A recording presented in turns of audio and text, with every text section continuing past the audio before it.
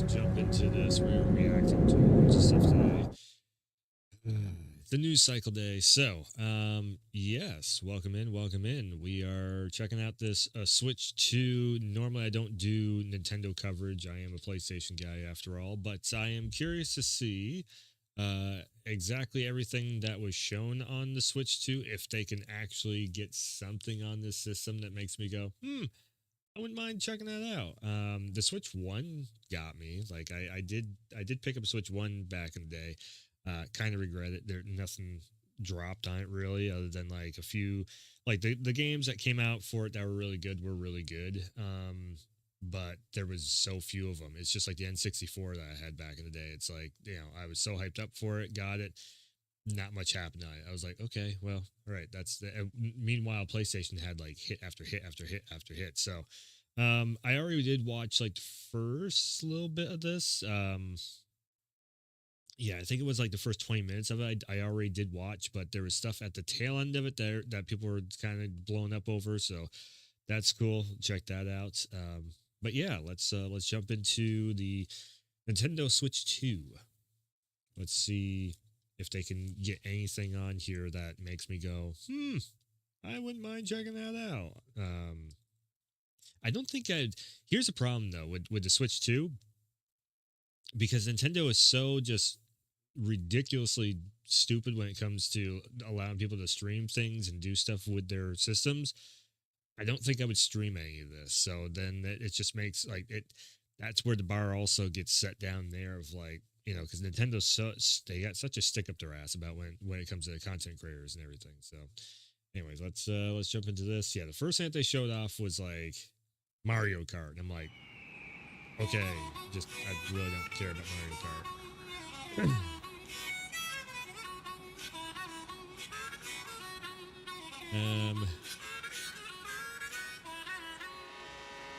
Let's go!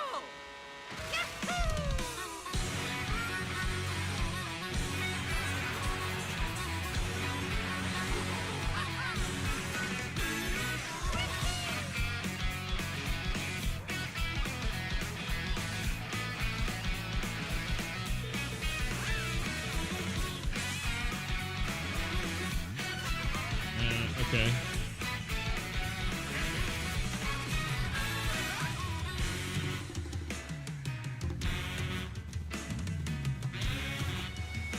You know what? It's kind of a missed opportunity here, I think. If they had went like the SSX tricky route with it, let's see if we can get. Yeah, like when you're doing all that stuff, flips and dips and like posing on the thing on it. Instead of being Mario Kart, if they went with like a Mario snowboarding and went SSX tricky with the whole thing of like you have to hit the tricks and all that stuff, I feel like there's so many people that love that shit that even like the newer kids would probably jump on board with it and whatnot. That or like snowboarding and like waterboarding or whatever you want. Waterboarding? Is that what? No, that's not what it's called. Yeah, like just like a I don't know, like a skateboarding, snowboarding, water sports type of package deal. I think that would have been kind of fun to see. I don't think they've ever done anything like that.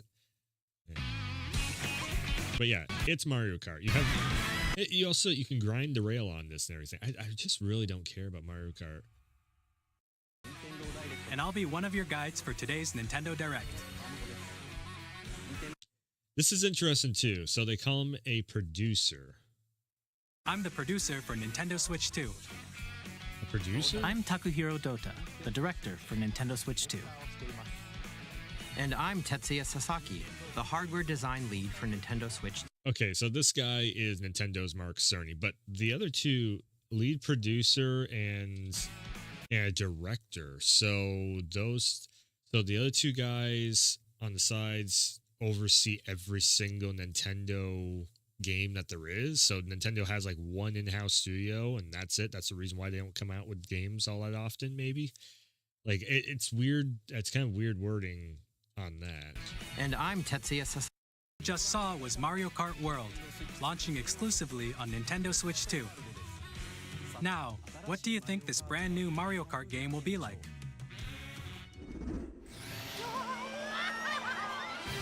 And then they double down on A Mario Kart. brand new entry in the Mario Kart series is launching exclusively on the Nintendo Switch 2 system. Welcome to this vast world. Kart races are held throughout various regions that Wait. is launching exclusively on the Nintendo Switch 2 system. Wait. Welcome to this vast world. Okay, so we have what? 1, 2, maybe 3, 4, 5, 6, 7, 8-ish, 9. So roughly about 10 maps. That's what this whole world is showing right here. About 10 maps on it. Kart races are held throughout various regions that span the globe. Depending on the time of day and weather conditions, the atmosphere will change. Dynamic weather. Ooh. And in this Mario Kart game, you can go off the racetrack and drive virtually everywhere in this world. It's Test Drive Mario Edition.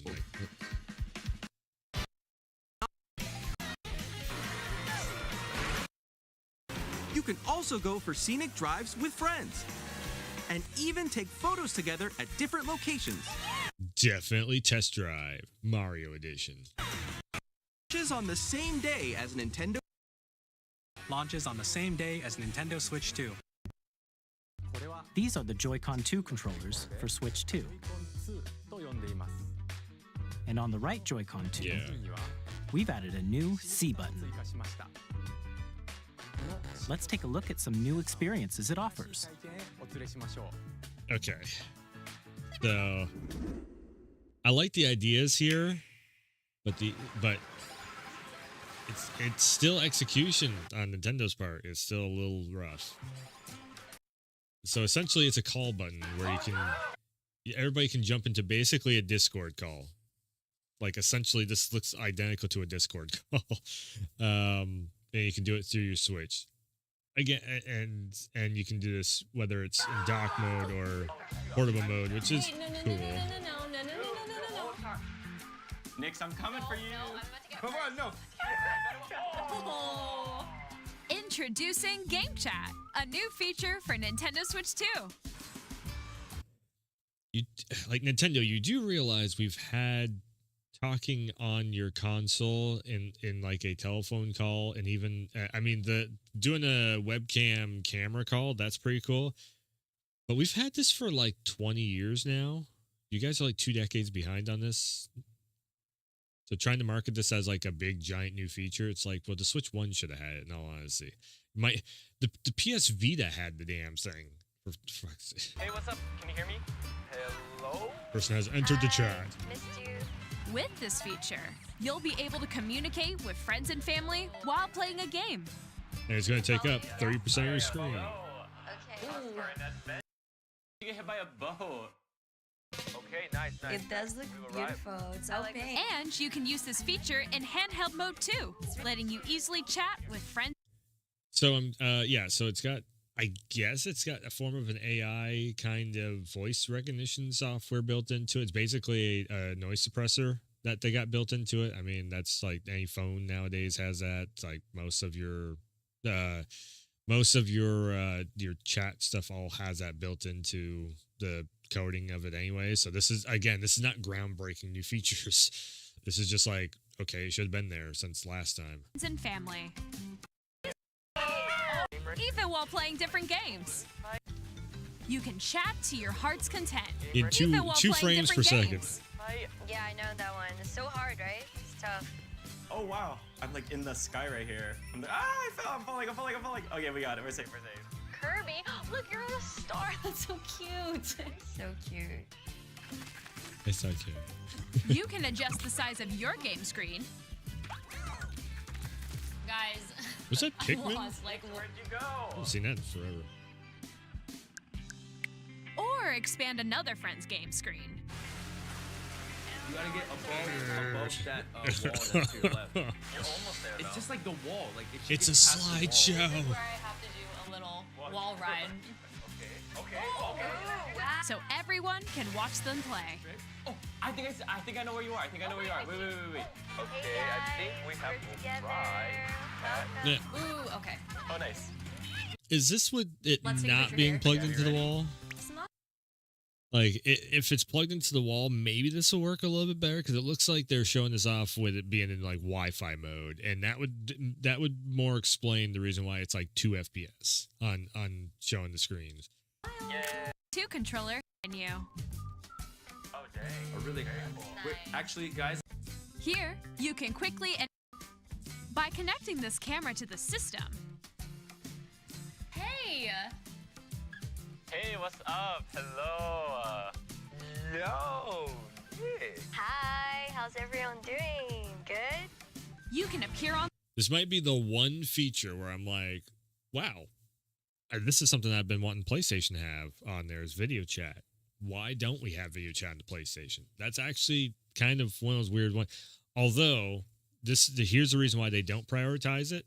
I don't depend on how much that camera costs. The camera for the PlayStation 5, you have to get a specific camera for the PS5, and it costs you like $50. So, yeah, there's that. It's like the PS5. If I could plug in any webcam into it, like the old C920 I have sitting over here, yeah, like give me video calling. Holy shit! So I could do podcast stuff and whatnot through the I don't know the Play Share or Share Factory. I mean. So this is cool. Again, I'll give it that. This is cool. This is something that the other consoles can't do. Xbox, I do believe, can't do this either. I've never seen Xbox do this. So +1 for Nintendo. It's just funny that it took them this long to get even voice chat built in. screen and video chat while playing a game. Your face is on here. Wait, Nick, how was your test yesterday? It was good.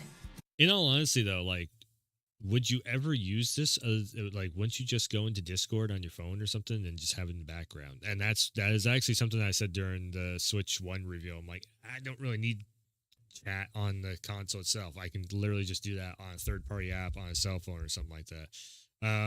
It is kind of nice that they had the background removal also on that camera, but yeah. And also the cable for the camera is pretty damn long. But she has a big screen TV, sort of, there. And the camera's stretching behind it, so. No. Here. Okay. Or hold a sports competition between families. All together. Okay. In developing Game Chat, our goal was for you to enjoy playing online with others more closely, including family and friends.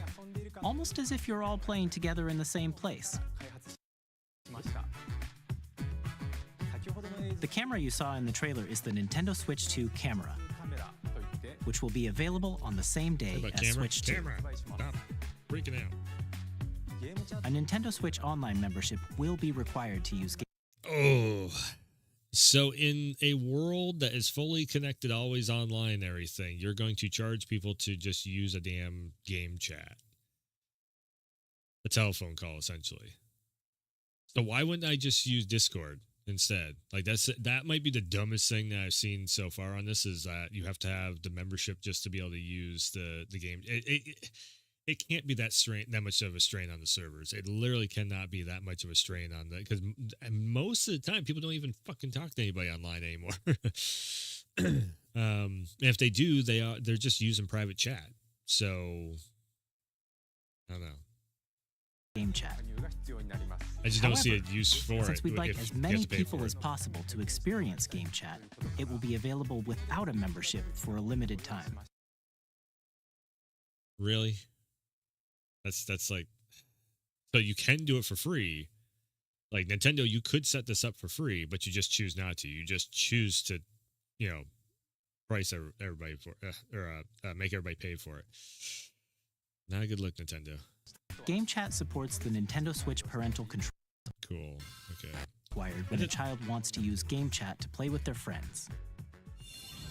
I did like the animation. We'd like to introduce another new experience you can share with family and friends. On Nintendo Switch, even if you just have one game, you can pass a Joy-Con controller to a friend and play together. But on Nintendo Switch 2, you can play together locally on multiple systems using just one game with GameShare. This is kind of like ad hoc mode back in the Vita days, where you could end up kind of sharing it. But this is even more so, where I guess you probably have a game code or something where you can be like, or a share code and be like, okay, check this out. And then you can play with every single system of Switch that there is. That's cool. I give them that. That's kind of cool. Just being able to, to have a party like that. Super easy. Not everybody has to buy the game. A game with up to 3 other systems at a time. Is that not Uno? Holy shit, it's not Uno. They couldn't get the Uno license. You're Nintendo, for fuck's sake. You've been around for the longest out of everyone. You can't get the Uno license? Shit. GameShare also supports online play with other Switch 2 systems, and you can use it with friends via Game Chat, which we showed earlier.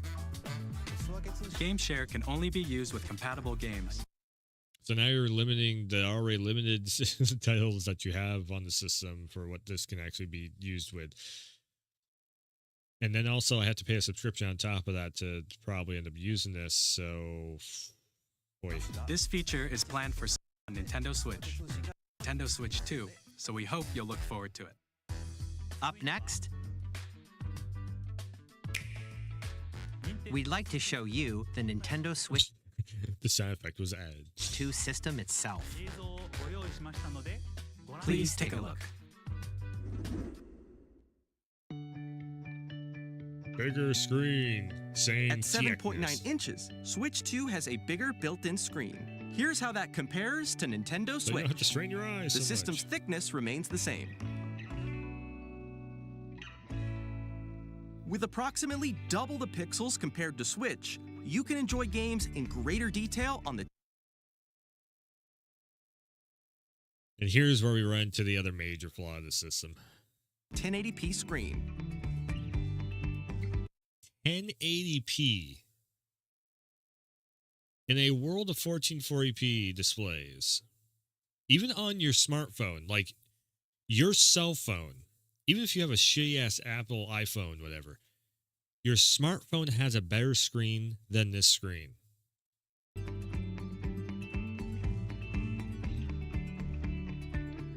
FPS is good, but you're only running at 1080p, so that's the reason why it can actually clock up to 120 FPS. The screen supports up to 120 frames per second, allowing for smoother gameplay in supported titles. Sure, but it's still going to be kind of blurry compared to what your phone could actually do.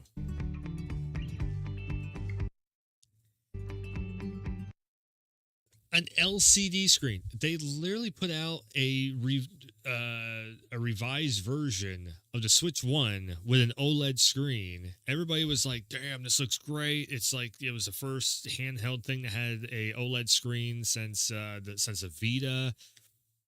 Like, holy shit, everybody was really loving that. And then you go back to an LCD screen. What the fuck? Why would you do that?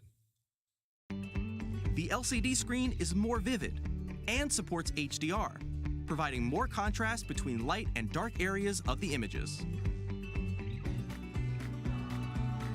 The all-new Joy-Con 2 controllers connect magnetically. Okay, that's a lot easier. I do like that, where you can just, instead of having to fucking and slip it on, you can just pop it out from there. That's cool.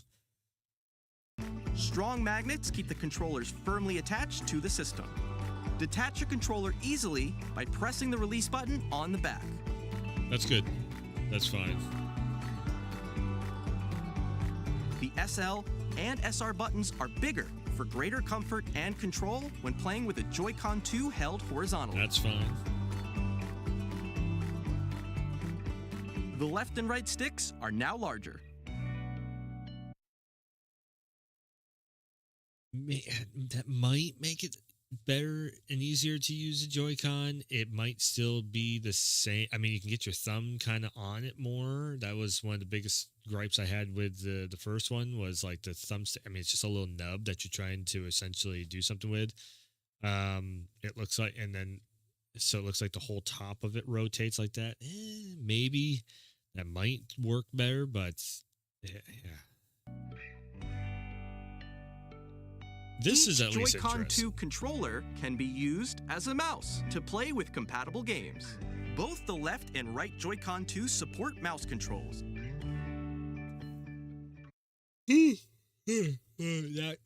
That's interesting with the mouse stuff. That's how well is it 100% going to work? Is the gyro going to, because there's no, it's not like your regular mouse that has a laser pointer on the bottom of it.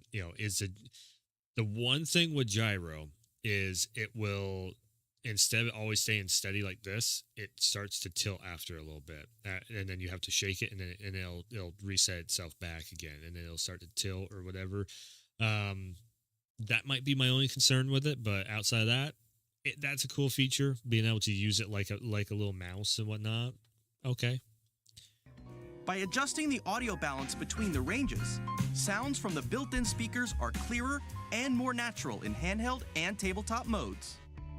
I wonder if they're built by Samsung, because Samsung has a lot of that stuff built into their tablets, and yeah, also their phones too. So I wonder if they are working with Samsung at all with that.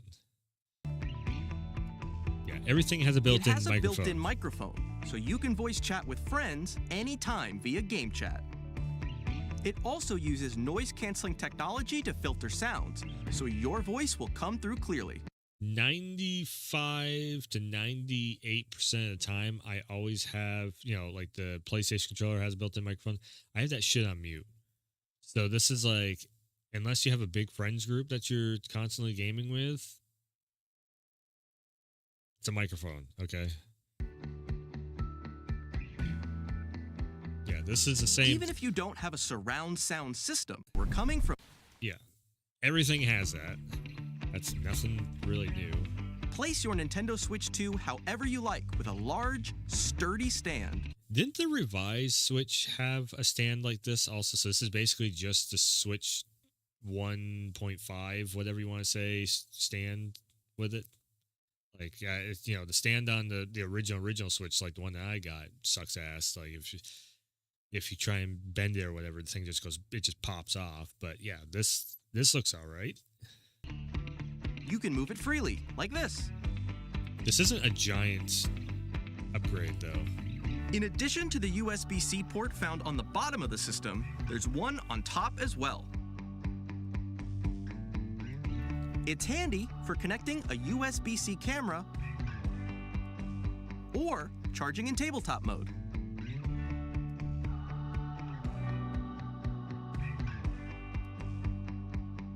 Nintendo Switch 2 comes with 256 gigabytes of internal storage, 8 times that of Nintendo Switch, for storing your game downloads, save data, and more.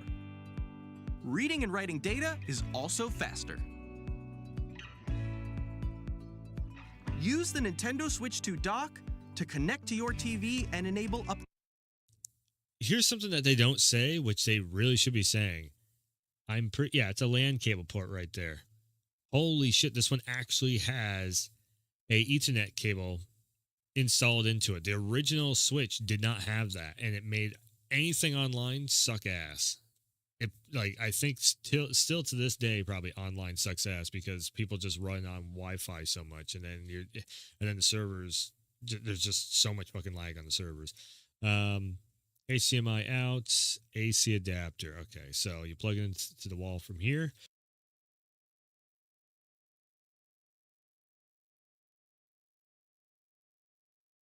The 2 sneezes per stream, of course. So you plug it into the wall through here, HDMI out, and the LAN cable. And then you have all full fan support. It's a better dock system. It's not some little, this doesn't seem like it's a little cheap add-on for it. I'll give it to that. 4K resolution for compatible games. 4K. HDR is also supported in TV mode. At least that's good. The docking output goes up to 4K. Most everybody runs 1440p on the thing. I wonder if 1440p can run 60 FPS locked. If it can, Now we're in the ball game. Now we're talking. Now we're getting somewhere. Cool. This helps keep performance stable. That's good. I can't knock it. That's good. On Nintendo Switch 2, you can play Nintendo Switch 2 games, as well as compatible Nintendo Switch games. Physical and digital games are supported.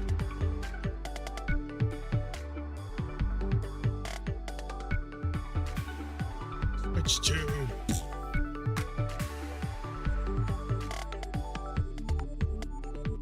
Oh, it looks like it's wider for the hand grip also, maybe. Maybe not. Simply an improved Nintendo Switch. We redesigned the system from the ground up and packed in lots of new gameplay features. So I'm wondering why the Switch OLED version it was a thing then. And why did they go backwards on that? Because like the Switch OLED was actually it's like the Switch 1.5 and now this feels like this is like the Switch 1.8 because you went backwards on your screen, you got improvements on your controller wiggle waggles. The docking bay seems to be a major step forward improvement. There's like it's like every one step forward they took almost two steps backwards in that regard of like, okay, this is upgraded, but now you went back on that. Like, what's the thinking there? Ugh. And to help players better understand the Switch 2 hardware, we're currently developing this game. Mr. Kawamoto! Hello. Oh, this was just... This is Nintendo Switch 2 Welcome Tour. So they're essentially trying to do Astrobot, but essentially it looks like they just don't have a studio for it, but they're trying to do Astrobot. This is just like Standing. they totally missed the mark on what makes There are Astrobot a lot of really question cool. mark icons here. Let's examine them. Con 2 controllers attached to the system with magnets. So the Astro's Playroom, Astrobot, Astro Playroom, whatever it's called there, the PlayStation Museum on the PS5. The reason why it was so cool is because it was doing a tutorial without it feeling like a tutorial. It was a tutorial, but it was a game and it had a platinum trophy connected to it. So you're having a whole lot of fun while learning all the ins and outs of your controller and all that stuff. This is literally just like, here is fancy tutorial. Why? Magnets are inside. 2 are made of metal. So that's how they attach to the system. A magnetic circuit is formed between them so they won't easily detach. Nintendo Switch 2. Another example, the Joy-Con 2 controllers have mouse controls. And when combined with the gyroscopes, you can even do something like this. You can adjust the position of the golf club and aim for the cup by rotating the Joy-Con 2. By combining the mouse controls and gyroscopes, things like this are possible. There are secrets to discover even as you're playing minigames and tech demos. Some of the secrets range from the unique features of the system There's a half-second to delay tiny on that. details you might not notice until they're pointed out. There are plenty. Nintendo Switch 2 Welcome Tour will launch as a paid digital game.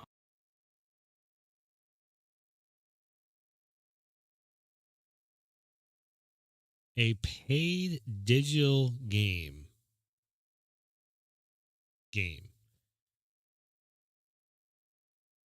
Again, missing the mark on it. Why would you make people pay for this? What?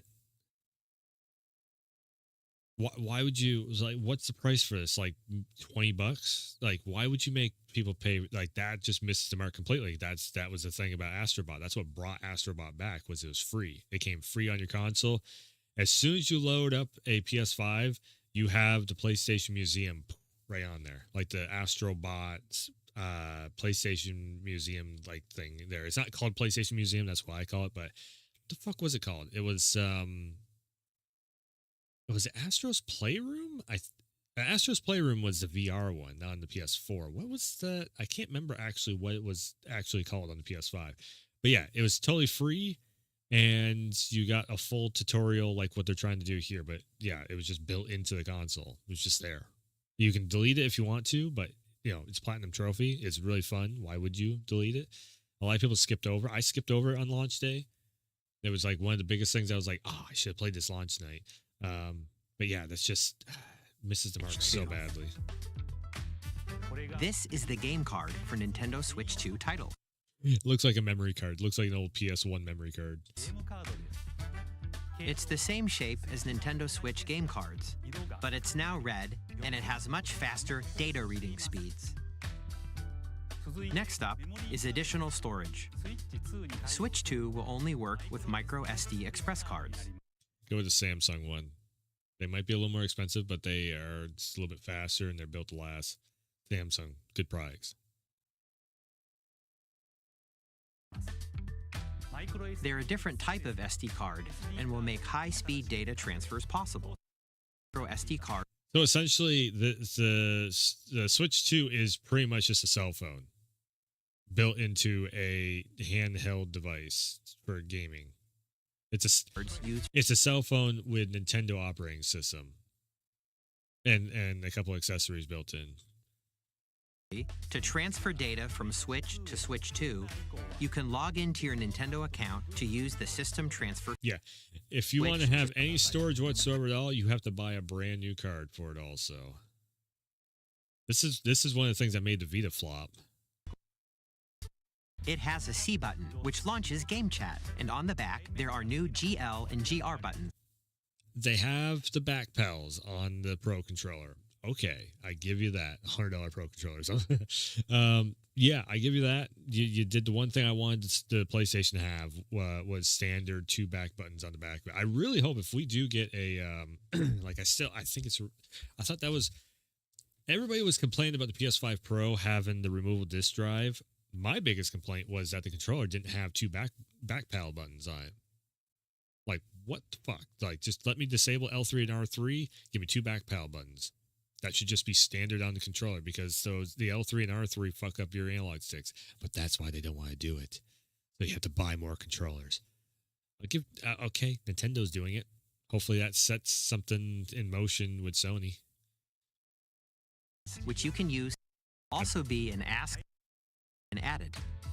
We've introduced a few new features, and after today's presentation, the official Nintendo Switch 2 website will go live. Okay, so this is about where I ended this when I first watched it. So after this, I have not seen anything There else. will also be an Ask the Developer article on the website, where the 3 of us will talk about the development of Nintendo Switch. Okay, cool. Looking for Oh, no. I did watch one. On one more Nintendo thing Switch after 2, this. you can play 3 types of games. The first type is Nintendo Switch 2 games. These games take advantage of the performance and features of Switch 2. The second type is compatible games that were released on Nintendo Switch. Nintendo Switch 2 Edition games are the third type. Some games that were released on Switch will receive upgraded versions that offer things like improved visuals, unique ways to play on Switch 2, and more. Now, I'd like to show you the Nintendo Switch 2 edition of Super Mario Party Jamboree. Please take a look. Essentially, this is something actually I wanted to start getting into more is, there is an enhanced version of the game and you have to spend money to upgrade to it. Now, this is one thing where Sony is being like, okay, we're going to give the Pro version, it's a Pro update, PS5 Pro version update, enhanced, I think it's called, update. So essentially all it's doing is you're just downloading an INI file and you're letting the game engine run to full potential. So anytime that they are actually charging you for an update on something, unless they rebuilt the coding in the game to add, like, okay, so Days Gone has a remastered version. It was a $10 upgrade. That $10 upgrade, though, gets you extra content in the full package deal of the game. That's worth it. Nintendo, if they're going to charge you any amount of money to jump it from a Nintendo Switch to a Switch 2 version, they're ripping you off. Because essentially what you're doing is you're paying extra money, if it's like $10 upgrade, for literally just a file that goes in there, and it's like a notepad file. I can literally bring it up and show it on stream here of like a game's INI file. It's a configuration file essentially. You just go in there and you go. You just type in like, okay, use this feature in the game engine. True, boom. Or it's either a 1 or a 0, or it's true or false. And then also it's like, okay, resolution settings. What's the maximum resolution? 1080p or whatever. It's from 720 to 1080p, and it literally is just like type all that stuff in, save. Like Nexus mods, if you go on there when you're buying games, everybody makes configuration files. It's the easiest thing in the world to do, to go in there and do that. So if they are charging you for that, it's literally something that they don't need to be charging you for. It takes you 5 minutes to make one of those files, if that. And most of that 5 minutes would be looking for just the individual thing that you're trying to find to change of a setting. Super Mario Party Jamboree is getting an upgrade on Nintendo Switch 2. The upgrade expands on the base game and adds new features, including mouse controls, audio recognition, Okay. more expressive rumble, and gameplay that uses a camera accessory, all of which can be accessed on Switch 2. Let's check out 3 new and updated modes. First up is Mario Party mode. With a single camera, up to 4 players can join the festivities. You'll be able to see each other's faces as you play, so you can experience all the reactions and emotions in real time. Or 4 friends can take the party online. Up next, it's Bowser Live, a mode where the livelier team wins. Bowser will bring you on stage to hit blocks to collect the most coins, guide an RC car with your voice, and compete in other mini-games using full body movement and sound. Finally, take a ride on the mouse-controlled carnival coaster. With the safety bar lowered and secured, you're off. Use mouse controls I've to seen shoot these down mini enemies games while before. you feel the bumps and rumbles of the coaster. So you're telling me after all these years, you still don't have the technology to shoot at the fucking system and do that? What are you doing, Nintendo? When you enter You have wiggle waggle controllers built into your fucking system. Use the wiggle waggle to aim at at something on the screen. Like a pipe, so close. a You're mini right game there. will begin. There's a bouldering. This is an Astrobot minigame. Thank you very much. Fucking win on Sony's part. We did it first. And then we also had motion controls and whatnot that you did. And you had the DualSense and the adaptive triggers and everything. Fuck you, Nintendo. Game where 2 players each control an arm. And 1 where you shake a can of spray paint and quickly tag objects. Essentially, I could do the same thing with this controller. It would just be like, and then use the gyro in it to aim the thing. It's essentially the same thing. So this is not groundbreaking technology. Enjoy the thrill of these intuitive mini-games. How Now, the one thing where Sony's actually lacking on also, like both companies are lacking on this, where's a VR shooter like this? I actually, no, there is VR shooters like this. That's right, too. Never mind. I just have not played them. I keep forgetting to pick them up, actually. That just reminded me that this Sony can do something that this can't. I forgot all about that. Fuck. There's that, the Gold Rush or whatever one. I keep forgetting to pick that up. I think there was another one also made by the Until Dawn devs that you're in VR and you're literally shooting, it's like basically like you're in an arcade or not an arcade. Actually, the Nintendo World ride there where you put on the AR glasses and you're shooting what are they called, Goombas or something like that? quickly can you reach the station? Like PlayStation, you could actually do use that. A in camera, VR. the built-in microphone, mouse controls, and rumble. The biggest party yet is getting even bigger. I would have made that clappy one. It's a camera.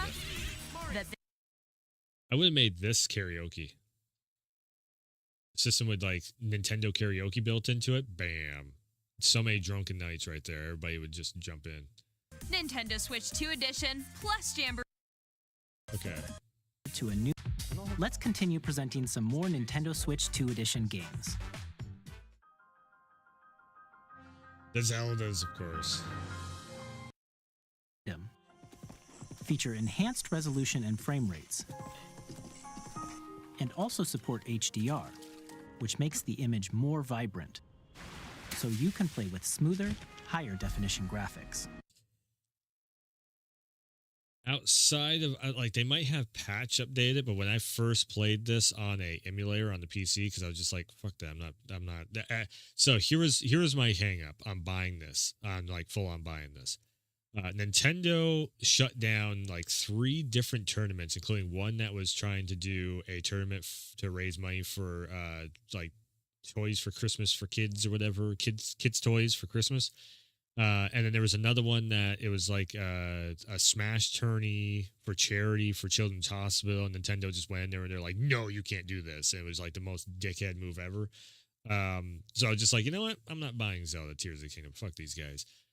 So I played this on emulator, and this is pretty much how it looked like. But I will say, the emulator, there was a lot of stuff that was like textures were not popping in the correct way and all that. So this does look better than the emulator, but I don't know if they ever fixed up the emulator to make it work correctly.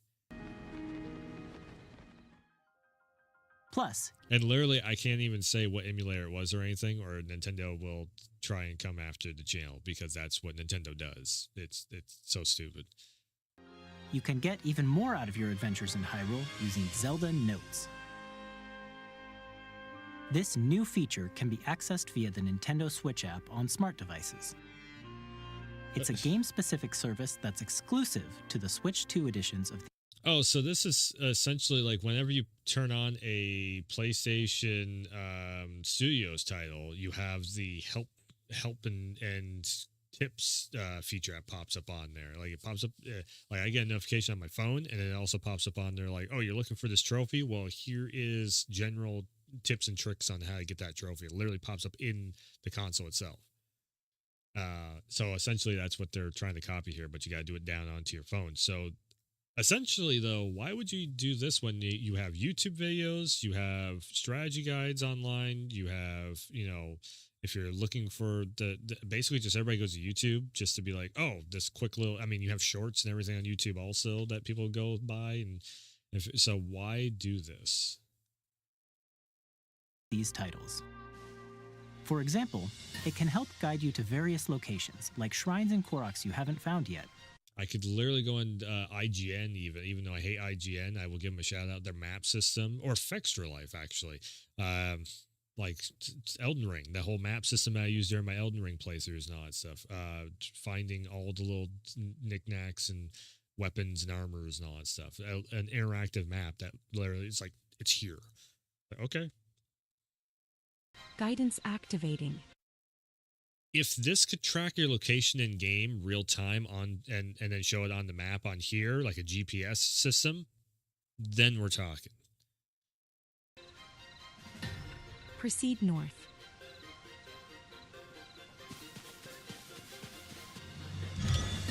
It does that? You can share your creations using QR codes and send them to another player to create in their game.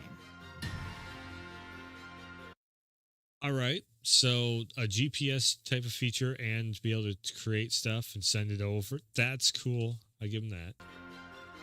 Why can't you just do this on the console, though? Since this is a brand new current gen wannabe console, why do we have to go through a phone app?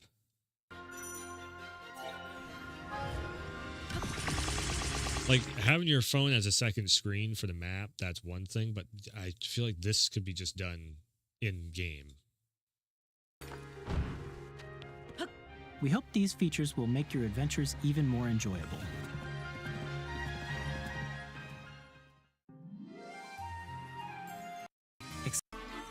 Forgotten Land after being struck by a powerful meteor that's causing some mysterious changes. We hope you're looking forward to Kirby's new adventure.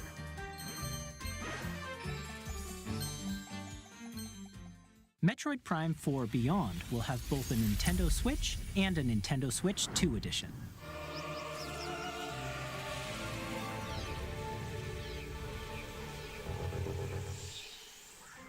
In addition to standard controls, you can use mouse controls for intuitive gameplay on Switch 2. This is actually something I've been looking for the PC for years, so I can have my feet movement on an analog stick while I shoot with that. I'm pretty sure they make one, but I just haven't actually dug in to actually pick one up or found one yet. This is cool. It's a good idea. This is something I've been saying for years. Like, man, it's because I can't trying to use the WAS on the keyboard for feet movement. It's just not as intuitive as using your thumb and then being able to, I want to just barely go forward, or I want to go sideways and then go up and around and go around in a circle and whatnot. It's just like the keyboard is just harder in that aspect to do that because you don't have the circle so much as you have up, down, left, right. So you're stuck on kind of the grid ish. Even if you hit W and A at the same time, you're still kind of on that grid going that way. With this, you can essentially just do a circle and not, very fluidly and whatnot. So I do like that. And then being able to, use the mouse and whatnot. That's cool. Plus, you can explore the immersive world in 4K at 60 frames per second, or enjoy smoother action in full HD at 120 frames per second. What about 1440p mode? So what would the frame rate is? I'm guessing 1440p would be 60 FPS also, which not bad. And then the real question is, no one gives a shit about HDR, but is there different lighting techniques that are happening in the game if you switch between the quality and performance mode? And what's the drawback on the actual in-game settings like that? So is there texture differences? Is there lighting differences? Is there draw distance? I'm trying to think of exactly what it would be. But yeah, 1080p 120, not bad. Not I guess that's doable for a Nintendo system. Choose from these two modes, both of which support HDR, based on your preference and playstyle. Okay, I think this is actually where I stopped, was here, because I remember seeing something about that, but I didn't really pay attention what they were saying. Plus, Pokemon Legends ZA, which is scheduled to launch later this year, will not only receive a Nintendo Switch version, but a Nintendo Switch. They're trying to call it ZA. We know what you're talking about. The Pokemon ass. The Nintendo Switch 2 edition games you just saw will be available as both physical and digital versions. Okay. The Nintendo these To introduce the Switch 2 edition games. You have to purchase an upgrade pack, because of course you do. Next, I'd like to introduce a brand new game featuring mouse controls with the Joy-Con 2 controllers.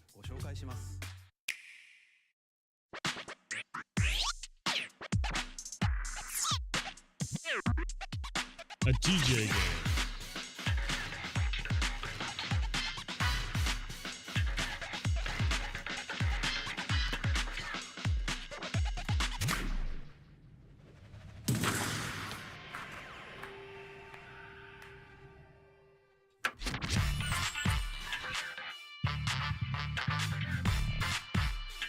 For all those kids that are wheelchair bound, now they feel represented. I mean, what?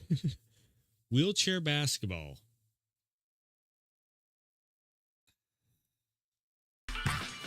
Okay, Nintendo. Hope you're looking too. Of the lands between. I have long observed the lands between. This was. I'm just gonna hold on. Wait. Let's just. I already see something happening.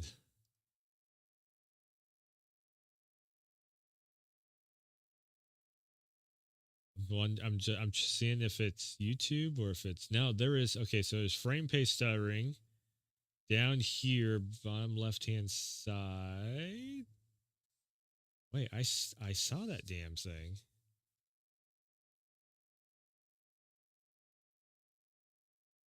I swear there's popping that happened. Something popped in. It caught my. Oh yeah. Okay. Okay. So it's a shadow. So in here, the shadows. That's actually kind of that's just the Elden Ring engine.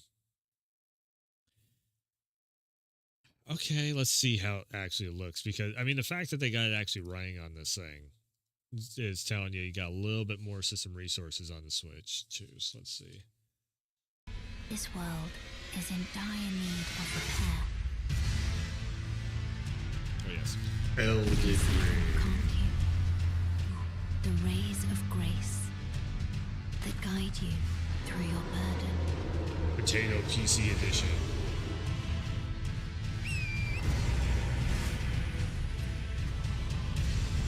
I have no doubt you will become Elden Lord. May you take the throne. The Tarnished edition. Yeah, it's tarnished, all right. Okay. It doesn't look terrible. It doesn't look terrible. It just looks low end. It looks like it's running on a potato PC. Like somebody tried to throw this in a fucking 10 series graphics card with a Celeron processor. That was mean. I know. Hey, I'm Greg Kasavin from Supergiant Games. Here to say that Hades 2 is coming to Nintendo Of course Switch it 2. is.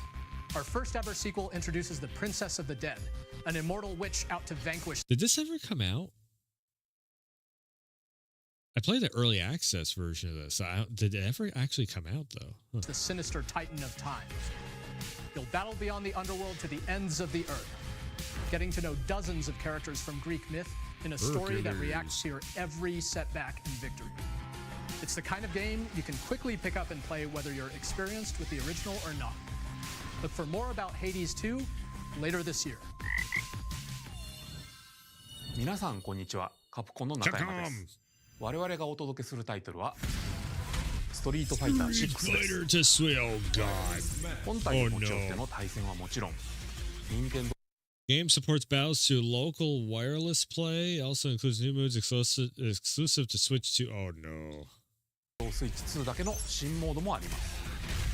ソフトは通常版の他に総勢 Regarding 26キャラ versions, ク there タ will be ー a を収 standard edition, Year 1, 2 Fighters edition that includes 26 players. Yeah, that makes 録した sense. Years 1, 2 Fighters Edition の2バージョン Fighters さらに edition. ゲームと連動するアミーボとアミーボカードも一緒に Amiibo スイッチ figures? 2の発売日にお届けします。お楽しみに。 Initiating Arsenal boot sequence. Weapon safety mechanism confirmed. All operating at normal levels. Testing data link with spine. Normal. Commencing launch. After 2 long wars where our freedom was restricted, we will finally be liberated from humans.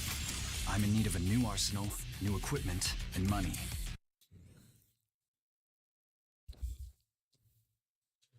Of course it's called Arsenal. Of fucking course they would call it Arsenal. Of course. Yeah. Mm-hmm. Beard Arsenal was over there like, Max! Oh, it's called Arsenal. Oh, I need a Switch 2. Ah. Ah. I'm for sale, and you're buying. Rebels! Thanks for the warm welcome! The Anime Armored Core. Ah. This planet will be ours. The Sovereign Axiom, the Trinitas, has almost completed a weapon that was created to destroy all humanity. No! Because we're in the middle of a war. Don't you get it? Why does this look like Anime Anthem, actually? A little bit of Armored Core, but a lot of Anime Anthem. I won't just stop you. I'll tear you apart! All children, bring hope to our lives. Daemon Ex Machina, Titanic Scion. Don't they? What? No. 9525. Hey, this is Joseph Forrest from Hey. Hazelight. I'm super Split excited for Fiction Split is on- Fiction to come wow. to Nintendo Switch 2. The game is a story about friendship. You play as Mio, who writes sci-fi, and Zoe, who writes fantasy. Together, they get trapped in their own stories, and it's up to you and a friend to help them break free. That's not bad if they can scale this down to be able to do. I don't know if it's more the Switch 2 performance or if it's more the game engine being able to scale down to match the Switch 2 performance and system resources requirements. It's not bad though. Now, let me tell you this. If you like It Takes Two, you're gonna love this one, trust me. And of course, you'll be able to play Split Fiction on the day Switch 2 launches. On the pitch and on the gridiron. We're excited to announce the EA Sports FC will be coming to Nintendo. Alan 2 from Avalanche Software. We are bringing Hogwarts Legacy to Nintendo Switch 2.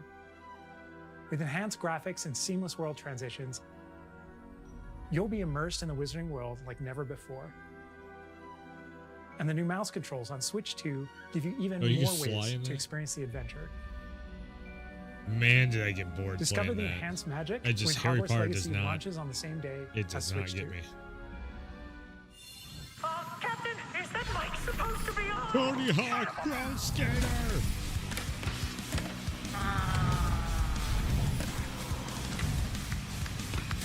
Get the sick grind, man.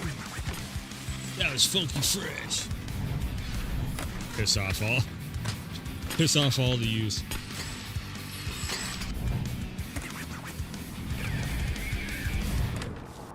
That was swifty.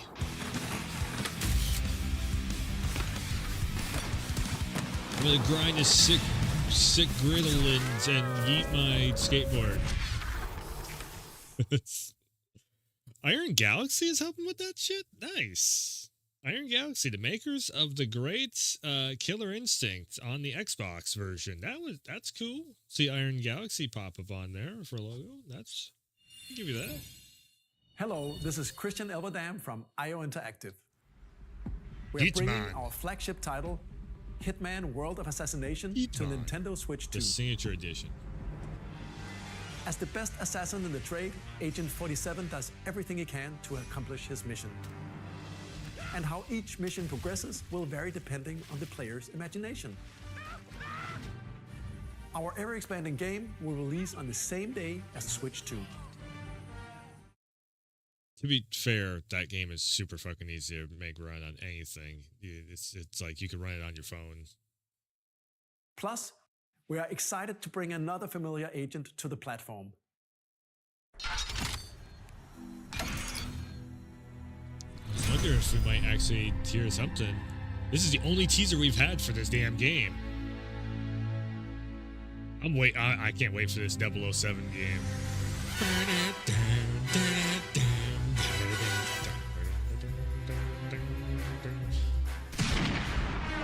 This is on my James Bond.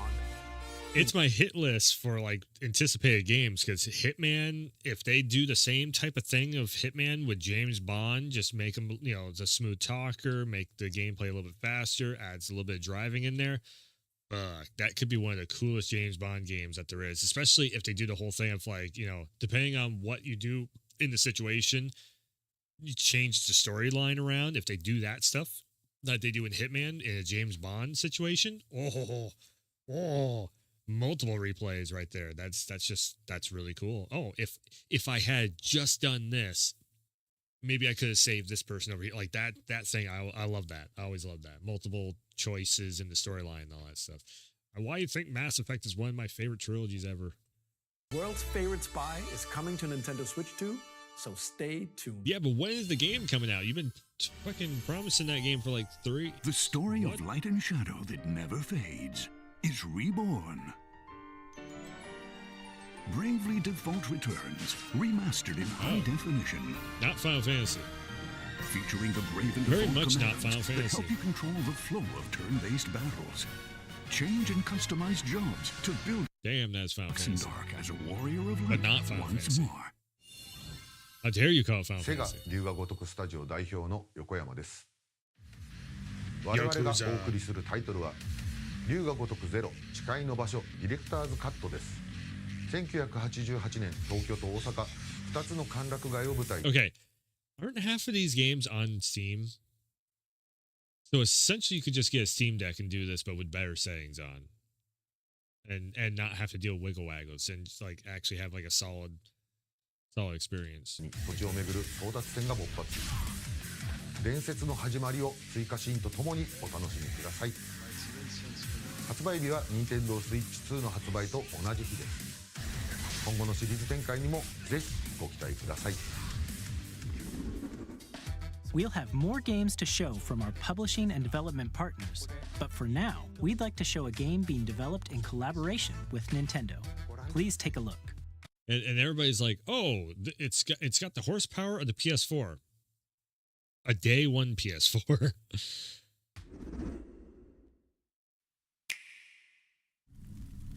Toy Tecmo. AAA Game Studio. It's a collaboration game.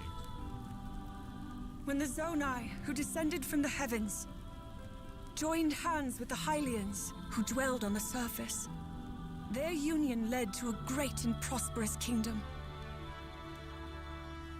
But in time, a terrible evil arose. What? Toy Tecmo Zelda? A war was fought to vanquish this evil, one which future generations would call the Imprisoning War. Perhaps you truly have traveled back in time. You actually play as Zelda? So that's Hyrule Castle? Then that must mean this really is the past. Okay, that's cool. Might be the first thing that's like, interesting.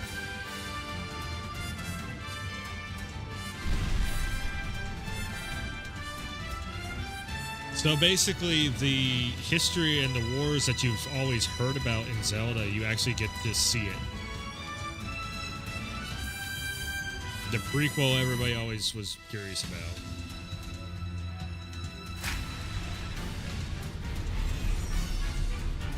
Hyrule Warriors, Age of Imprisonment.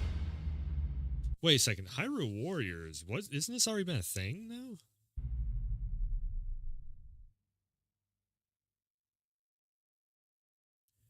Coming in the winter. It's being developed by Koei Tecmo Games with support from Nintendo. Which means the combat is actually going to be a lot of fun in it. We hope you're looking forward to the untold story of the... Okay, so Koei Tecmo is Neo, Wolong, it's that rabbit hole of everything. Which, again, for if you like Souls-likes, it's right down your alley. But it's less of the, let's see here. It's more of the parrying than it is timing, sort of. The Imprisoning War, which took place in Hyrule long ago. Man, that game is essentially like Elden. Like if we ever had gotten the prequel to Elden Ring. And actually, like, Night Rain should have been the prequel to Elden Ring, where we've seen Queen Marika's reign and all that stuff. Essentially, that's what that is. So, damn, Zelda fans, you actually got what all of us Elden Ring fans always wanted. And now, some news about Nintendo Switch Online. You can continue to enjoy Nintendo Switch Online on Switch 2. I hope so. And with Nintendo Switch Online Plus expansion pack, you can enjoy a new membership benefit exclusively on Switch 2. Please take a look at this. PlayStation titles coming in. Oh, GameCube. Nintendo Switch Online Plus expansion pack will be getting a new classic game library exclusive to Nintendo. Oh, that controller sucks ass. That GameCube controller is so weird to hold on to. The GameCube looks really good, but man, that controller, I tried to, I have one sitting in my pack of controllers over there, and just like, as soon as you plug it in, you're just like, oh no, this is weird feeling. It works, but it's so weird feeling in your hands. Nintendo Switch 2. Nintendo GameCube, originally released in 2001. Here are the titles that will be available at launch. A Legend of Zelda game that looks like a cartoon come to life through cell shading. Controlling the wind using a mysterious baton, Link sets sail on an adventure across the Great Sea. The Legend of Zelda, The Wind Waker. Transcending history and the world. A tale of souls and swords eternally retold. Oh my god. In this 3D, weapons-based fighting game, each fighter comes equipped with a different weapon. And Link from the Legend of Zelda series enters the fray. Soul Calibur 2. I have to look something up. I have to look something up after this for the dude. They literally used his opener line that he took off from Soul Calibur, so just full circle moment for him probably right there. It's a world of white knuckle racing at speeds over 2,000 kilometers per hour. 30 machines will put it all on the line in death-defying racing. Featuring the series' first machine customization and story mode. The only reason why I know anything about F-Zero is because Falcon Man was in fucking Smash Bros. In games that support multiplayer, up to 4 can play together locally or online. Higher resolution than the original releases. You can also check the controls for each title and customize them to your liking. Okay, so this is all basically like the emulator stuff that you can do on like PlayStation. Essentially, that's what this is. So, in Nintendo. Luigi's Mansion, Fire Emblem. Nintendo GameCube, Nintendo Classics, the Switch 2 exclusive game library coming to Nintendo. If they had showed off. And a dedicated controller designed. Yes, we can see there's dedicated controller. The Nintendo GameCube controller, exclusively available for Nintendo Switch Online members, will also be available the same day as Nintendo Switch 2. They are not giving any prices on all this stuff, so the prices are probably up there because Nintendo's like, yeah, $60 for a GameCube controller. Fuck. Whether you're familiar with the games or haven't played them before, we hope you're looking forward to Nintendo GameCube, Nintendo Classics. Of course, you can continue to play select games from the systems shown. I can already play all these on the computer if I wanted to. Like GameCube ones are probably the only ones I actually go back because the PS2 library that I had back in the day looked better on GameCube. Like old school Resident Evil and shit like that looks actually best on the GameCube version just because they had better 3D graphics on the GameCube. Here on Nintendo Partners.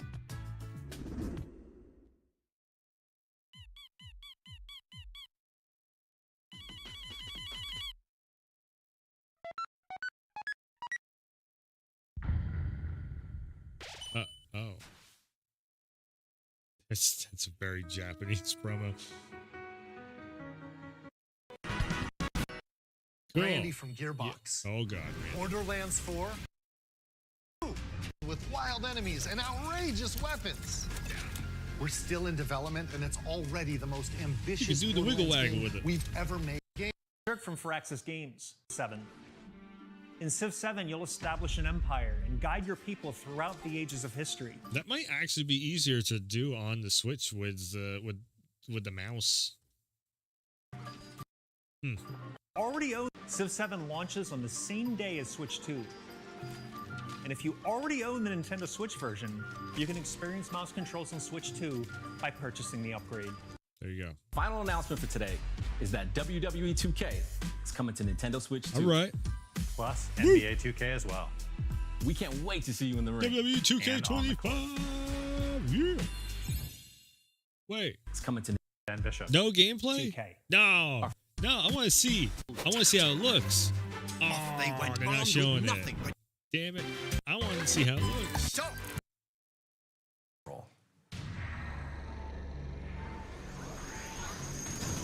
Here's the first look at Enter the Gungeon 2. Dodge countless bullets and aim for the Gungeon's depths in our roguelike shooter sequel. Now reloaded in a new 3D art style. You can expect some fan favorite elements to return. We're still working on the game, and we're excited to share more with you in the future.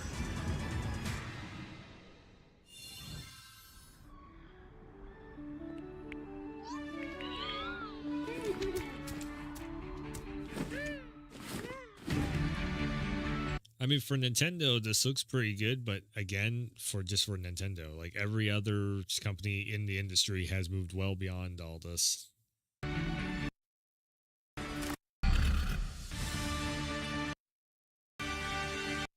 Hello, my name is Adam Badowski from CD Projekt Red. We are delighted to bring the immersive world of the dark future to Nintendo players for the first time. Cyberpunk 2077 is an open-world action-adventure RPG set in Night City. Thanks to Nintendo Switch 2, you can transport yourself to the city of dreams at home or on the go. Get ready to meet unforgettable characters and discover engaging stories when Cyberpunk 2077 Ultimate Edition comes to Nintendo Switch 2. How the fuck did they get that running on the Switch 2? On launch day.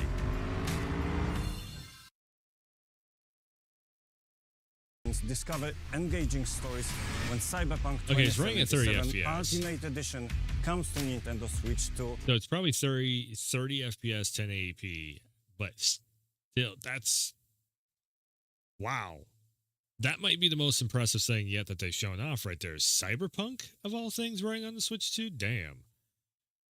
That's I mean, yes, Cyberpunk's game engine has majorly been overhauled, like majorly. It's like a brand new game pretty much at this point. But shit, running on, I don't know how it runs on Steam Deck. But yeah, on launch day. FF7 remake. Okay. 本作は Where's the rebirth? Like, we have all done remake a lot. We've all platinumed this game. We've played it probably 4 times over again. Where's Rebirth? ミッドガル脱出までを描いた3部作シリーズの1作目となり、20年以上の時を経て再創作された新しい FF7 を体験。7リメイクシリーズにぜひご期待ください。Essentially, yeah, these are like launch day visuals of PS4. The equivalent of what that was.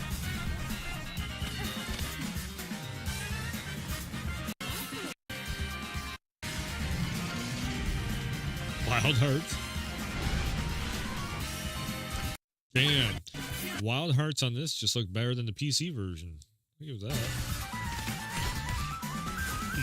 Cool.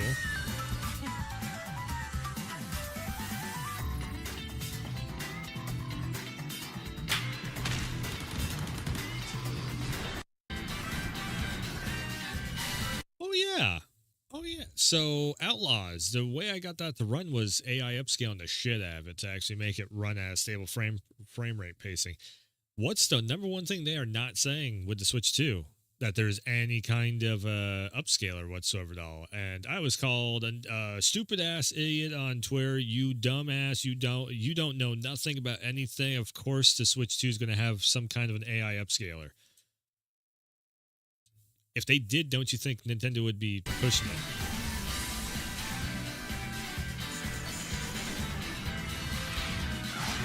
Like if they're not saying that, oh yes, we are using a Nintendo branded upscaler of this, that, and the other thing. If they're just not saying that in this, then that is some piss poor ass marketing, because that is actually a very big seller of, oh, okay, we can run this at 1080p, upscale it to maybe 1440p on the using the dock, or even up to 4K, and still hold a steady frame rate.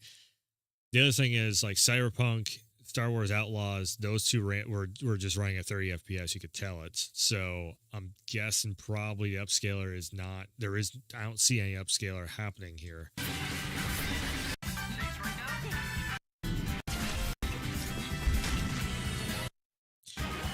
BirdNet.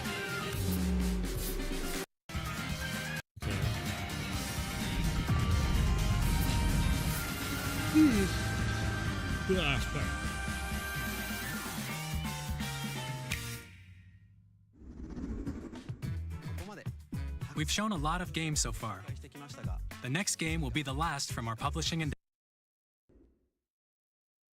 What is it?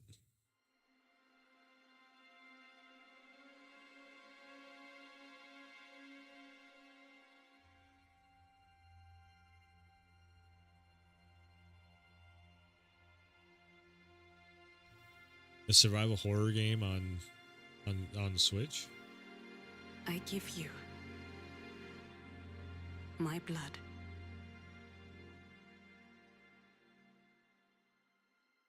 I give you my life. Turn, O wheel, and transport him to a night of moonlight, to humanity's very dusk.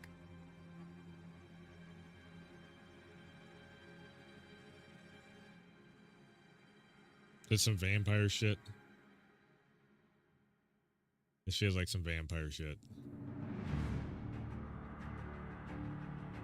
What? What? Wait, what? It's From Software.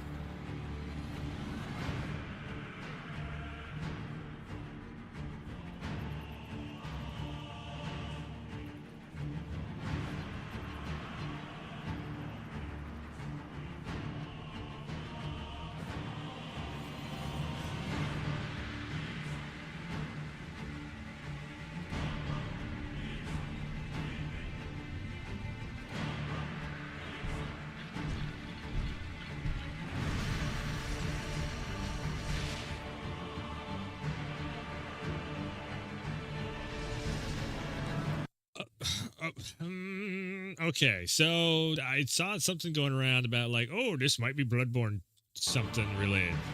That is the clock tower from Bloodborne. This is From Software. What the fuck? What?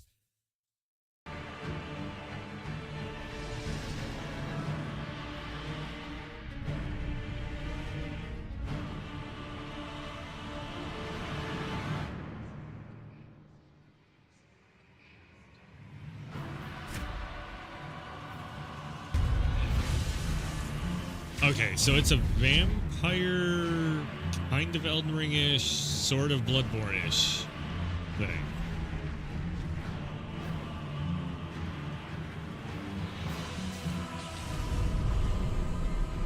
I'm seeing a lot of Elden Ring. Close your eyes and contemplate now the moon, as befits the soon to depart. I pray that you are able, carrier of blood.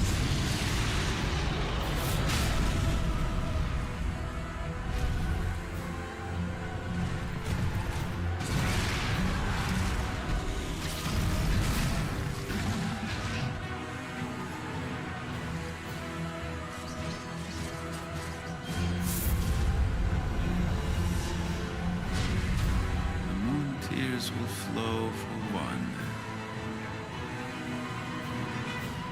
and one alone. The Dustbloods. Oh shit. That's the next From Software game. What the fuck? Okay. This shit better not be Switch exclusive. That's the number one thing that's going to my mind right now. This shit better be on the PlayStation and PC.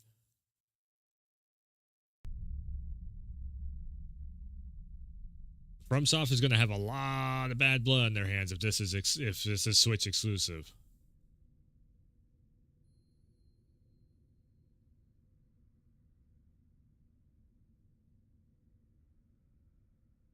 Next year, available only on Switch 2.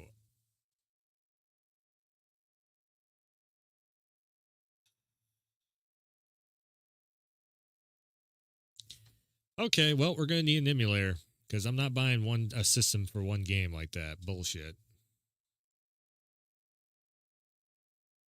That's a punch in the gut. Ugh. What you just saw was a brand new game by From Software. We'll be publishing a creator's voice article where the game's director, Hidetaka Miyazaki, will share more details about the game. So please check it out when it's available. That's all from our publishing and development partners. We'd like to thank the developers who appeared today, as well as our publishing and development partners who... God damn. Sony! We need Katakawa. You need to buy Katakawa. Get Katakawa. And then get the fucking license rights for whatever that game is. That's bullshit. That is some bullshit. We wait over 10 years now.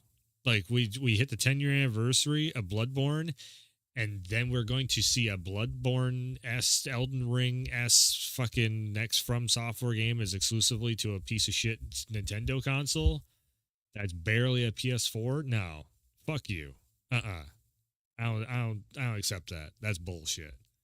You may as wait way too long for something that is like Bloodborne for you not to have it on all systems. That shit needs to go on the PC and the PlayStation.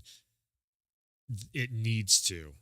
Like, I will actively 100%. I don't give a shit. I will go to war with Nintendo and start up an emulation fucking thing before I allow that to be on Switch 2 exclusively. Bullshit. Fuck you, Nintendo. I don't give a shit. You can come after my channel all you fucking want. I will die on that hill. That's a big major just fuck you to Nintendo. There's no way that's exclusive. There's no fucking way that's exclusive. The biggest selling game on the PS4, or one of the biggest selling games on the PS4, I should say, being Bloodborne. One of the biggest selling games on the PS5 and the PS4 being Elden Ring. And then this shit? No. It's just I don't know who the hackers are out there. I don't know who the emulation people are out there. But we're gonna need a Switch 2 emulator then on the PC. I don't give a shit. Oh, Nintendo's gonna sue people and shut people down and everything. I got a very strong feeling that people will die on that hill of, yeah, fuck you, Nintendo. We're making an emulator so we can just play this shit on PC. We're not buying a whole ass system. What's the price of a Switch 2? Prepared footage for this presentation. Do they we'll even say showcase it? more games in the future. So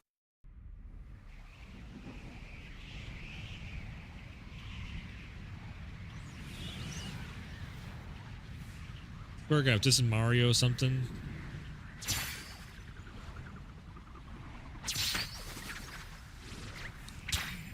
Oh, it's Kirby. Okay. Kirby did nothing wrong. He's trying so hard not to die. Activate star. Come on. He's gonna crash land. There you go. You got a jetpack now.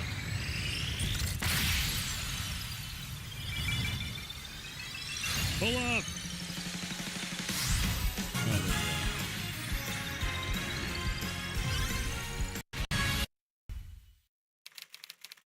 Kirby Fart Riders.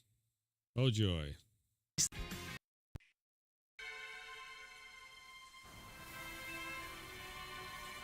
I can't believe that. The next FromSoft game. Okay, Donkey Kong. I'm like pissed at seeing that. Now I'm just like, okay, whatever. Next. We've covered what was it called? Blood something? Blood? But that's all we have to share for today. Blood Hunters? You'll have to wait just a bit longer for launch. That's not what it was called. What was it called? Dust Bloods. And one. Dust Bloods. Fuck. I need to look this up now. The Dust Bloods.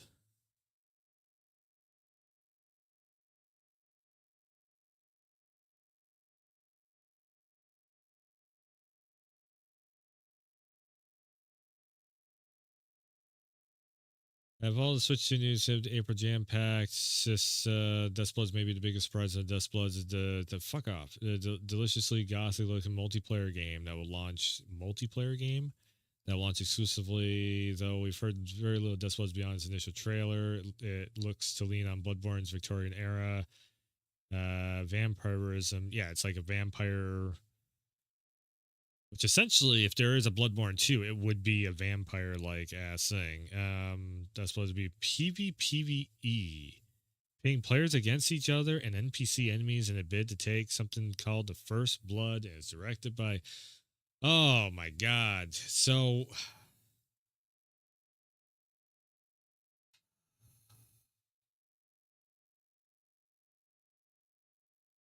Given already bringing Elden Ring to switching the multiplayer spin-off, Night Rain Lane to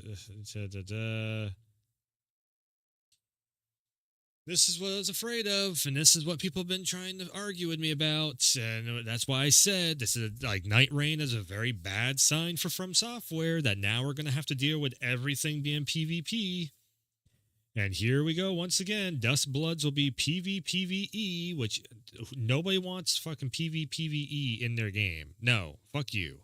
Let me just go on a goddamn adventure without having people invade and PvP bullshit happening. I just want to go on an adventure, figure out what's around the next corner, fight a giant-ass boss fight, have a good time at it, and then finally beat the game and feel like I actually accomplished something by fucking getting the skills down and figuring out the puzzle of the boss fight. That's all I'm looking for. I'm not looking for all this other bullshit of having other players invade the world and all that horse shit. No.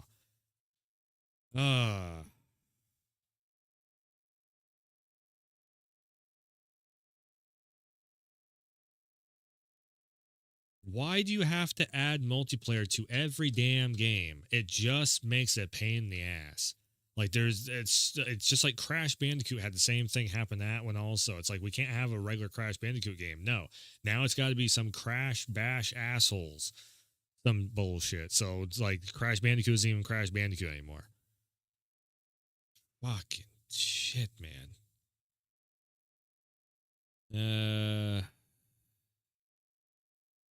Dust Bloods, and this it might be the closest thing that we get to a Bloodborne, and you're gonna make it PvPvE. Like, fuck you. No.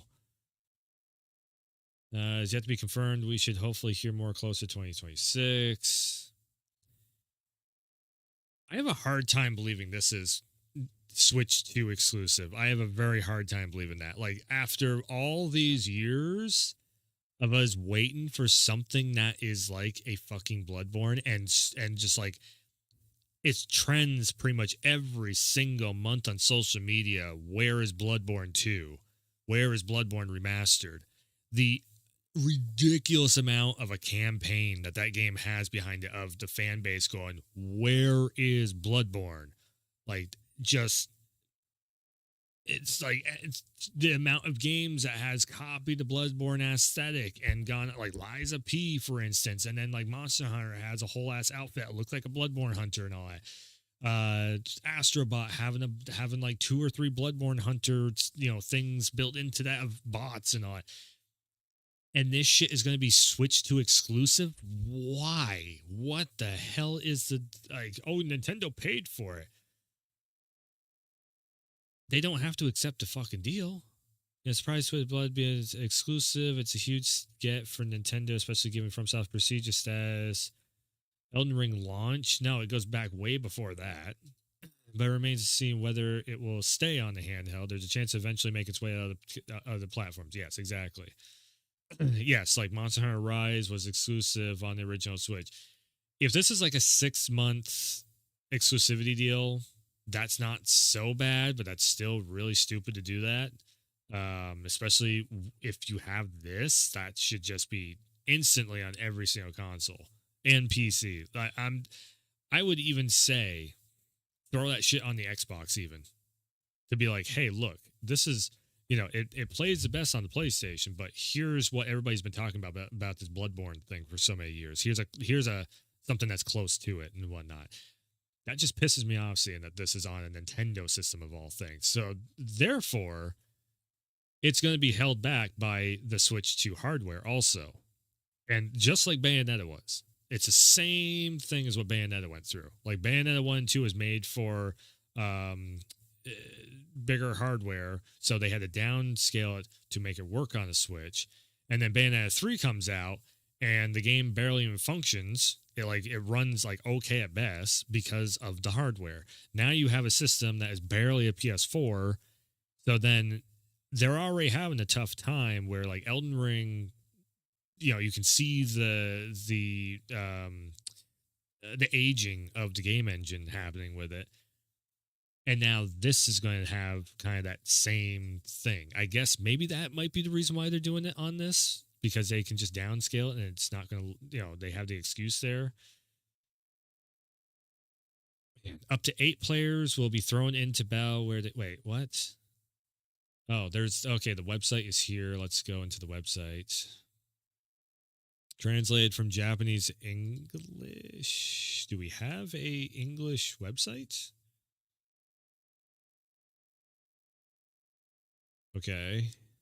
Coming 2026. News, specs, display. Fucking eyesore of a damn logo.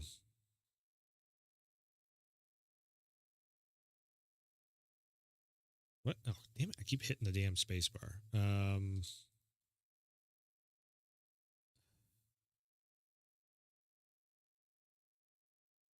The multiplayer action Dust Bloods. And this is what I was saying before of like, yeah, now From Software is going to go down the rabbit hole of everything needs multiplayer. No, don't go that direction. That just sucks. Base multiplayer action game, 8 players fight. Oh my God. 8 players fight each other and players and enemies. The player becomes a blood family of the Twilight who has gained power beyond humans' power, blah, blah, blah. Damn, man. Interview creator's voice on the concept and worldview of this. Oh, Miyazaki, don't go down this rabbit hole, man. Don't go down this. We're going to add multiplayer and everything. That is just terrible. That's the worst direction that they could go with. Give us a solid, cool-ass adventure. That's what made Elden Ring so much fun. You didn't know what was coming around the next corner. That's what makes Bloodborne so much fun. You go into that next room, you have no idea. So if you make it PvP where 8 players are fighting each other, you're totally screwing up the pacing of what makes FromSoft games so good. Like when I was just running through Dark Souls 3, I didn't know what was coming around the next corner, so I could go at my own pace. I could talk to chat for a second. I go into this next room. There's this monsters thing. Okay, well, I'm not quite good enough to do that, so now I can go get my character upgraded a little bit, come back 20 minutes later. Cool, now we're fighting this boss fight. All right, I can go into my inventory system. When I played multiple rounds of Night Rain, that pacing is shot to shit. Like it just does not happen. You have to rush your ass off. It doesn't even feel like a FromSoft game at that point. It feels like a knockoff of a FromSoft game, because now you're going with the flow of well, I mean, in Night Rain it's the ring, but essentially you're going in the flow of the other players because the other players are always so damn in a rush to get everything done instead of like exploring and taking your time and actually like, okay, what's over here? If I hit this switch, that makes that loop around happen. Like that's your main bread and butter of what makes From Software good.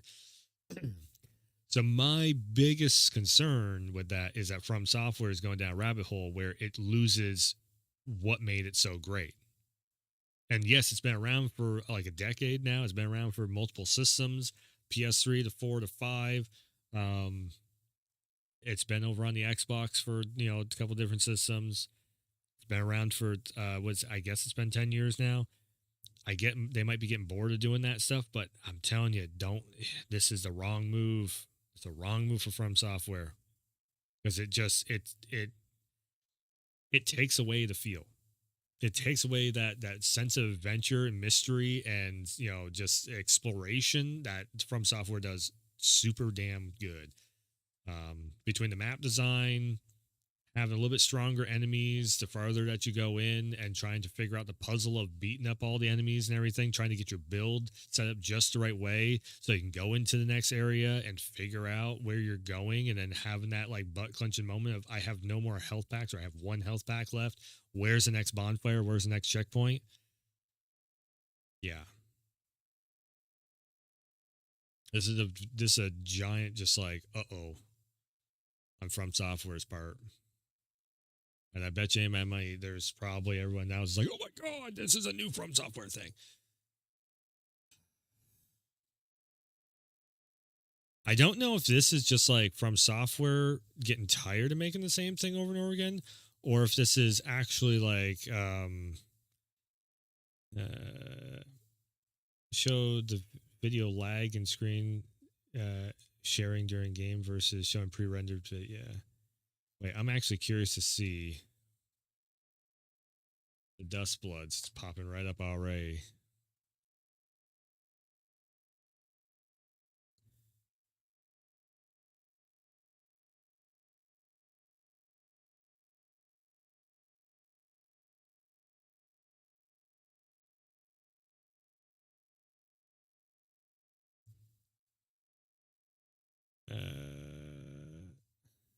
Fighting Cowboy. What is happening? Site. Transport him.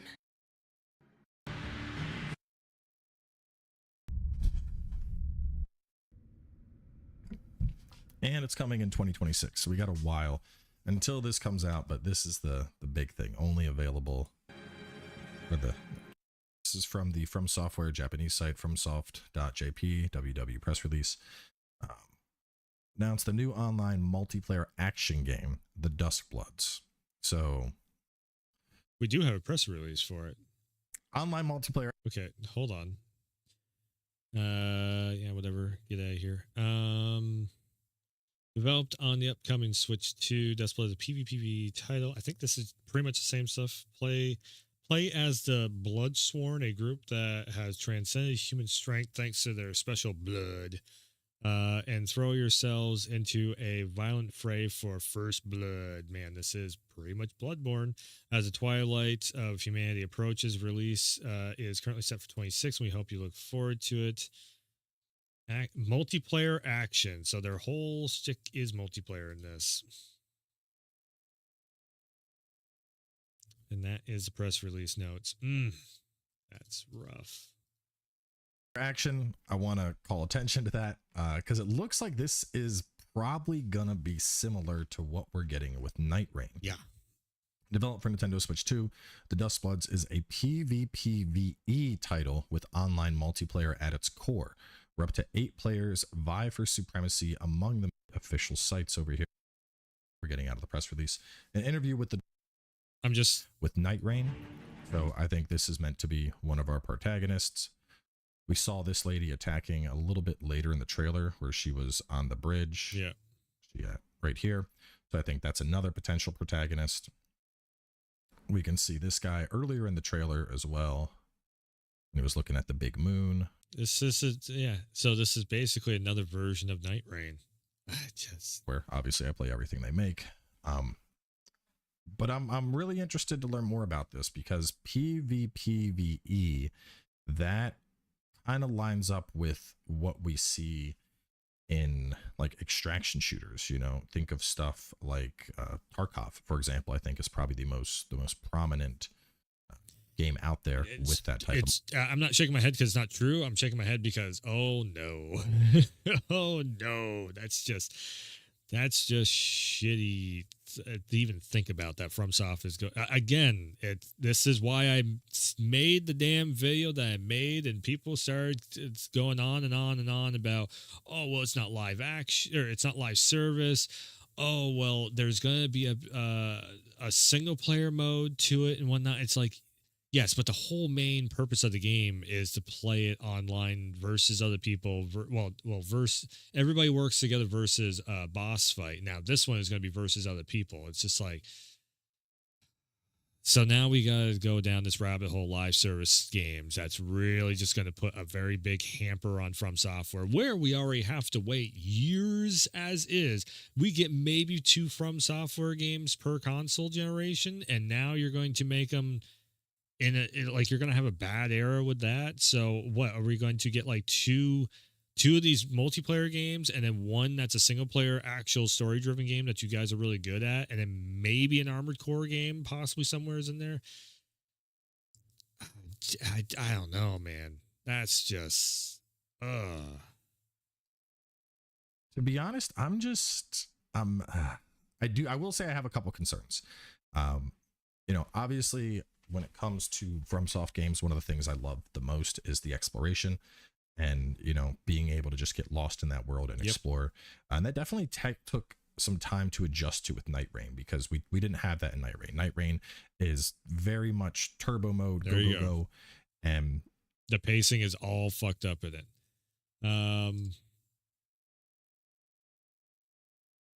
Let's see. Let's go! Right now, the moon. Sony wouldn't make Bloodborne, so Nintendo did it themselves? And this is that's why I clicked into Max's thing, because I figured he'd go there with it. It's not Sony. It's not Sony. It's Miyazaki and it's Katakawa.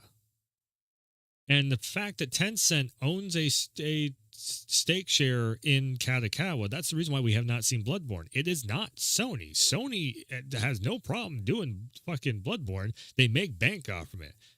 Jim Ryan was pushing for Bloodborne. For fuck's sake, Herman Holtz was pushing for Bloodborne. It was Miyazaki that was like, nah, I'm waiting for like PlayStation 6 to come out to really do something with Bloodborne again.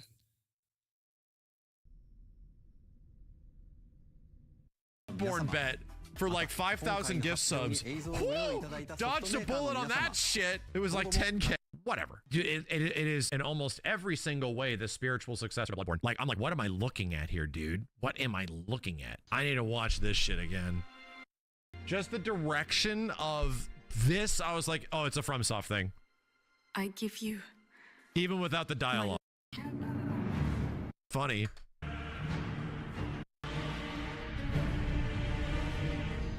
That's probably like Pop game. It's the big giant fucking smiley thing in the air. That's very anime to me.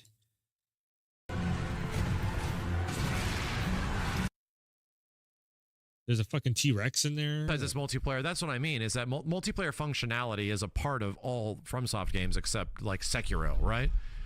So, or all, the Souls likes. That's what this comes across as. Sony fucked up so bad. Like, Miyazaki. Oof, no. That's just misguided hate. It really is. It's just misguided, and that's one of the reasons why I stopped watching Max all the time. Like I go back and I check out his stuff that he's doing every once in a while, but the misguided hate that he has in the industry now is kind of rough. Yeah, I think it's just From Software is kind of going in just a wrong direction with it, of what they're.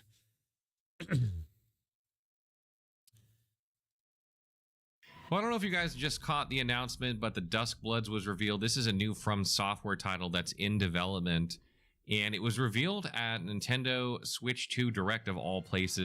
This is a very, very surprising announcement. I had no idea that they were working on another console exclusive, let alone Nintendo. Obviously, we know that they work on multiple titles at the same time. That's not surprising to anyone, but yeah. I don't think anyone was expecting a Nintendo Switch exclusive from them. The other thing that comes to mind, too, is are they even working on Armored Core? Like, I know that Miyazaki wants to do a big-ass Armored Core that's kind of Bloodborne-like. Is that even in the works? Have they even gotten the concept stuff done yet for it? Like, are we going to be waiting 4 years for that? Like, we're going to have the PlayStation 6 by the time we get something to do with Bloodborne or Armored Core again. Like, this is also the reason why I'm just like, what the fuck are you doing From Software? Because now, if this is this, Night Rain's probably going to try and run for at least 2 to 3 years. So then we are going to be probably in about 2030 by the time we actually get something new from actual, like, a Souls-like, story-driven, run around the map and figure shit out game. So we're probably going to have like at least 3 or 4 different Souls likes before we actually get a FromSoft Dark Souls actual game, or a Bloodborne, a Soulsborne. There we go, a Soulsborne game. That's a scary thought. So the first thing you notice immediately when looking at the game is that it's very Bloodborne inspired. You have the kind of Victorian theme of the game there. There is talks of blood in the sort of you have a steampunk kind of train going on, which as I would say that might be a little bit more in the future on like a historical timeline. So it's still Victorian Gothic, but now we're in kind of like the almost 1800s instead of it being 17th century or something. Yeah. Along at the opening, and it looks like you play potentially a vampire-ish type character. Or there at least one vampire type. Can you customize your character? Because that's another big one too. It's like I want to run around in there as me. I don't want to run around there as some shithead like this. I'm a vampire. Oh, like I know. Character you see that is being played by the player. I will say the animations and everything in this feels very. So the animations in this feel like they're directly taken out of Elden Ring, not Bloodborne. Bloodborne animations are way more weighty, where Elden Ring is just the way he jumps. This animation, sort of like pulling something out of another character while they're like biting them. So in some ways, it kind of has that Bloodborne theme to it, but things take kind of a weird turn after you see this. There's like a guy in a full metal like steampunk type suit. There are automatic weapons in the game. Yeah. There's even like a dinosaur in the game at one point where like something just turns into like a velociraptor and starts attacking things. So it's a very quick departure from the initial kind of Bloodborne feels that the game gives you. And it gets even weirder from there. This is kind of just scratching the surface when you first look at it. And if you look, when you watch the gameplay, you can see for a second that what looks like one of the players is summoning another player. So this would be PvP, but also the animations, like the walk animations and everything, it's straight up out of Elden Ring. Player in the game. It looks like there's going to be some sort of summoning system. I don't know exactly how it's going to work, but if you look on the official web page for the game, yes, it's multiplayer. Actually, let's players, and that the battle between player and enemy unfolds. It's a PvPvE based multiplayer action game, and that is absolutely a bizarre concept for From Software. I mean, it is and it isn't, right? I mean, like technically the games have always been somewhat PvP because you had invasions in the old Souls games. Yeah, but your main focus is going on adventure and doing PvE, though. You didn't really see it as much in Elden Ring, although you could be invaded if you were summoning. But invasions have always historically been a part of those games where you were fighting against the level and then a player came in. But it seems like this game is kind of taking that up a notch, where maybe you have a couple of players that are playing against you, or maybe there's... I don't even know. I don't even know how this is all going to work. But mechanically, the game looks like a Souls-like, right? When you look at the vibes of the game, you see these characters that clearly look like bosses. You see an axe one of the bosses is holding. Clearly looks like an Elden Ring or Dark Souls type weapon. And the music of the game feels very Souls-like. But our announcement, I'm not sure the timing of this is super great in my opinion, because people are still kind of skeptical about Night Rain. Some people out there that are huge Elden Ring fans are not going to play Night Rain because it's drastically different than Elden Ring is, and there is kind of a little murmur out there, I guess you would say, in the Souls community that From Software is kind of chasing a trend with that game. I wouldn't say that it's like full-blown outrage, but there is a little bit of like, I don't know about this. This is kind of weird. So I'm not the only one. I'm not the only one making a thing about this. Okay, it's good. I had so much hate coming back on that video, but then there was also a fair amount of people that were agreeing with me on what I said about Night Rain, because of course there's a defense force is like, it's From Software, I love everything that they do, and of course the ones that get handheld through everything too, that's another another part of the community that's like, fuck you, we always need co-op and everything. Yeah. And then to see a game that's a PvE, VP based game, I think it's going to raise even more eyebrows about what From Software is doing in the future of their titles. And when you compound that with Nintendo Switch 2 exclusive, there are a couple issues with this.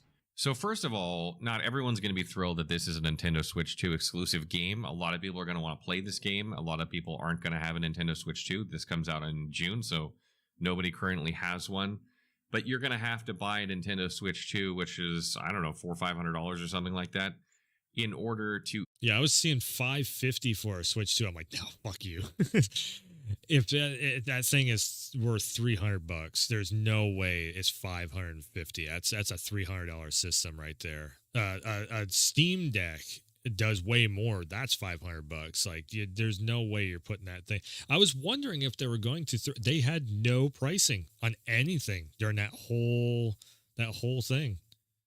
Even play this game, which, you know, the global economy isn't exactly in a great place. When PlayStation came out with their PS5 Pro at the pricing that was at, they had some serious backlash against that. And, you know, that. Yes, but that was also, it was more online backlash than it was anything of people like, I can't see the difference in the upscaling and all that stuff. It was just people with like really bad screens trying to throw big ass opinions around.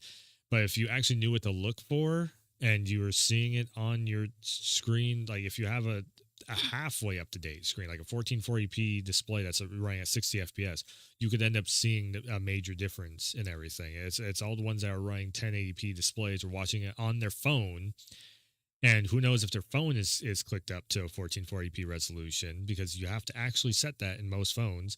Yeah, so that was majority of the blowback on Pro was like, you know, now everybody's like, oh yeah, I want a PS5 Pro. Now that's been out for, you know, a few months and everything. I think there's going to be a lot of disappointed From Software fans out there that want to play this game, but just simply can't afford or are not willing to spend the money on a Nintendo Switch 2 in order to play it. The other issue that sort of compounds this is the fact that Nintendo Switch 2 games are going to be $80 for digital. That is a serious increase.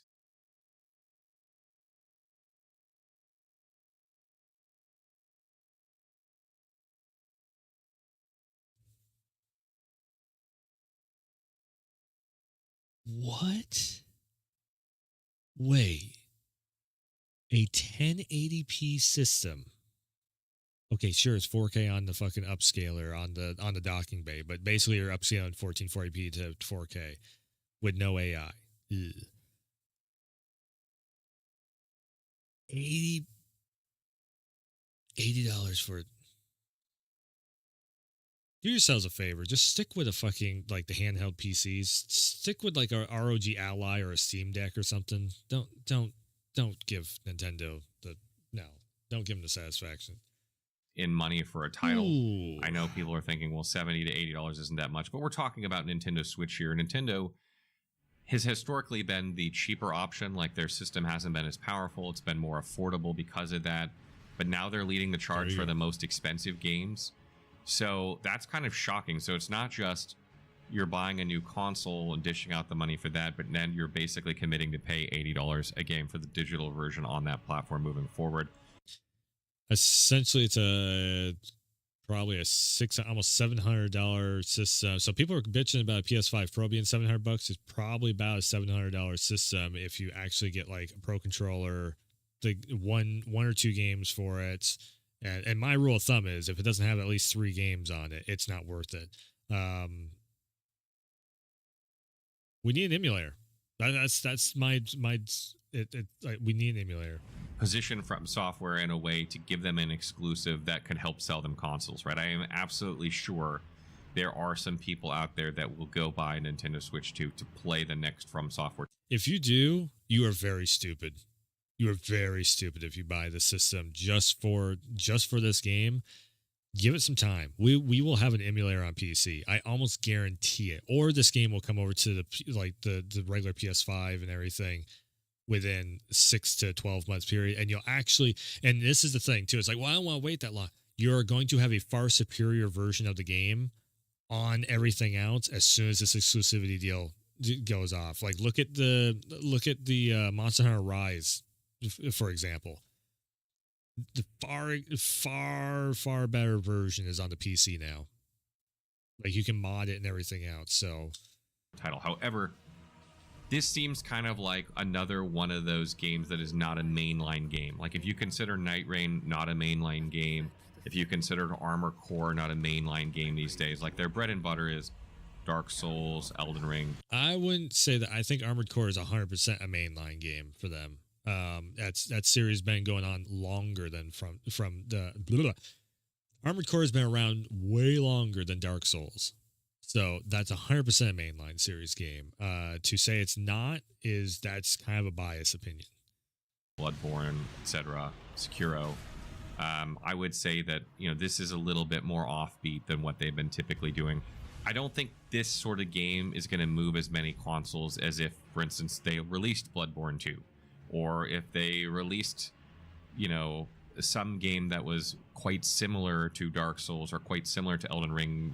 The typical that at the end of the trailer that's happening. So that is still about a year away. Like if they release, there's got to be more data in and one of those places, if not more of those places, for sure. So I think we'll hear more about this game moving forward. I think just like everyone, I want to know more about this game because it sounds strange, right? Like Night Rain is. I think the next time we'll end up hearing about this is probably Tokyo Game Show. If it's legit like Switch 2 exclusive, which I'm still not sold on that's actually a thing. I think it's probably like a 6-month exclusivity deal. This is just the first time we're hearing about it, and Nintendo bought marketing rights for it. Yeah, I think it'd probably be Tokyo Game Show. Well, and that is going to be 3 or 4 months out, I think, somewhere around that, because we have Summer Games Fest that comes up in like June-ish, I think, somewhere around that, and then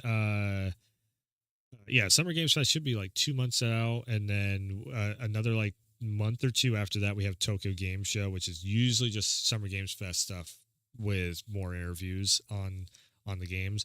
I don't know. I mean, Summer Games Fest, we could end up seeing this, though. Like that, sometimes Nintendo has something that they throw in there. But yeah, this is just. I'm not the only one saying what I'm saying about this. Okay, I was curious. I was going to go into a whole thing about the tariffs and everything today on like whether or not. I don't even know if I got time enough to do it. Yeah, this is.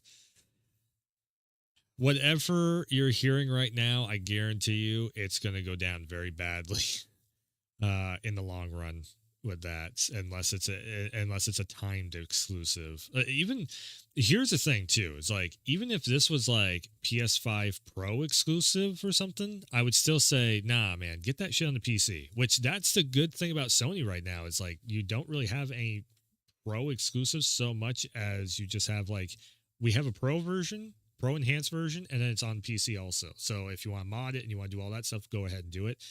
But yeah, if you want to just have the easier experience of just loading it up and going with it, then the PS5 Pro version is there. That's kind of like what that's Sony's MO. So, something like where Max is like, oh, Sony is being the bad guy. No, they are actually giving you more flexible options.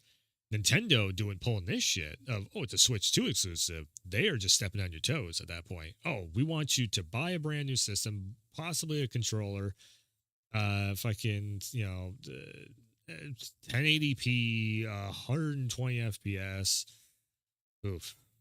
And it's PvP. Like, what the fuck? That just, anyways.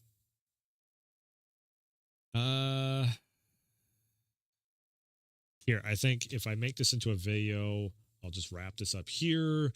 Yeah, that's hit the sub button, sub, like, share, the whole 9 yards like that. And I will, if whatever new information we get in the future on Dust Bloods, I will have it up on the channel. All right, so that was already 2 hours there. Shit. I was going to look into the tariffs thing. I think I might just take that off the list. I didn't think that was going to take 2 hours to go through Nintendo stuff, but what the fuck? What the actual fuck? Yeah, I think the next thing that we'll jump into is probably. By the way, also, I guess I can just talk a little bit about the tariff stuff. So January 2nd today, tariffs start up especially around the tech industry when it comes to processing chips and GPU chips, like anything to do with like chipsets in tech. And Trump has done a whole thing where if companies do not want to work locally in the U.S., he will do reciprocal tariffs on those companies. Majority of what I've been hearing is that tariffs bad, going to make prices go up and all that.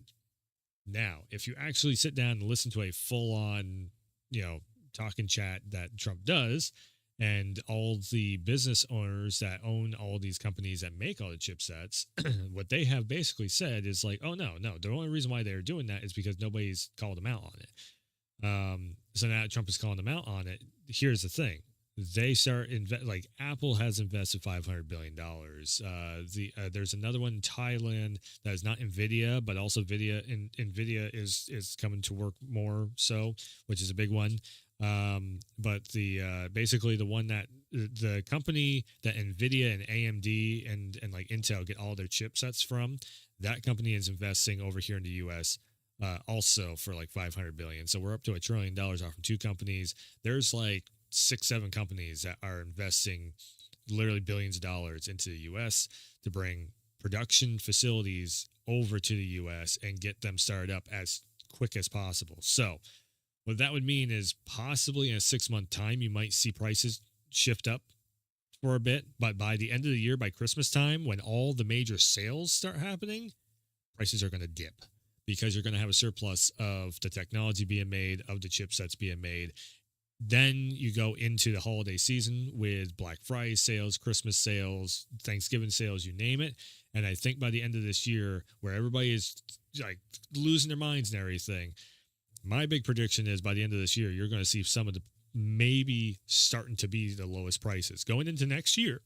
Next year is probably going to be the absolute lowest prices that we've seen in tech in a long time, because you're going to have a surplus of all this chipset stuff that you would initially have to spend way more money on importing. We're going to be making it locally in the U.S. So if you are in the U.S., you're going to probably see the prices on things actually dip down lower than what they've been in the past, like 4 or 5 years. And we can't include COVID into that because, of course, COVID had scalpers and the prices, the whole market went all haywire with the scalping and all that stuff in the crypto stuff and everything. So you can't really go off from that. But the market before that, we're probably going to be getting, easily around that and probably lower than. So I'm talking like 2016 to 2019.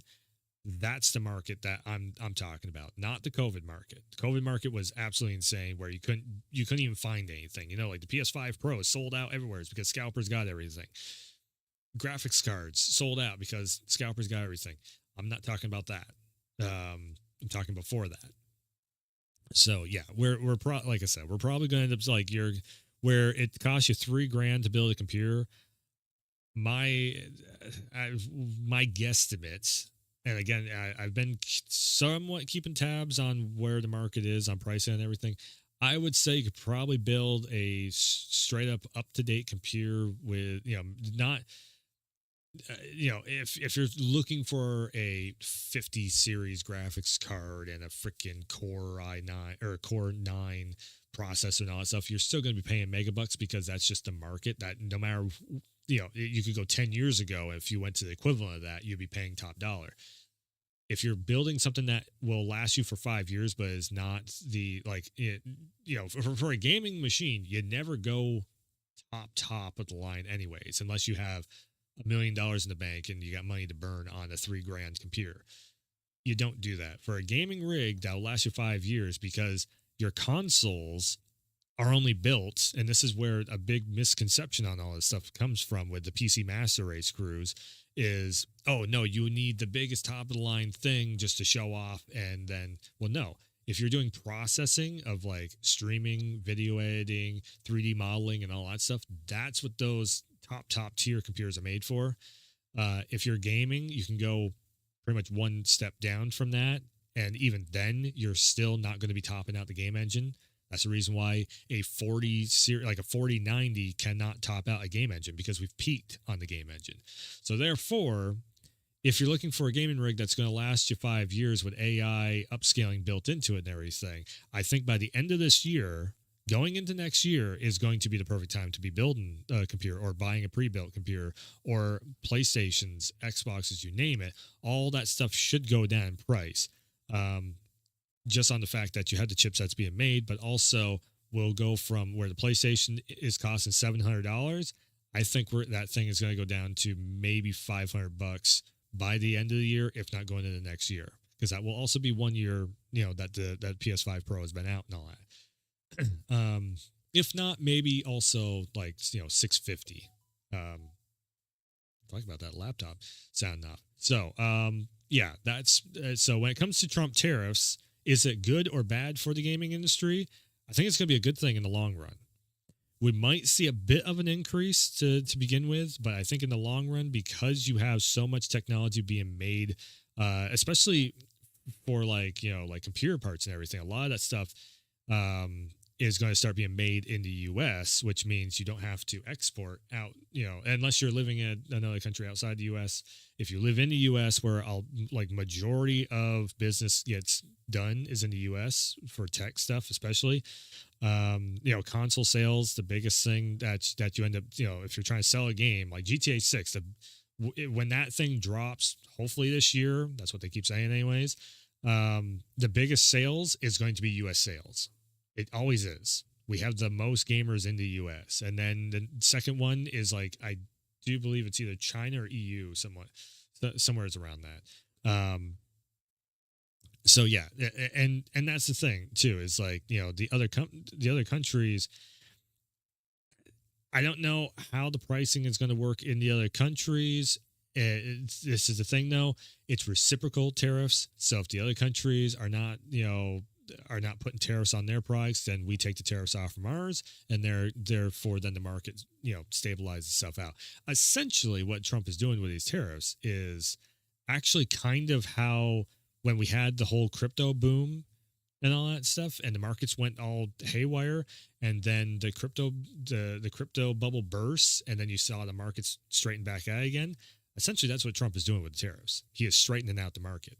So then certain countries aren't charging extra so much.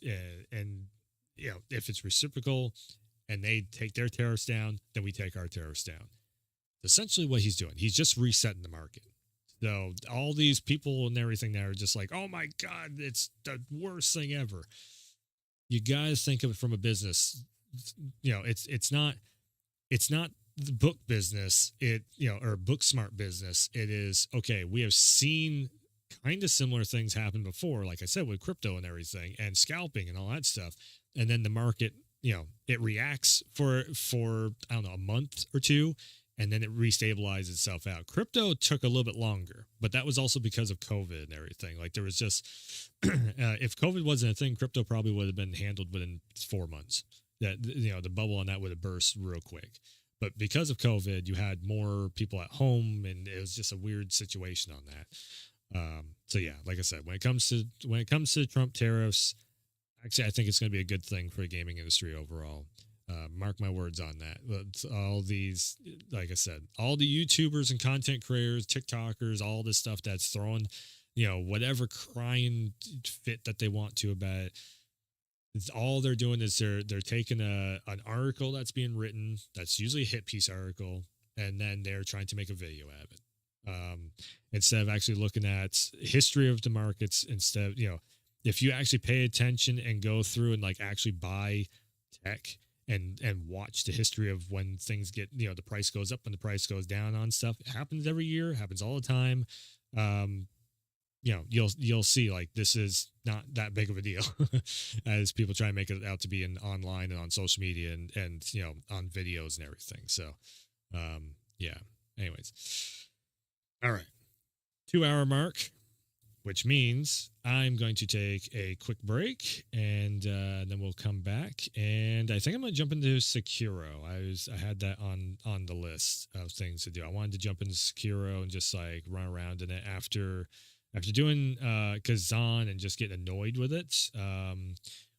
I think it's time to jump into, especially now that we just had that announcement too. Let's actually go back and look at a From Software game that is adventure based, not multiplayer, and get that sense of adventure going with Sekiro. I think it's a perfect time for Sekiro actually. After watching that trailer, I didn't watch that trailer last night or this morning or whenever it came out. I didn't watch that all the way through of the, because like it's Nintendo. I don't really give a shit. But yeah. Anyways, BRB. BRB. I'll be back in a minute. Ready yourself. The 2 DLC characters. Wow, one. Round 1. Fight.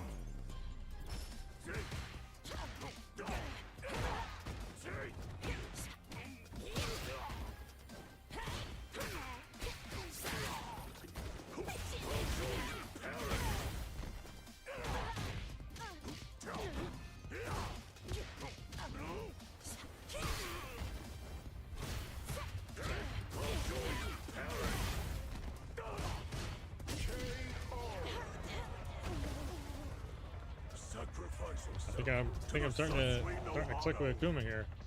Round 2. Fight.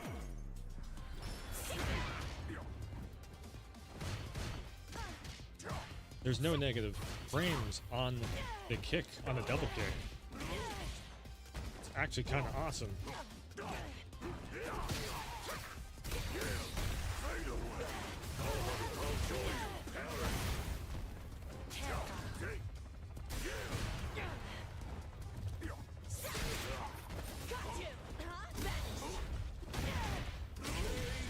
There's no negative frames on that kick. That's a great opener. Holy shit, yeah.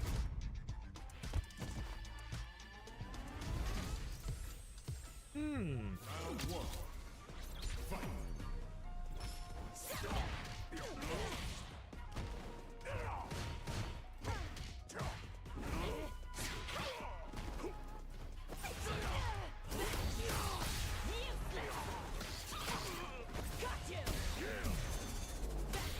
Oh shit.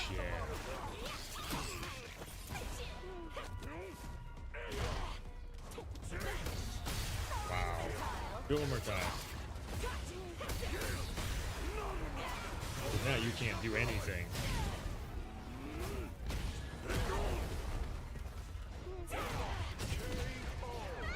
Burn yourself, Al. Yes, this is the battle I hunger for. Round 2. Fight.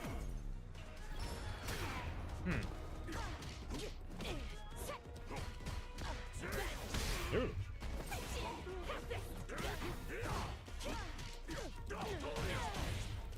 Oh, I got the land. Yeah.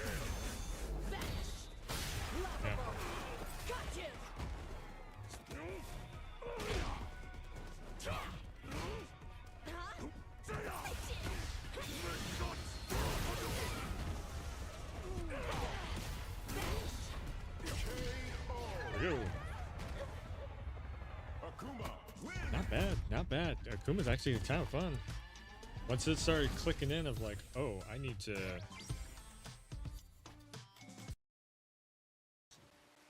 Alright, Micah.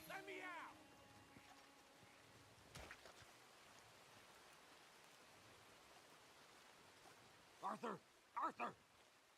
Hello, old friend. Had a good time, did you? You going to get me out of here? I ain't decided yet. Real funny. Oh, I ain't joking, cowpoke. I heard so much bluster out of your mouth these last 6 months. And now, I got an opportunity to watch you be silenced. Well, you gotta do something. Why? I always looked up to you, Arthur. Yes. Well, that's your first mistake. Listen, there's one little problem. There's only one of me, and there's a whole town full of people to see you swing. You got to do something, Arthur. I might play a few rounds of Siege and we go to something else. You want to? Ooh, shit. Hold on. Yeah, he's still alive right now. Loading bag.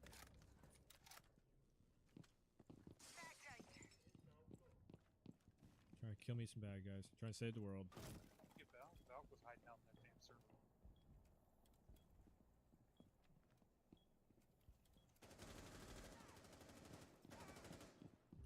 Sauce got that one.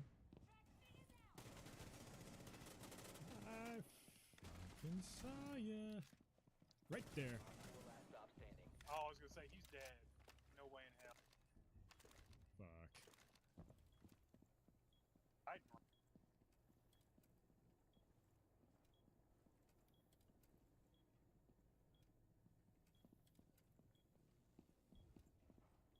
you can hear her. Chip hard.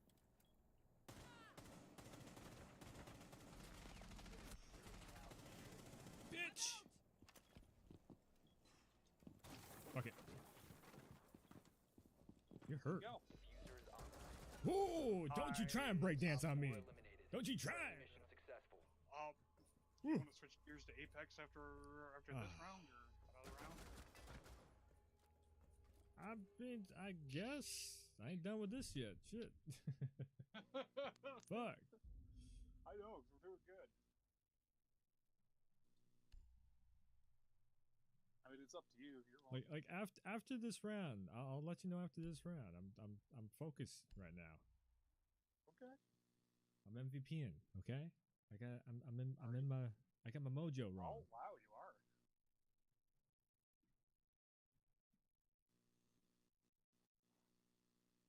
Better watch that corner. That Valk wouldn't have got me.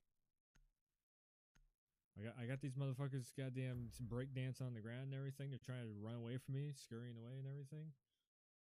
Yeah, so that's your biggest mistake there, is getting up. Need to use your drone.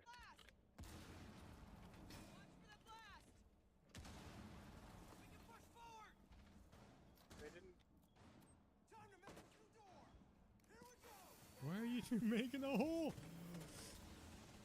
Because I just got shot in the head. Cav. Camping upstairs. Ouch. Yep. Cav's upstairs while we're watching the balcony.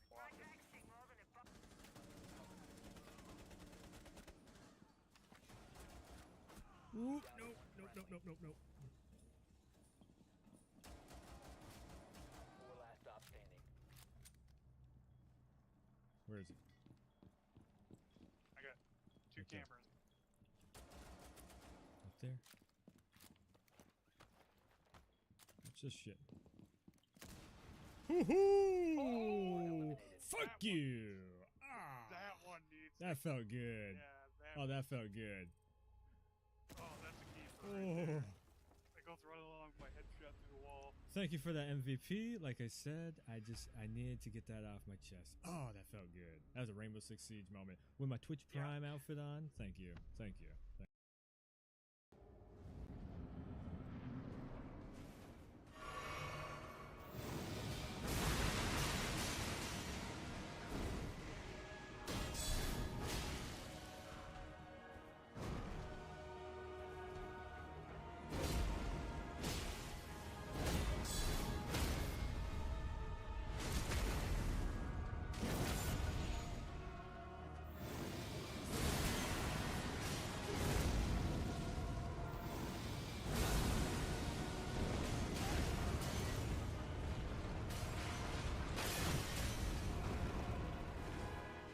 It's fine.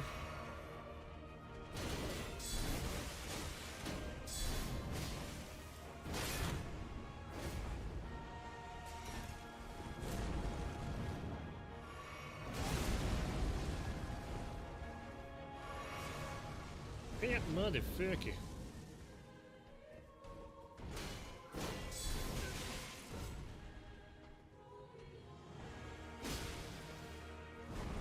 Because he's fat. He's fat. You know it. Feeling really fat.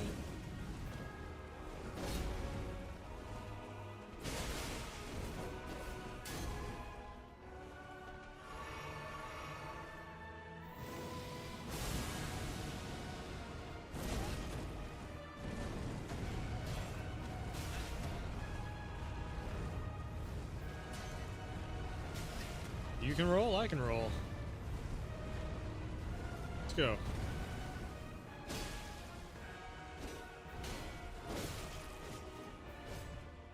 Oh, camera. Oh, camera, you gonna do that to me?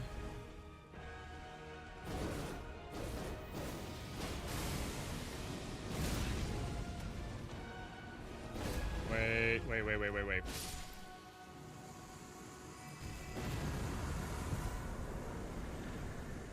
There we go. Perhaps you are ready. Our Lord will no doubt welcome you. Bingo. Yes. Let's go see the Lord. Close your eye. I will transport you to the... Bingo. All right. So that's like 3 major bosses I need to get killed tonight. Let's go. May your visit be fruitful. I'm gonna kick his ass. I didn't kick his ass last time. He destroyed me. I'm coming back with a vengeance. I think I might have missed the grace site down here too, because I just didn't have it, I don't think. No, I did have the, yeah. Audience pathway. I just didn't come back here and do this. That's what that was. Yep. Because I remember it was like, I was calling this a like Dark Souls meets like Final Fantasy looking thing. Ow. Yeah. So she fucked the serpent. Yeah, totally. Actually, I think the headmistress is a serpent. What the fuck? This motherfucker.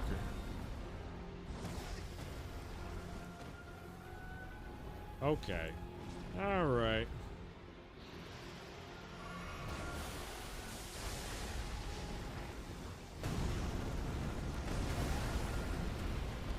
And this is the reason why I didn't beat him on the first playthrough.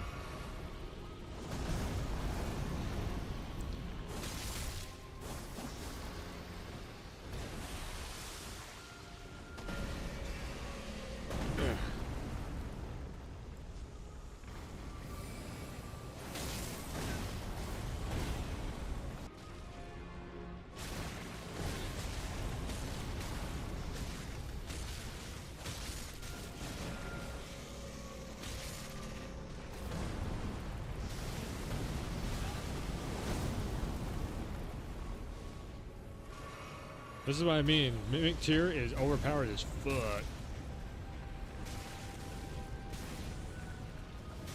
You do crazy ass shit like this where it's like you have 10 tons of HP.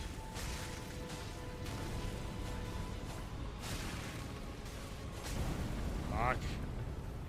I just need to hit him a couple more times.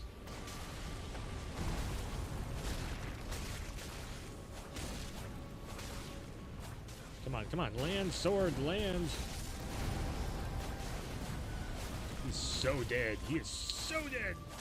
Yeah, there we go. There we go.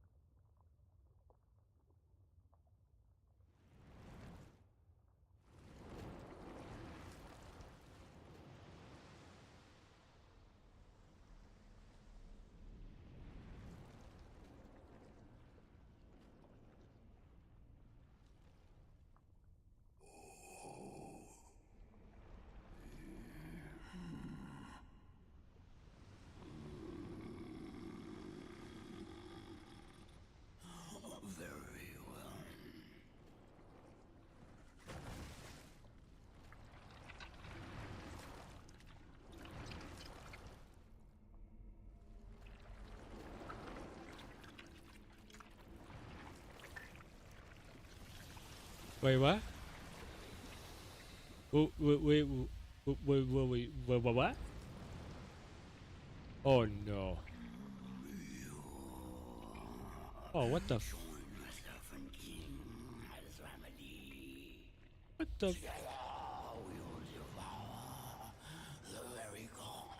Oh no, he's a Bloodborne boss. Oh.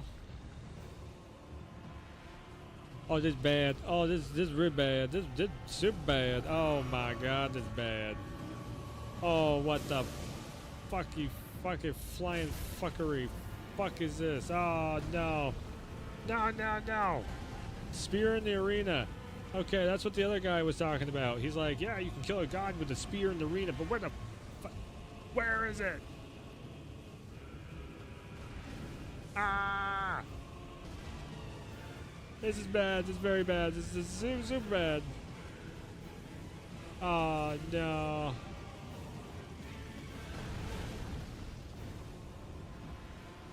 Fuck it. Wow. Mimic Tear and me will kill this guy. Oh, we're dead. We're so dead. We're very dead. It's just so super dead.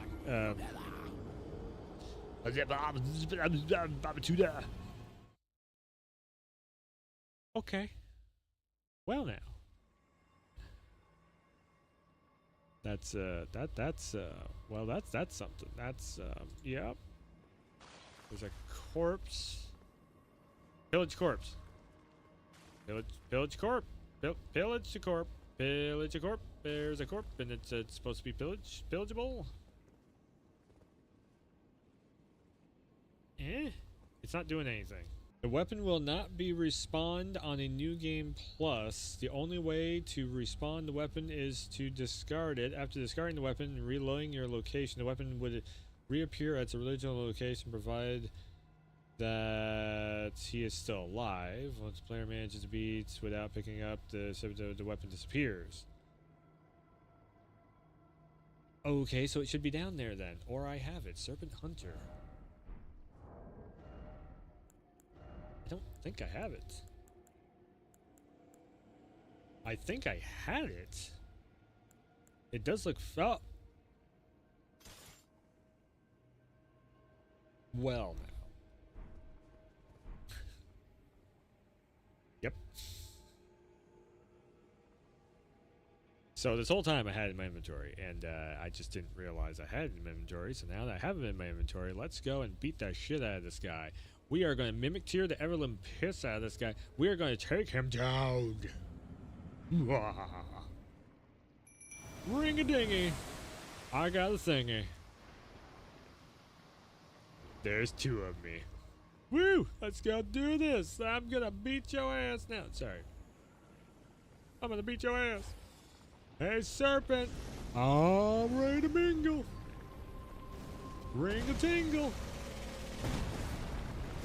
Ooh. Ooh. Ow. Yeah. Cool.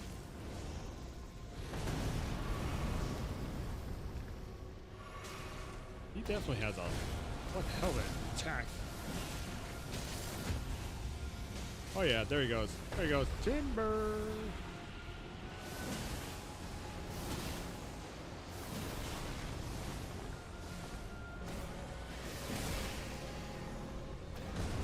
Got it this time.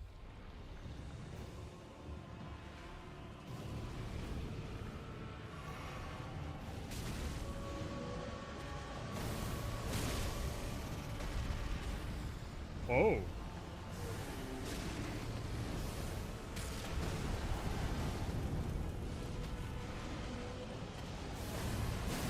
I can literally cut through him.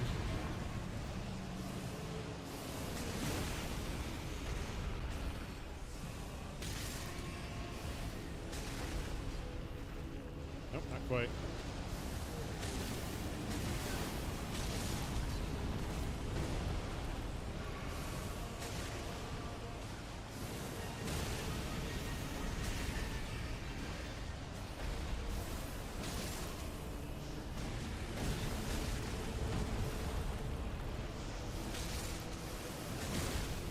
There we go. Just cutting him in half, basically.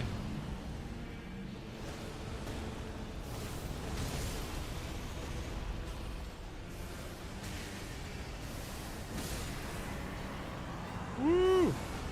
Just like that. Demigod fell.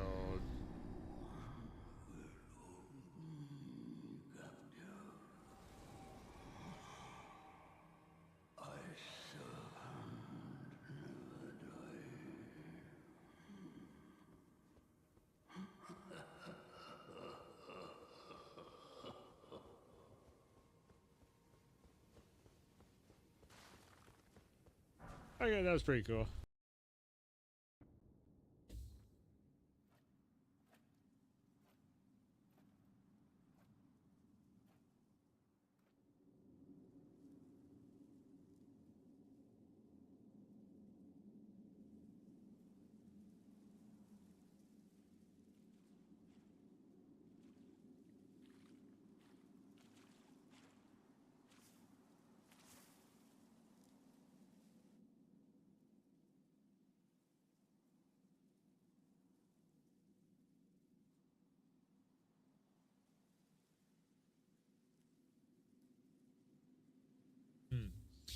Yeah, it's very similar to America.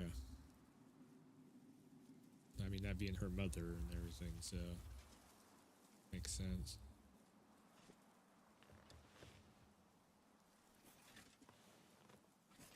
I dreamt for so long.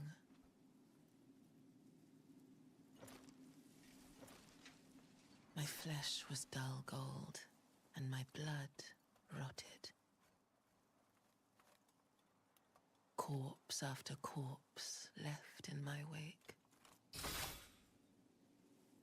As I awaited his return. Nicola.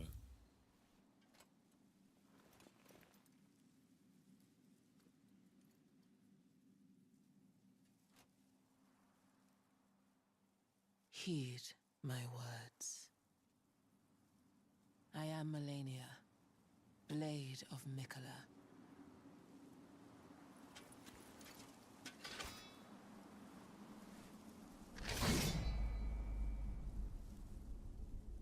And I have never known defeat. All right, here we go. Oh, shit. I don't know her attack pattern. Let's see what this does. Oh, it doesn't do much.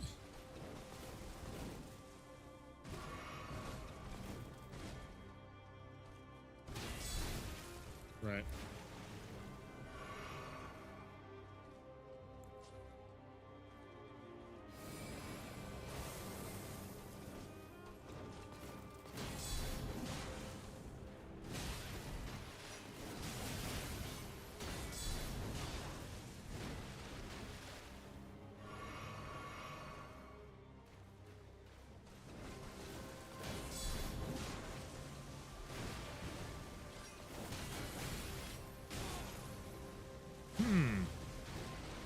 That's right.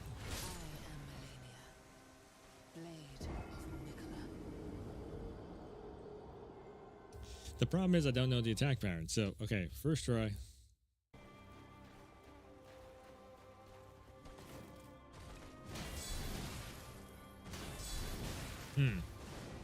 Yeah, double hit. Ah. Nope. That's death. If I really want to do this on first try, mimic tier. Nope. Oh, I just went. I'm like, heal? No, don't heal. Boom. You can roll through half of these attacks. Weird. Weird that everybody's like, it's so. All right. Now watch what happens when I bring in a co-op partner.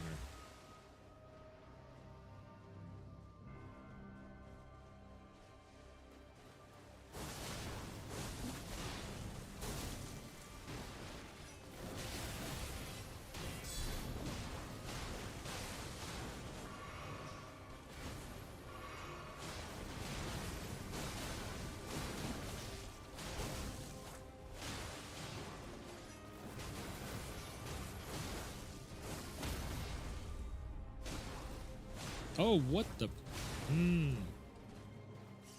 was way quicker than I thought would happen. Okay, let's keep her up there.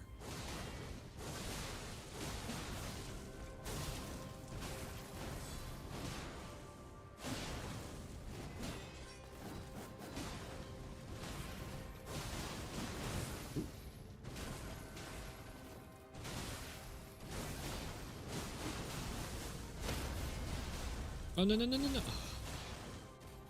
See what I mean? Like, the amount that you can break the game in co-op. And everybody wants to make that argument of like, well, it's a feature in the game. Yes, but you're essentially just using a cheat code.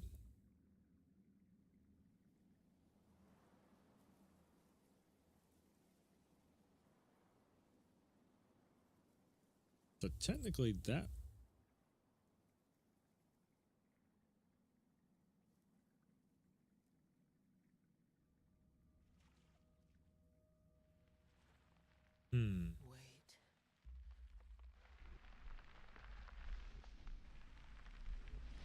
I don't know if that's Mikola or not.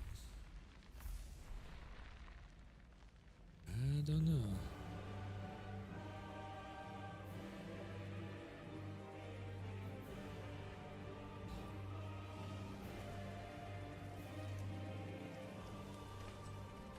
The scarlet bloom flowers once more.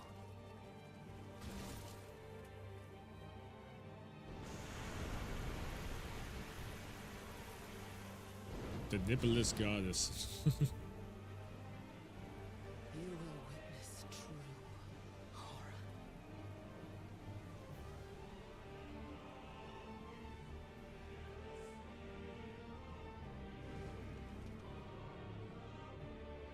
Now, rot. She's built like her mother.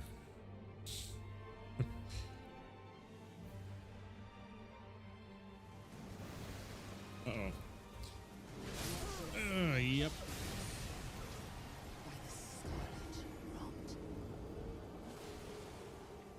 Okay.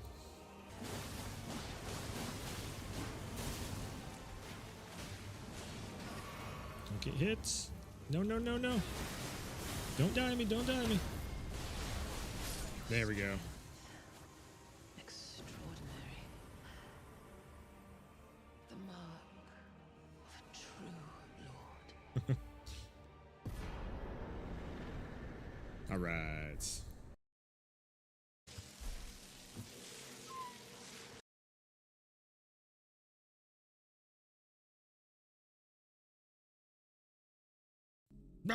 There we go. All right.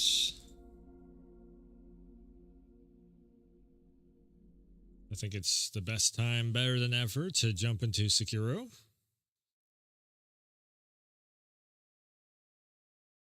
Because of the FromSoft announcement shits.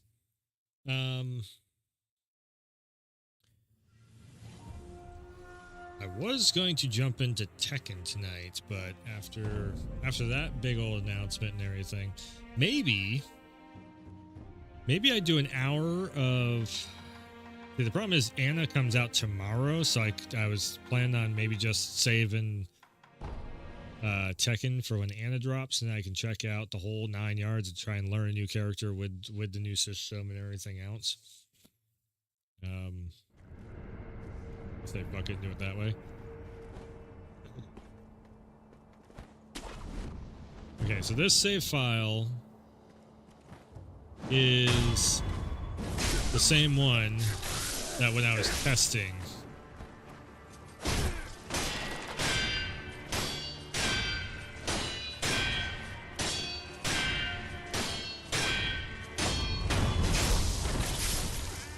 That's essentially Sekiro is. You just keep slamming.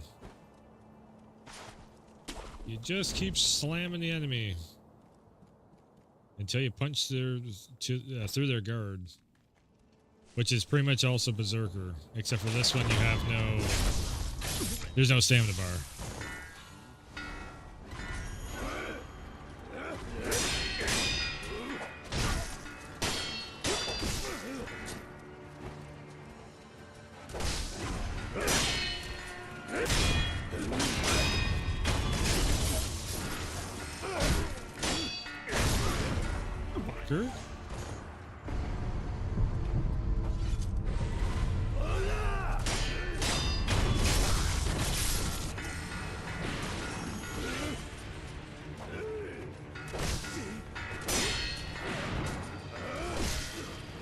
It's weird because this runs at 30 FPS.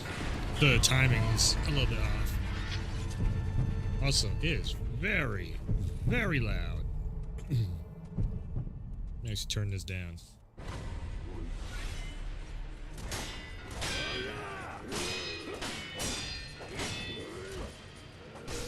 Yep.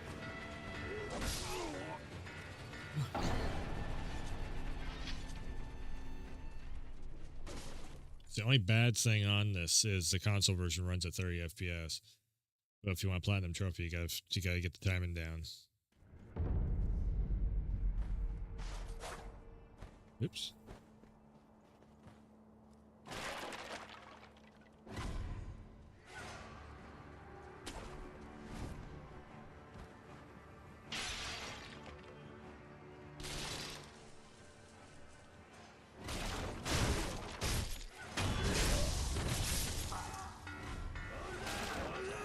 Yeah, yeah. Fucker.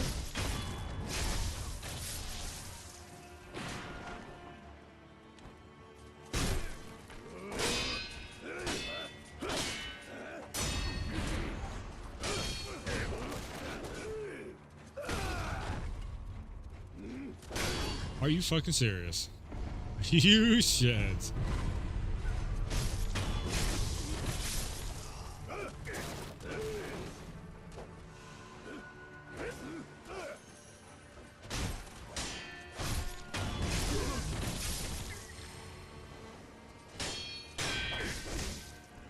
Again. Okay.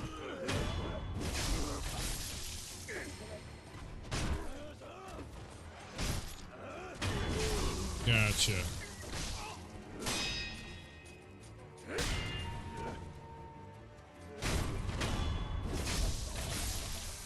There we go. That's... Fuck. Need more healing gourds. There is an asshole.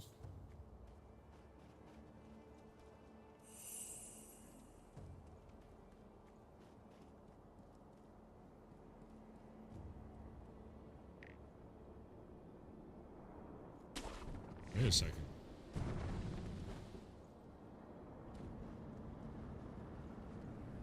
There's a checkpoint over here? Oh. Well, shit, there's a checkpoint over here.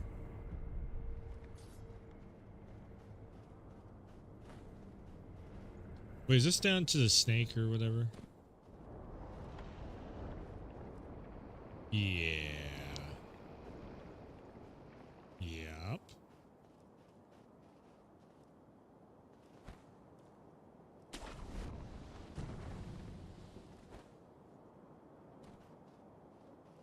I need to kill that other guy up there too still because he gives you a upgrade material, I do believe.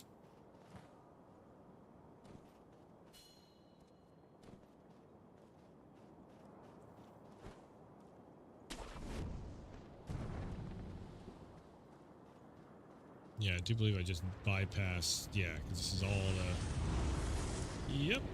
Snaky shit.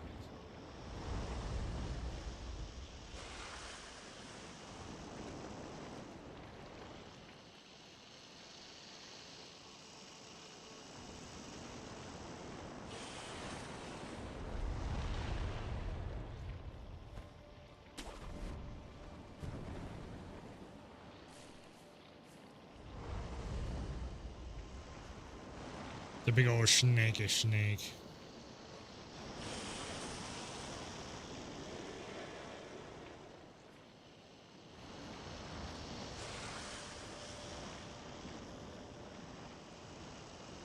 Get where I gotta go now. Over there.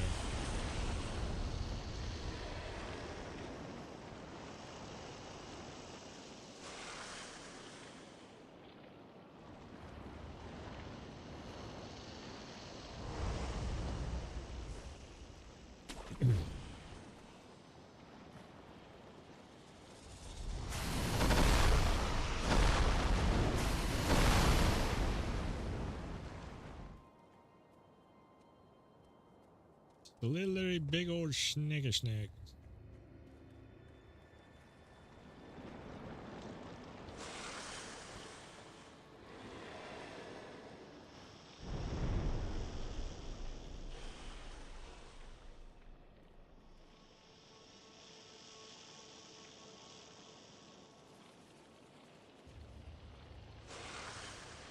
Now I gotta remember how to do this.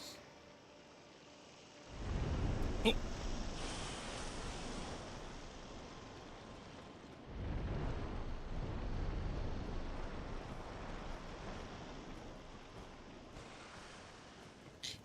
How do I get back up?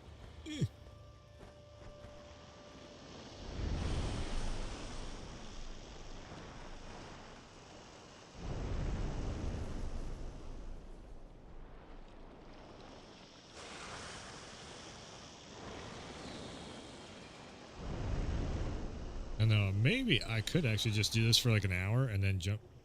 No, because I might as well just wait till tomorrow. I'm itching for Tekken.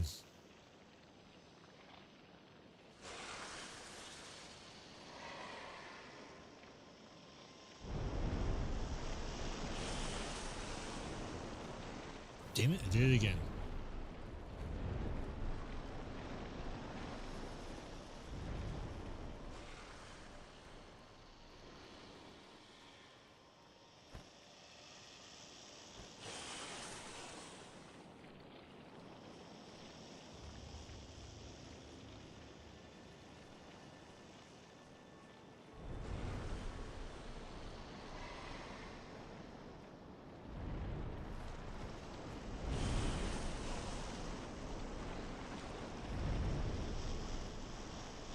Couldn't I essentially just stab the shit out of him?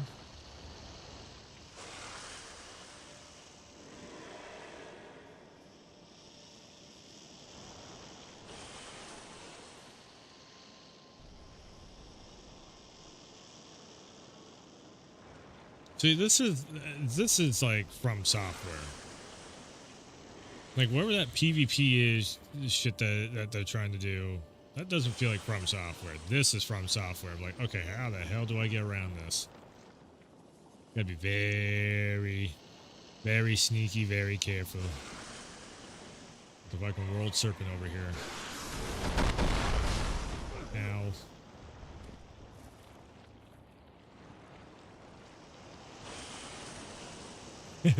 And the eyeball looking in there.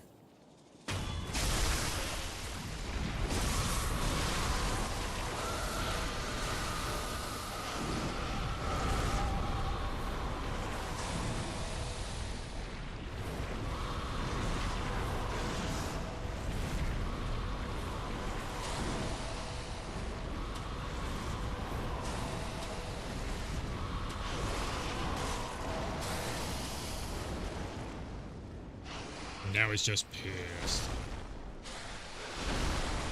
Half blind snake.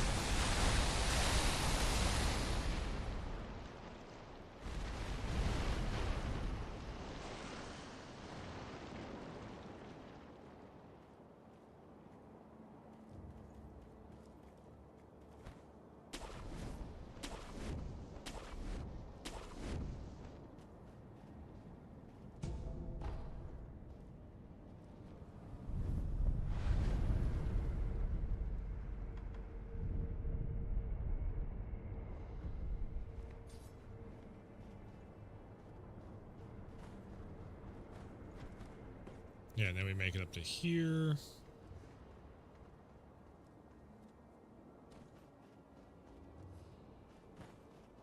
I am still missing that one back there, the one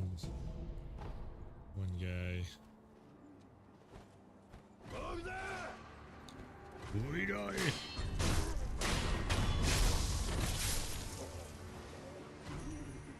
this guy. Ah, jeez.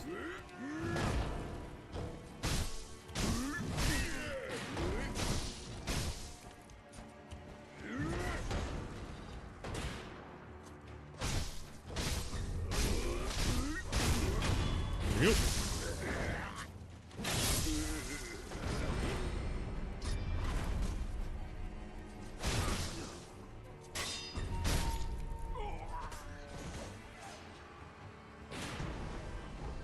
Also trying to remember, I do believe it's circle I got hit.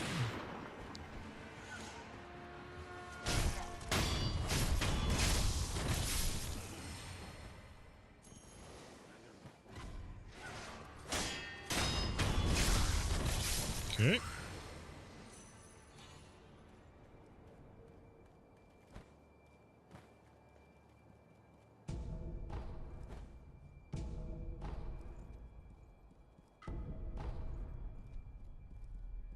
Where'd the other guy go? There.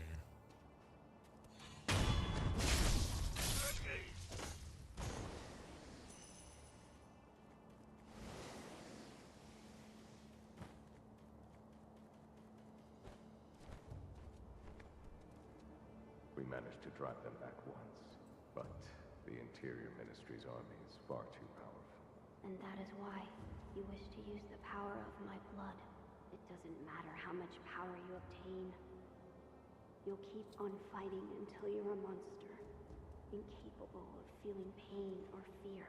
I do not wish to corrupt the lives of men. Look at this mountain of bodies. Ashina cannot be defended by normal means. Not anymore. I could never be as strong as you, Lord Genichiro. I do not yet know what it is I should do. It has been a long time since that happened. Wait all you like. It'll do you no good.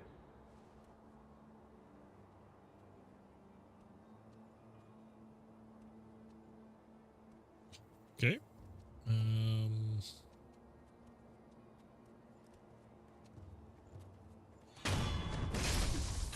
There is... Where was it? All the dead bodies on the ground. Kokage, my poor horse. All it took was a bit of gunpowder. He startled, and now he's dead. Dead.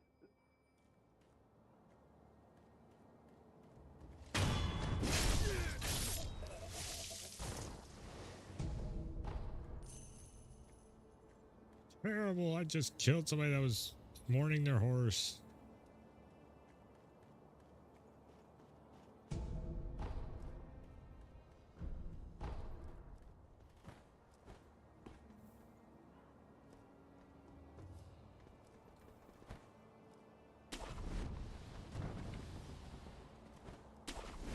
Right, okay. Boss fight. This is a boss fight. Now, we don't want to go into this boss fight just yet, though. So the dude back there that I didn't kill yet, we need to go back and kill him. That's like that little mini side boss. So what I need is this. Teleporter.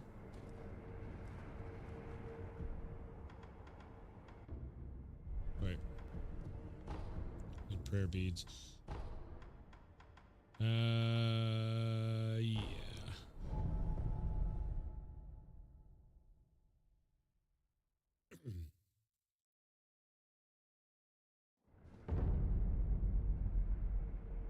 Put myself just over top of the health bar.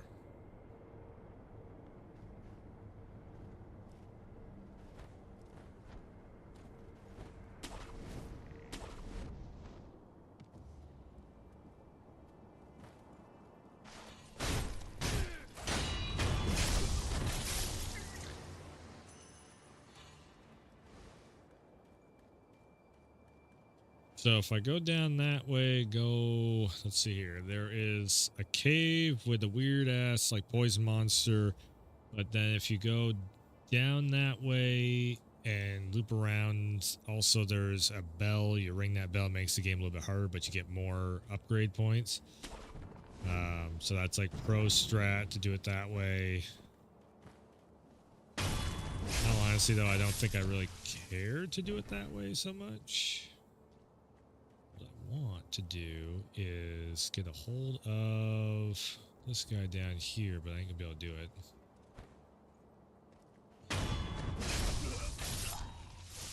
Where am I? Not that guy, that guy.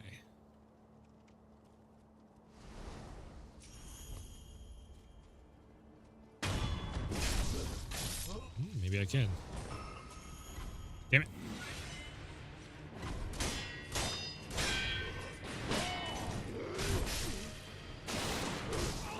Great start so far. Getting shot in the ass. That's why you gotta take these guys out.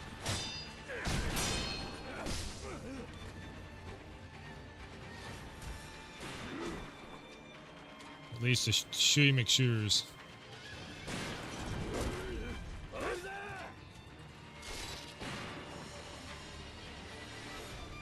Fuck you.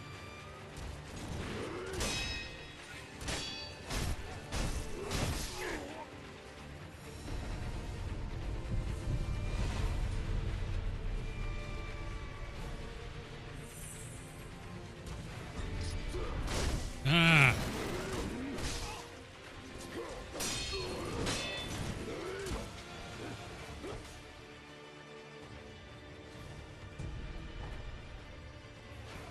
Still getting down to controls again.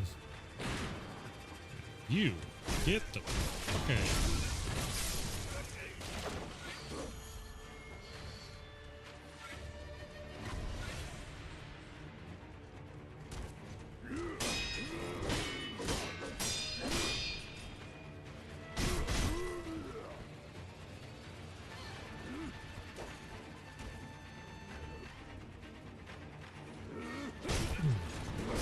Fuck.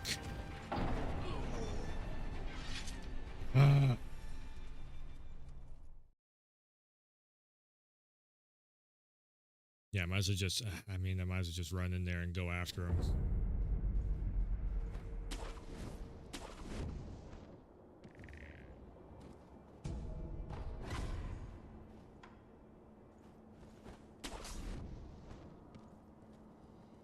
I might need to look up where the prayer beads are, too.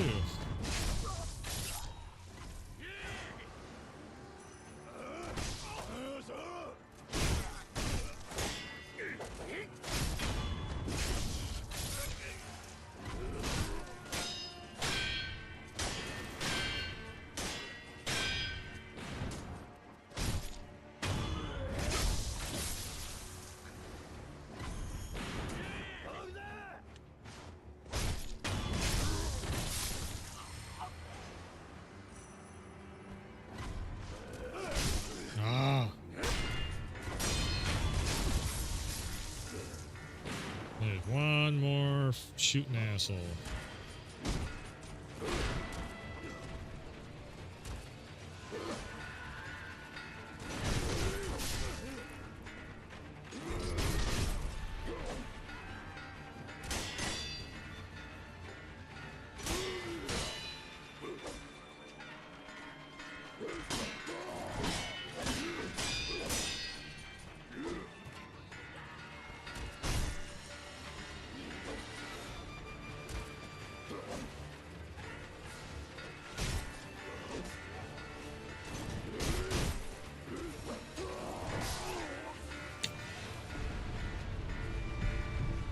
I do believe I get the prayer beads off from him and I get the extra gourd. Ow.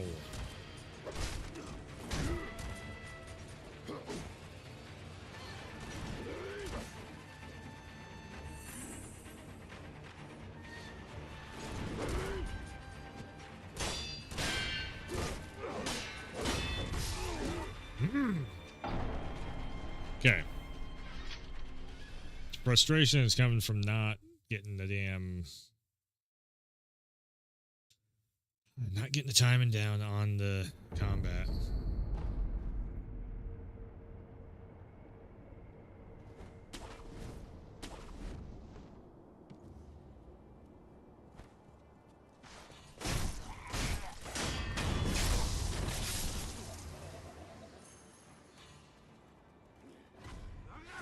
Come on.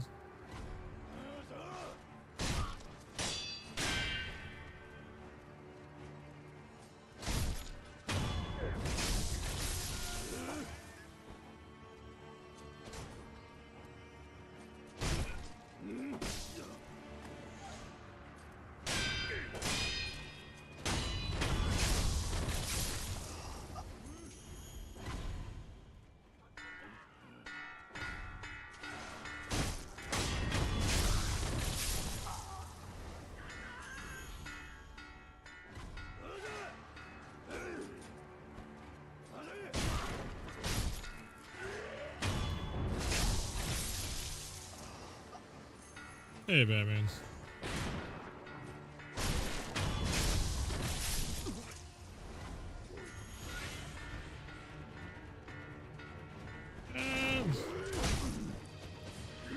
Doing good better now.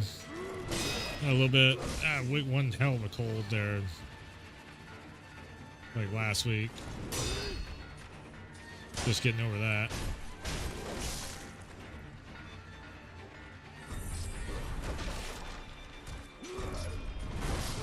Oh my god. It was a swipe instead of the stab. Cool. Maybe that's what I did. Maybe I went forward and then came back and killed this guy.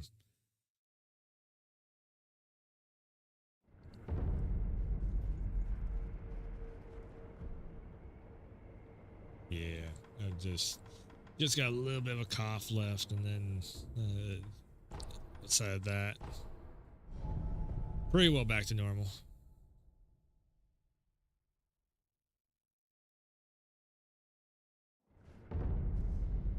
Okay.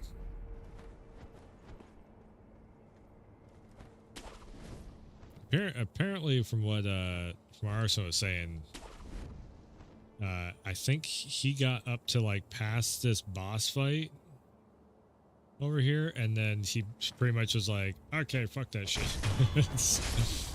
and he rage quit because he thought the game was too hard. It was a long time ago, to be fair.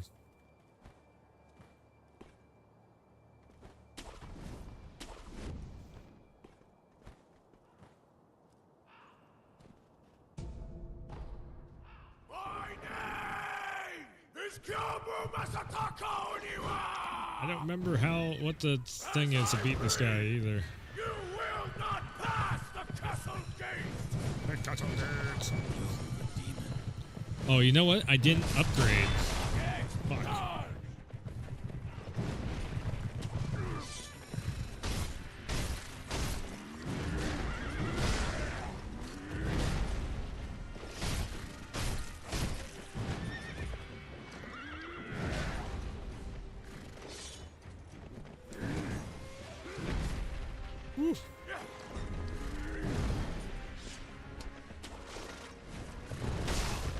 I am hitting all the wrong buttons. I'm trying to attack like it's the Berserker game, and then I'm like dodging like it's a Dark Souls game. I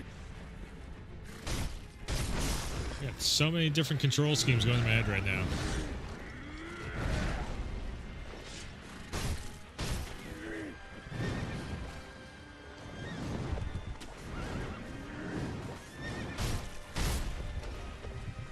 Camera.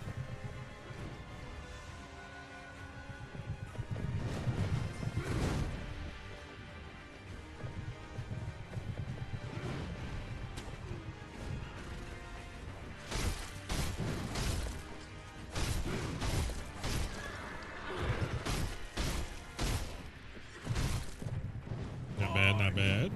Allow me to show you the wrath of a man who stood with the Ashina when they took this country.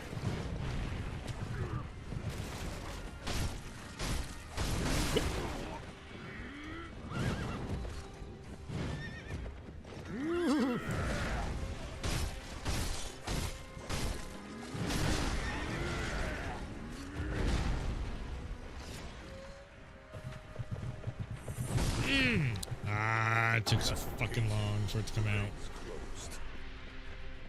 Okay, I was getting a feel of it.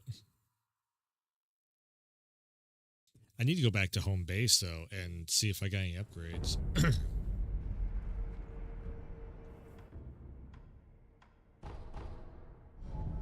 Hold up. I might have an upgrade or two at home base. Let's see.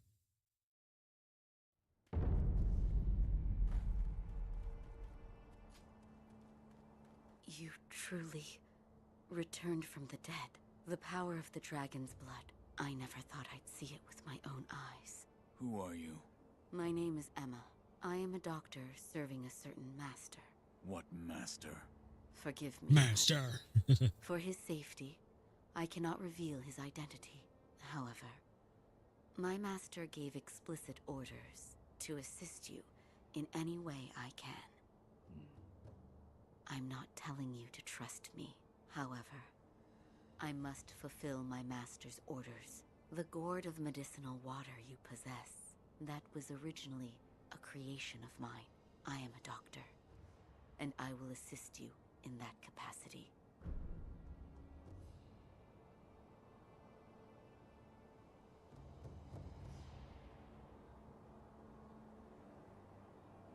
Wait, did Ursula just go live? This mofo. We got one hell of a fucking podcast. Or he just put up a new video.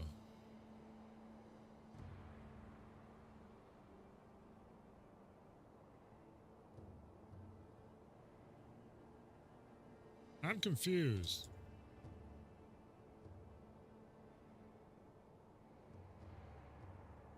Wait, what? YouTube, you're drunk. Fucking, I just got a notification that he went live, or a video or something went public. And that was from 3 days ago. The fuck? YouTube. Seriously.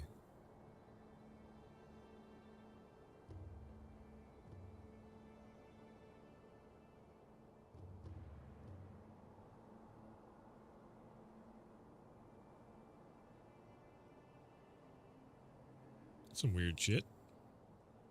Yeah, some weird shit. Okay. You made this gourd. Yes, it was intended for Lord Kuro, but it seems... I'm sure you may have noticed, but the medicinal waters in this gourd spring forth on their own. Even after being emptied, you will find it full again after a short rest. Yes. Is there... Bring me gourd seeds. Yes, medicinal... Adding news if you find... Medicinal seeds. Is this... Yes, plant this... Perfect. Oh, there we now go. The vault... Such as... Is it? If it's a that's what my mentor Dogen... I see. Please, Okay. I Do we have another? Do we have another? Perfect. Okay, now we got like 3 health packs. This, no. Then, or perhaps it's a symptom. Are you done? Yeah, I'm sorry. Goodbye. Okay. What do you call yourself? Your eyes. The eyes of a wolf who has failed in his duties. Or so it seems to me. That is not your concern. Yeah, fuck you. Spoken like a true shinobi. I must carve the Buddha. You do what you will. Yeah, so the more times you die, then the more these sculptures start to surround this dude in here, and I think he dies in the long run or some shit like that. Thus is the fate of those who you'll understand when you try carving one for yourself. So, need something?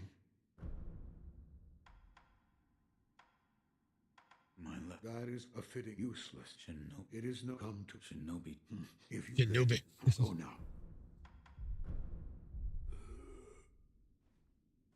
Hey, Shinobi.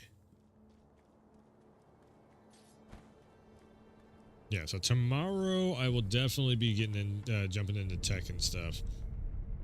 There we go. Now we got 3 health packs. Because tomorrow Anna Williams is out, and I'm going to try and pick. No, I can't. I can't buy her until tomorrow night. Fuck. I'll have to look and see if I can't pick up Anna Williams tonight, possibly. I don't think I can, though, because I'm pretty sure I have to wait until the 3rd. It is the 3rd, though. It is midnight on the 3rd. I probably have to wait until like 3 a.m. for the servers update, but I was just going to pick her up.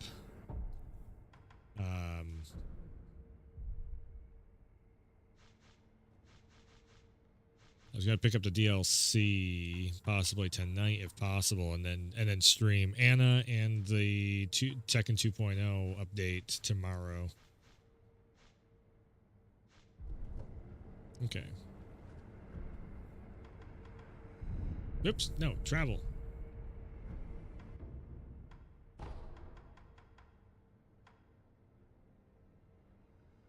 I mean, I could do that one more time. I do believe it's prayer beads that guy gives you.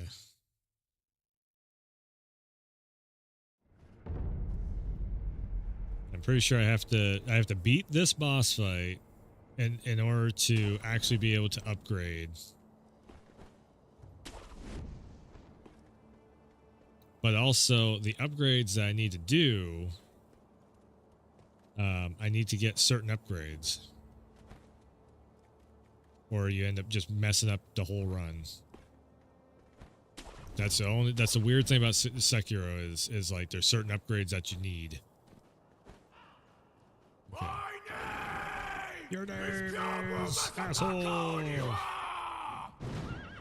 Cool. As I breathe, you will not pass the castle gate!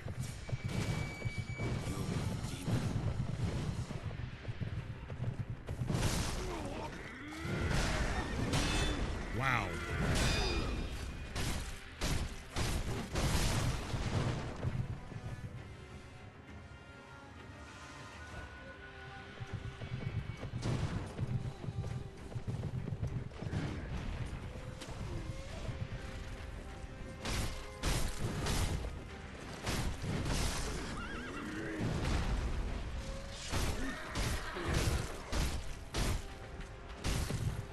There we go.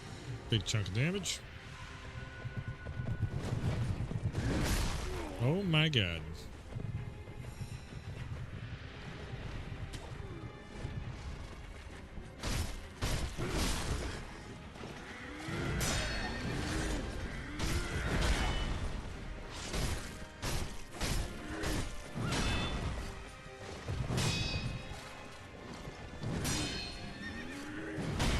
Yeah, so that is actually the better way of doing it.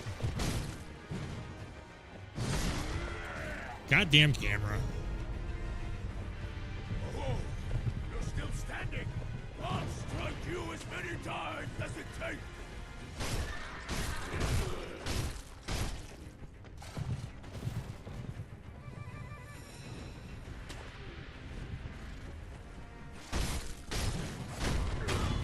There we go. Health bar number 1.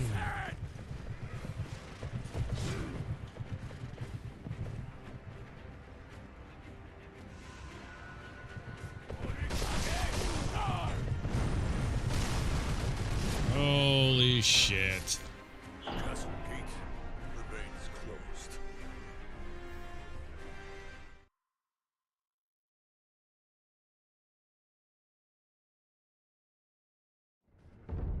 Again, coming back and playing this again.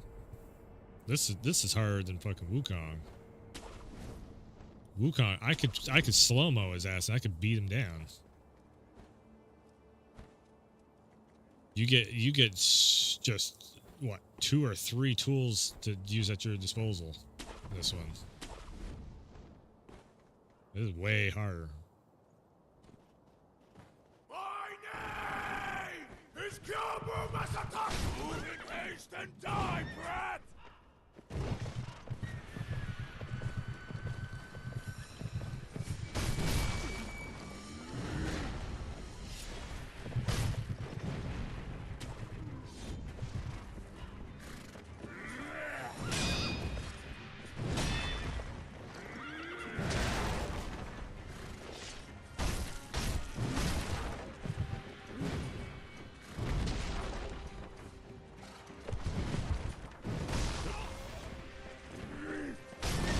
Ah.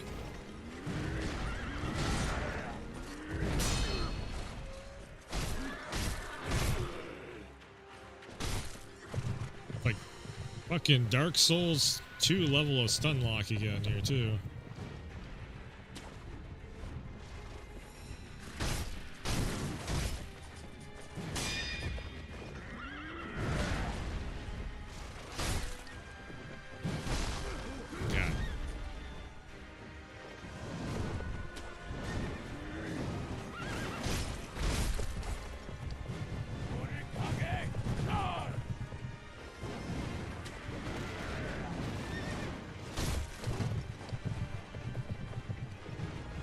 Damn it, hold still, you shithead.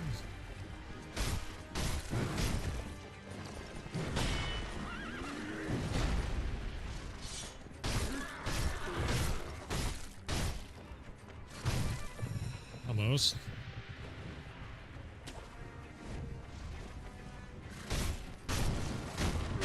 There we go. Getting better. You will not take this Gilbru's head!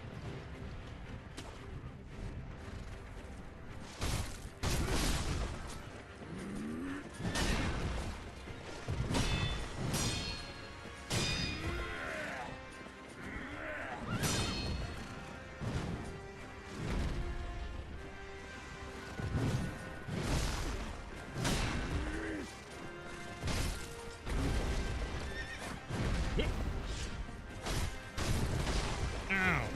Fucking horse.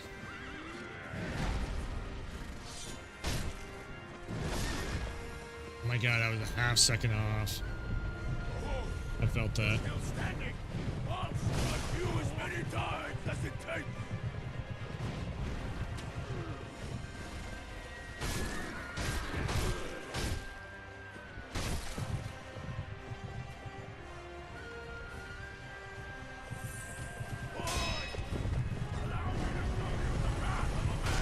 No, no, no, no, no!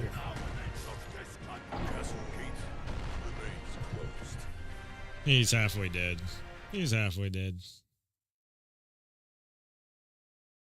Okay, so it's... I gotta look that back up again. I'm pretty sure it's B for the... Or do I even have the skill? Shinobi Medicine, right. I don't have the skill yet. That's right. I gotta beat this boss fight. And I got one upgrade point, but I can't view unlocked skills. I can't do anything. I have to beat this boss fight, and then I can finally get into all of the...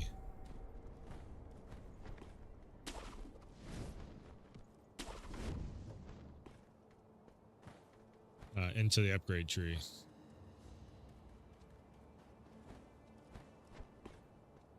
I gotta keep that going too.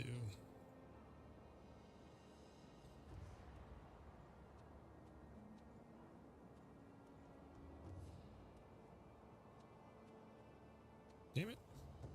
Look at all the extra shit on there. Hold on.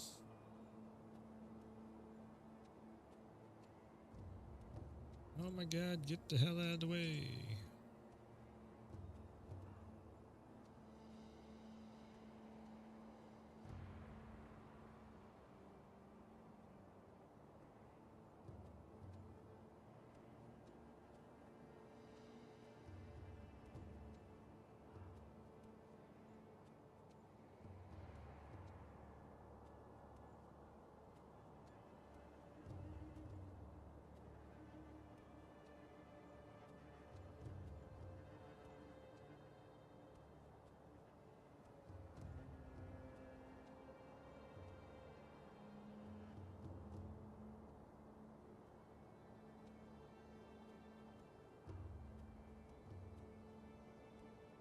All right.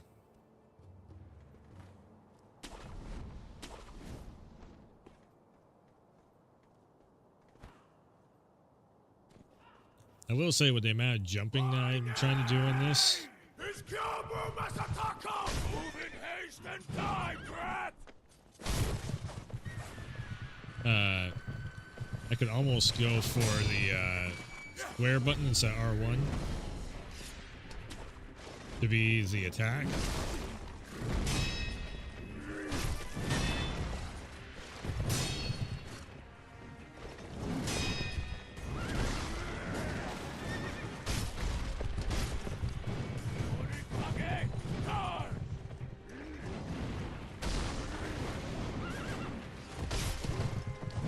Really?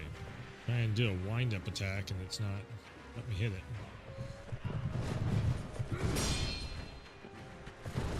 Oh, you bitch. Fucking horse donkey kick. Are you kidding me? And then I get hit off from that?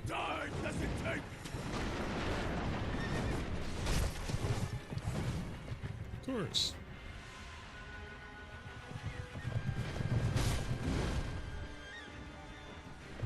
Like, I want to hit L3 for my run. Fuck you.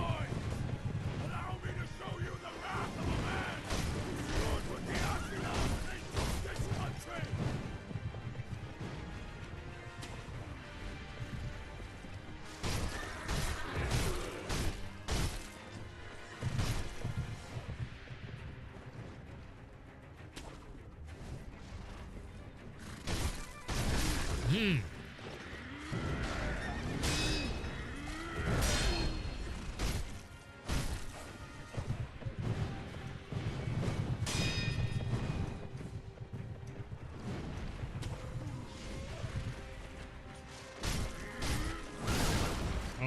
my god, it wouldn't let me fucking stun lock him. You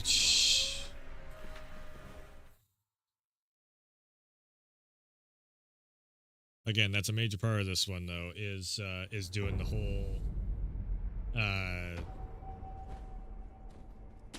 you know, just like Berserker.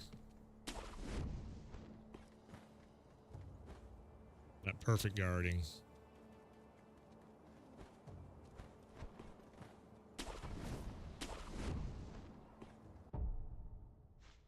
Let me just try something. Controller config.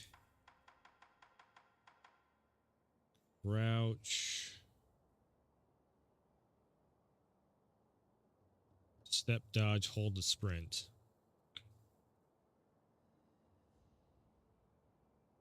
Because then that's L3 to step dodge. Over here.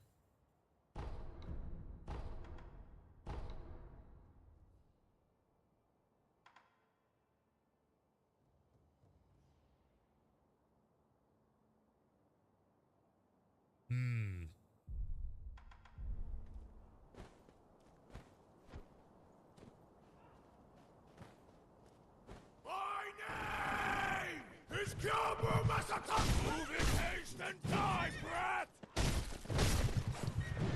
Orikage, die! What the fuck? Get up! Oh my god, what the shit? Okay, fine, whatever. No. No. Next. Can I just restart? Yeah. No. That was just shit to your run. Literally like 4 hits in a row. That should not have landed, but okay.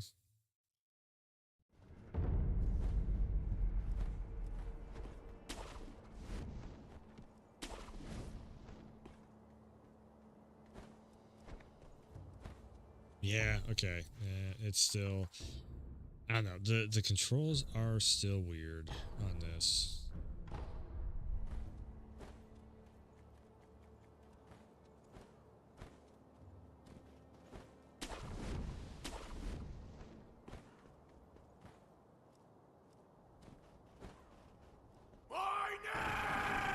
My name is Kyobu Masa! Move in haste and die, brat!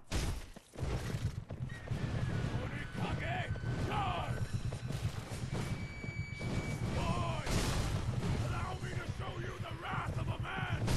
Oh my god.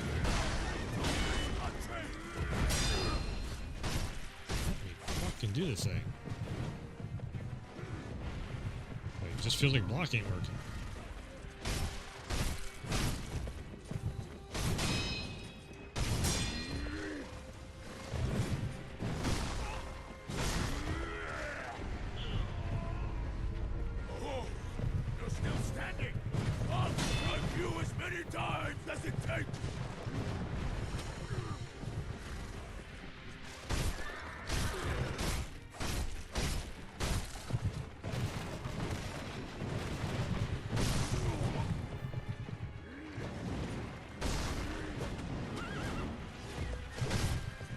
Of course.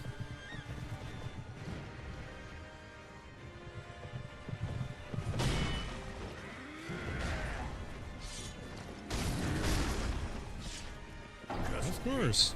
Remains closed.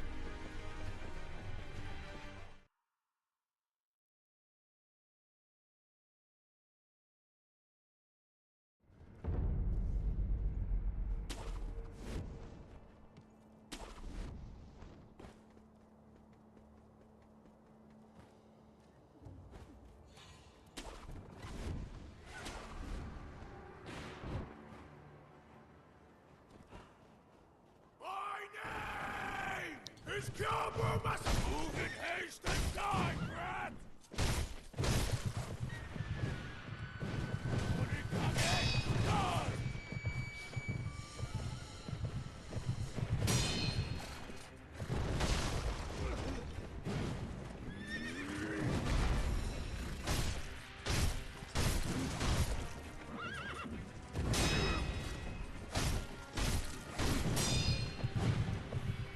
Okay, better.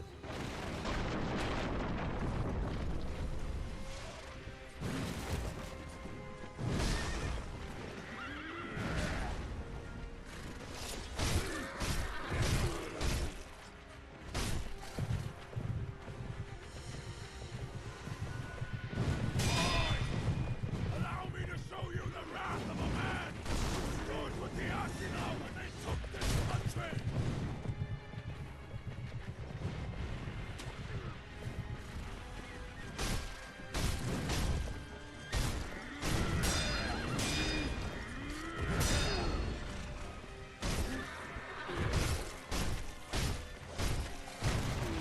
Coming. Okay. Might be getting down how to do this. Not being defensive enough.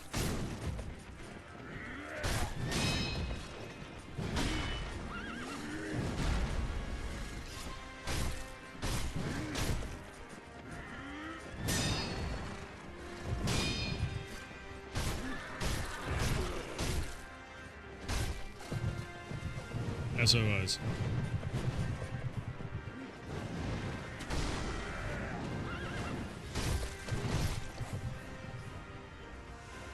That's a whole lot easier. No, no, no, no, no, no, no, I get dragged. Fuck.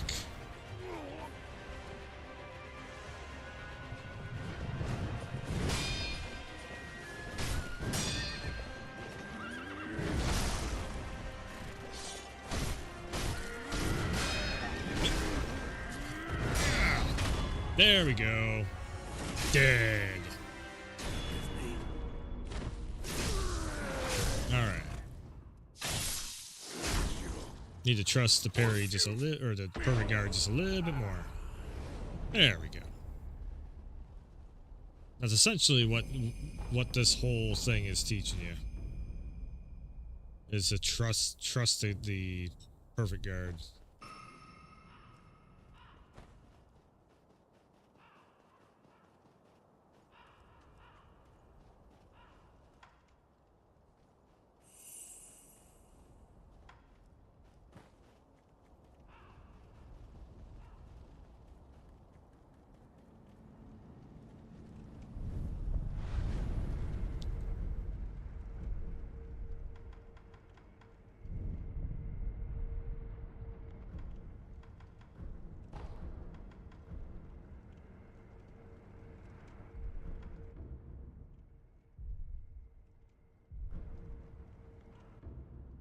Choose which to face.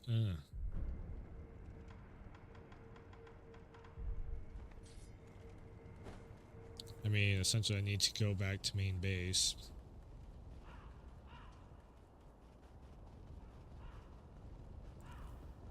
So yeah, this is like again, this and Berserker and Wukong, very similar styles in the way you fight. It is again more about, you know, ting ting ting ting ting and getting that perfect guards in there every chance you can get, because then you just break, you know, once you're looking to break the meter. Once you break the meter, then and there you go. Care to purchase an offering? An offering? Indeed. I sell items to be offered to the dead, so they might rest in peace. From the looks of you, I'd wait. Go ahead. I've never seen this guy. Dragon's Blood Droplet, and I am rarely dropped by a divine error to use it to slightly increase resurrection power. Restore the power of life to those who have been right now for this drop to Sculptor's Idol with the recovering charm in hand. In turn, all afflicted with Dragon Rot would be healed. Interesting.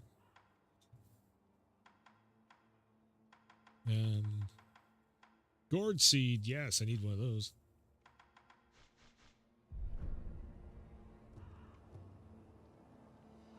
I only have because yeah.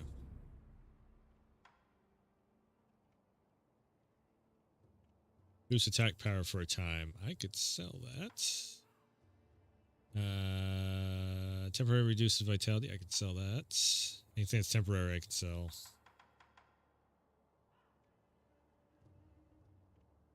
Purse filled with a large amount of sen. It can be used to acquire the sen inside. Its weight is very promising.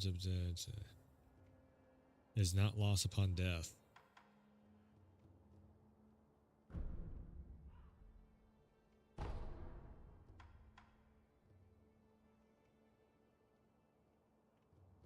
Loud noise if you snap them. Used for breaking the effect of illusion techniques.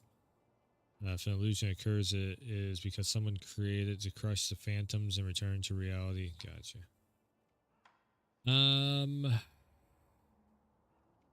Viewed with blessing of fortune.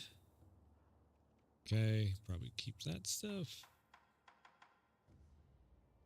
Oh, right, yeah, the balloons. You pop that, and then you can end up getting more cash and upgrades and everything. 500. Pick that up.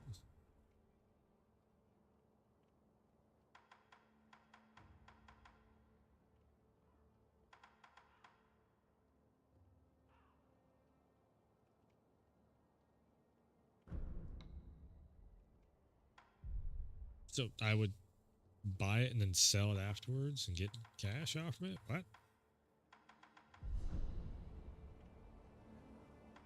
Where you find the dip wherever. I need to farm out some cash. Or coin, whatever. They killed the jesters. Jesters? Jesters, yes. Oh. You killed the jesters. Any money in here?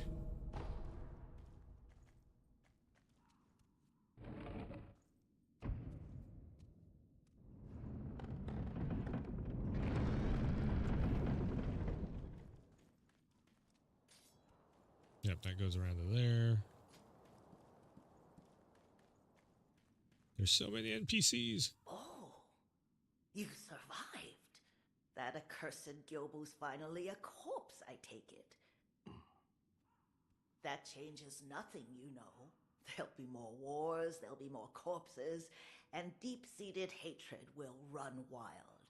Where's all that hatred go? Haven't you ever wondered? In the ether. Guess not. Guess you haven't. That's why I pity you. And I pitied him. I pity the food. Now then, be gone already. There's no end to war, no matter what this old hag says. Your duties will never change either. That's just how it is.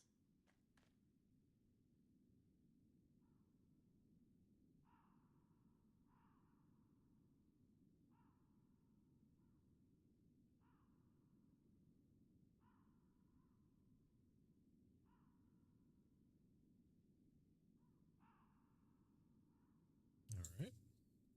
Okay. This guy over here. I don't remember this guy. Another rat. Very tall. But those eyes. A starving wolf. Before I kill you, tell me your name. Tell me your name! No name to give. You shinobi are all the same. You die nameless, with no one to mourn you. However, your left arm, a prosthetic shinobi arm, it reminds me of... That's it. Yep. A one-armed wolf. I like it. Which means Sekiro.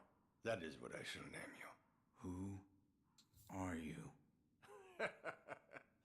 I am the Tengu of Ashina. Come, Sekiro. Care to hunt some rats with me? What? Rats have snuck into Ashina, scurrying about like they own the place.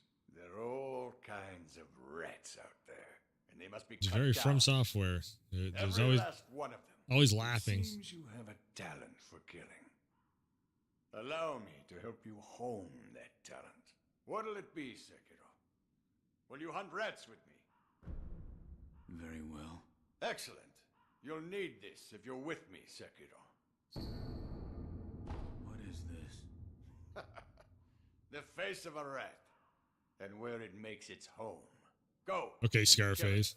If you do, I will give you something that will aid you in battle.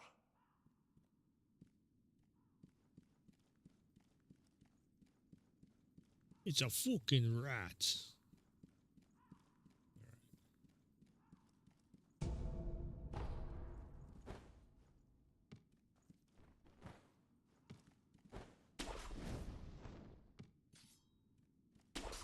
I don't think I've ever done this.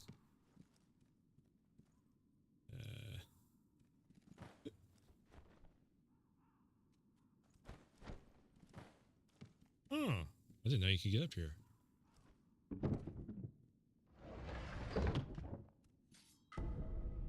Oh, it's a prayer bead. Good shit. Good shit. Maybe I did do that. I don't know. I don't know if I have been up here or not. That's very good. Can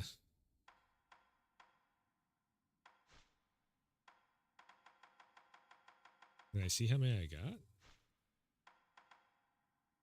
3 of them. And I think I need 4? Yeah, obtained 4 of them.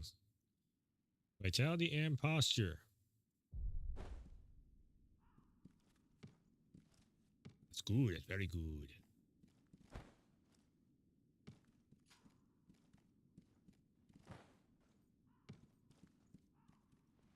Go and kill it.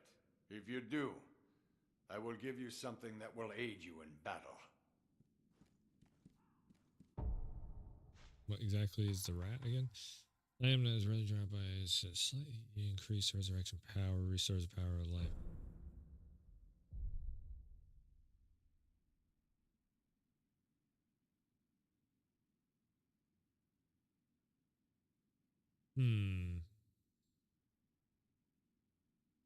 Resurrection power, restore the power of life to those who have been drained of it by offering this drop to the sculptor's idol with a recovery charm in hand.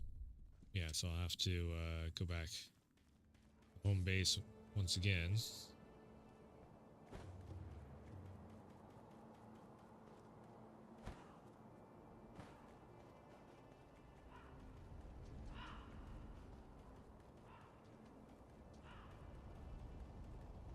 I think this is the first time I've done this on stream or on video.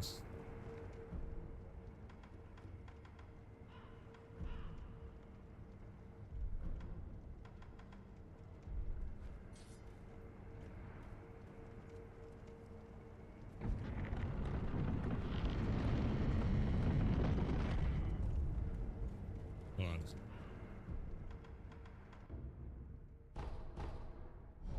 Go back to main hub.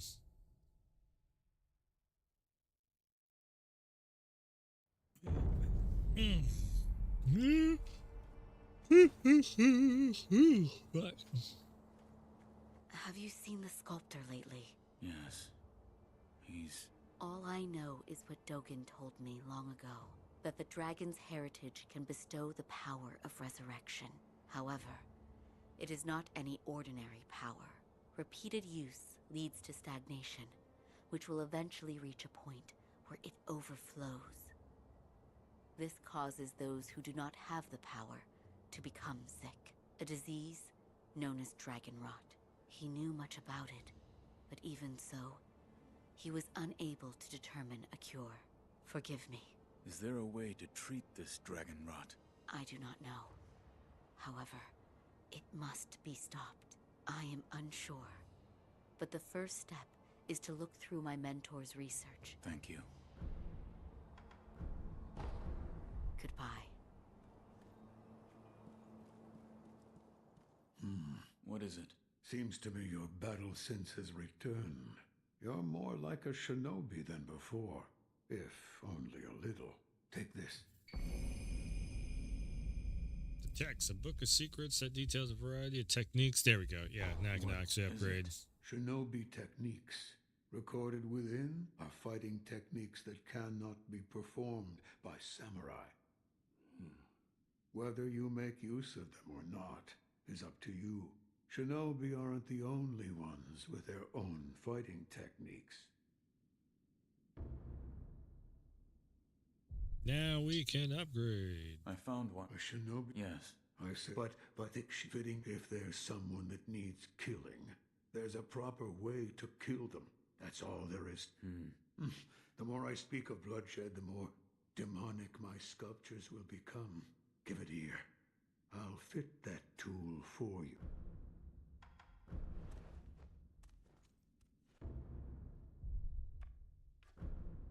Sure, you can.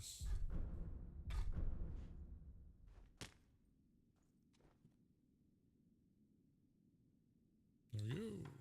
No matter what I do, any Buddha I carve is an incarnation of wrath.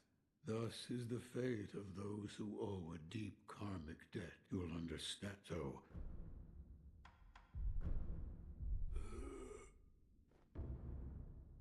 Protect tools, enable tools. Yes. Okay.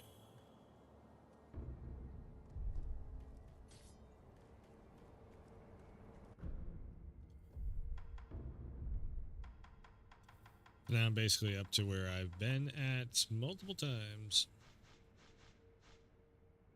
Yeah, see, this is the shitty thing also is there is no performance setting on this because this was back PS4 Pro days.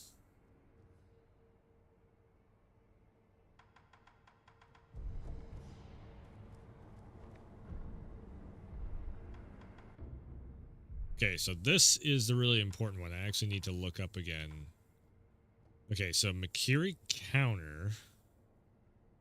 Hit the circle button the moment an enemy thrust attack lands. So then you can either stomp on a spear or sword that goes straight at you. But yes, I need that. Run, slide. Suppress presence. Mid-air deflect. That would actually be a very big one too.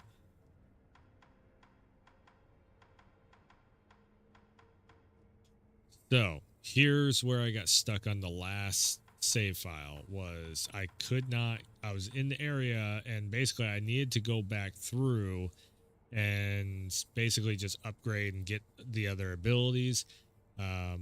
But I was like, I could not get the field of combat down. That's why I was like, all right, I'll just run back to the whole thing and stream it. So I've been doing that now. Now I was figuring on doing this after I got done with Berserker. But man, Berserker, like I said, it was starting to get annoying.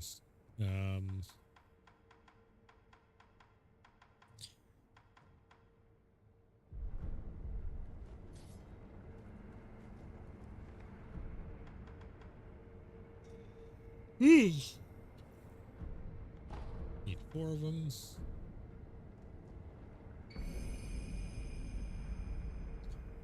Although distant recollection of led to it.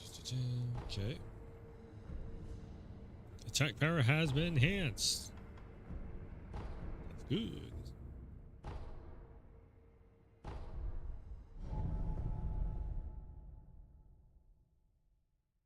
Now I gotta beat him again. Beat him a second time. And if I can get upgrade points off of it, then hell yeah.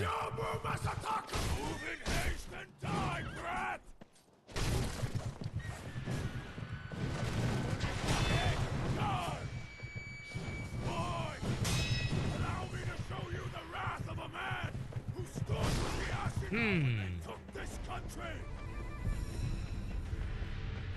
Oh, you're still standing. I'll strike you as many times as it takes. What the fuck? Castle gate remains closed. What the fuck? That was bullshit.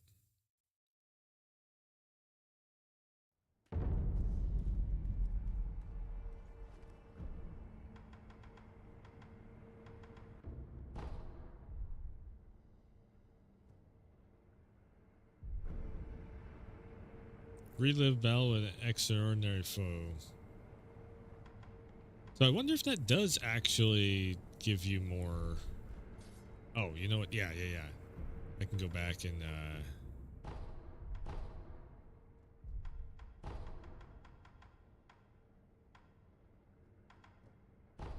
yeah, let's go kick the shit out of that other guy too.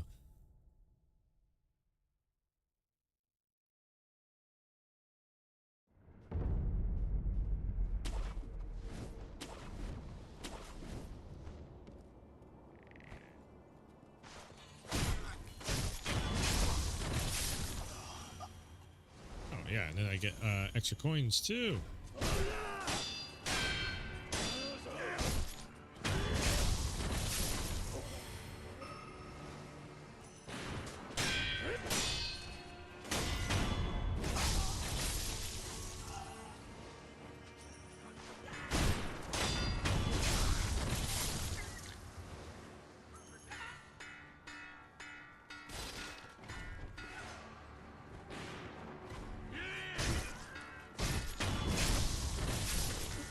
Makes this a little bit easier.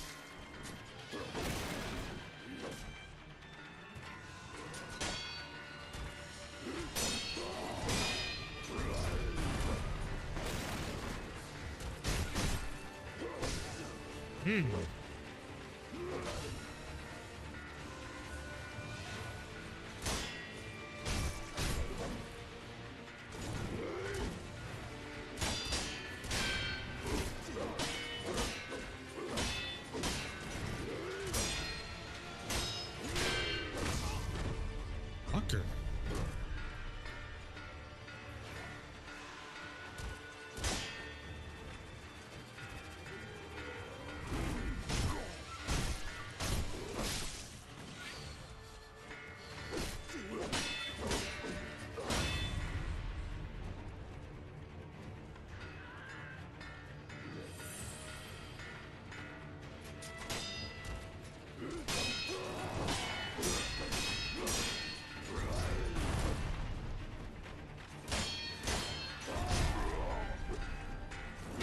Ah!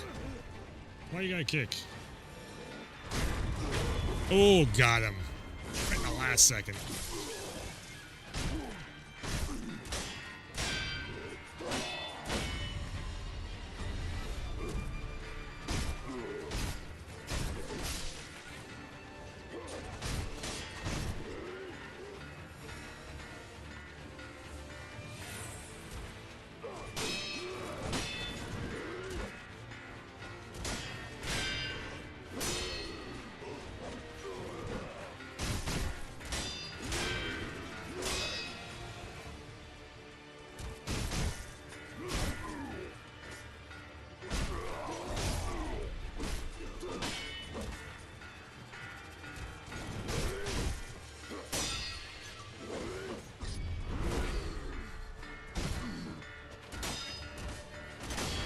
Oh, yes. Yeah, there we go. That's better. Prayer bead, that's 4.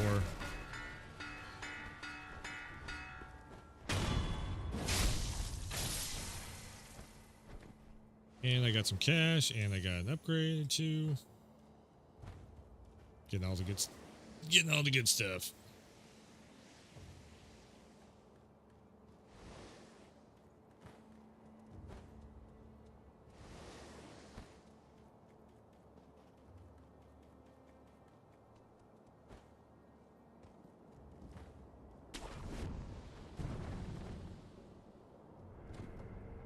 All right.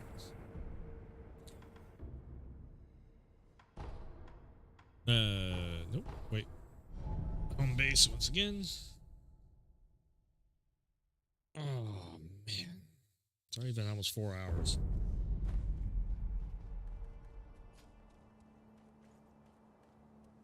And she's gone. I think she's in here further. Yes.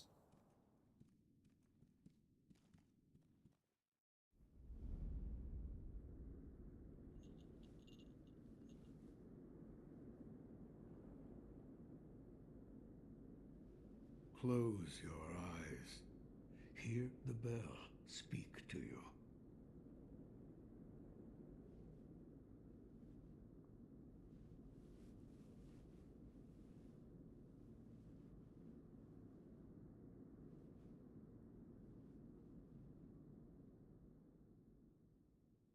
The bell's chime will stir your thoughts and awaken old memories from their slumber.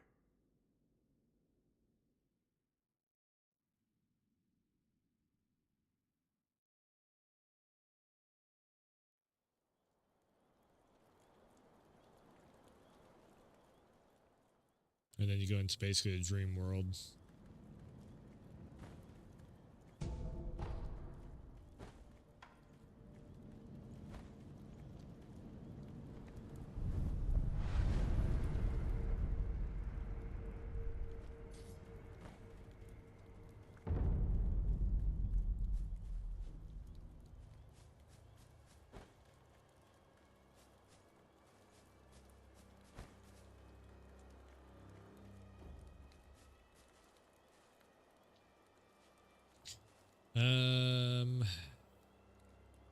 Do I really need to or want to go through all this?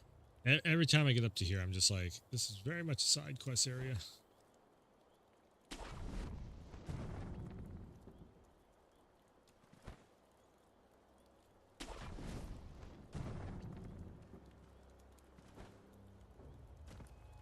Never killed a snake either.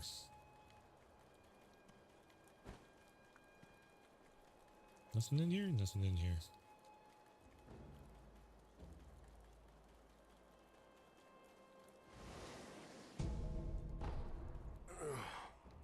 You're the son of Owl. What year is it? What year? An odd question. Tell me. It's the year of the Dragon Spring Pilgrimage. The Dragon Spring Pilgrimage? That was 3 years ago. What is this? The sculptor mentioned an old memory. I don't remember any of this, but it appears this is the past. What happened? Thieves at Hirata Estate. You must hurry. The divine error. Everybody has masks on, so they don't have to do lip sync. Just noticed that. Remember doing this? I don't remember what the hell happened in it.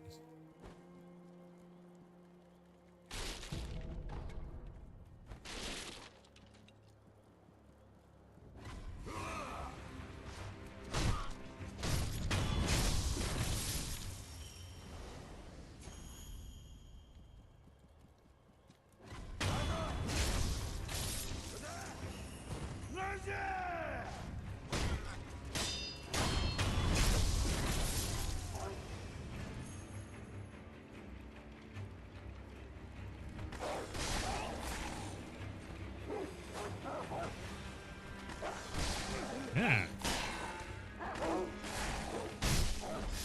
There we go.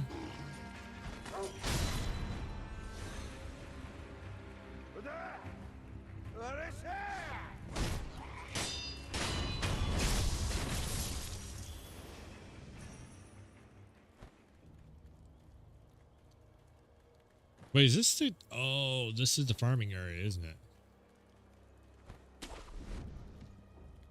Yeah, okay, so this is the one where you can actually get a shit ton of XP gain through here.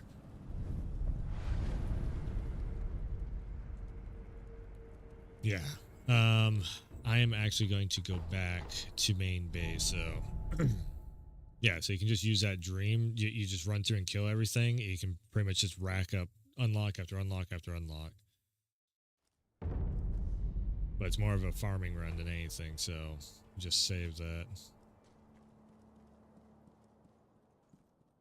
What are you doing? Oh, I didn't realize you were here. The sculptor has been coughing blood. I took a sample of this blood for my dragonrot research. A sample of his blood? Yes, blood that he's coughed up. The color of the blood itself appears to be tainted, stagnant, but the sculptor's blood alone isn't enough to reach any conclusions. Is there anything I can do? Yes. Bring me samples of blood coughed up by others that suffer from the dragon rot. If I have more, I'll be able to learn more about the disease. If I come across anyone afflicted by the dragon rot, I'll ask them. Thank you.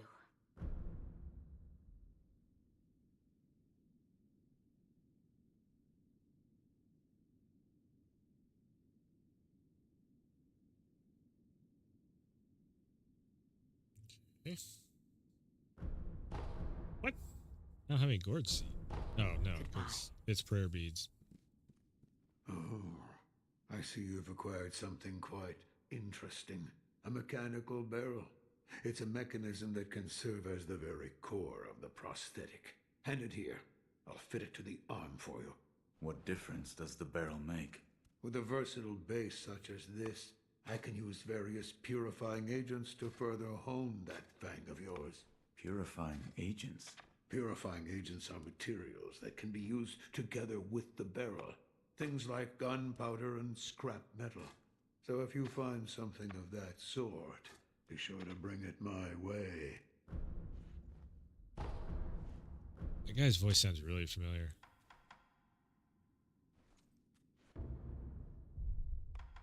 Right, that's right, that's right.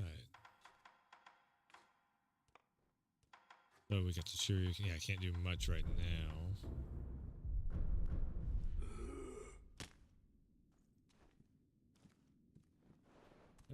Okay. I need to go to campsite. Bam. Maybe maximum, yeah, health, posture. There we go. Now we got the bigger health bar.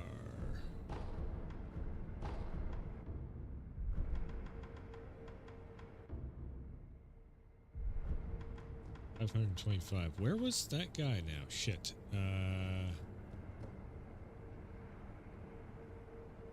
At the gate, and then I gotta run all the way over to the, yeah, okay. Because once I get 1,000, then I need to go back to that guy and get the gourd seed so I can get a fourth health pack from.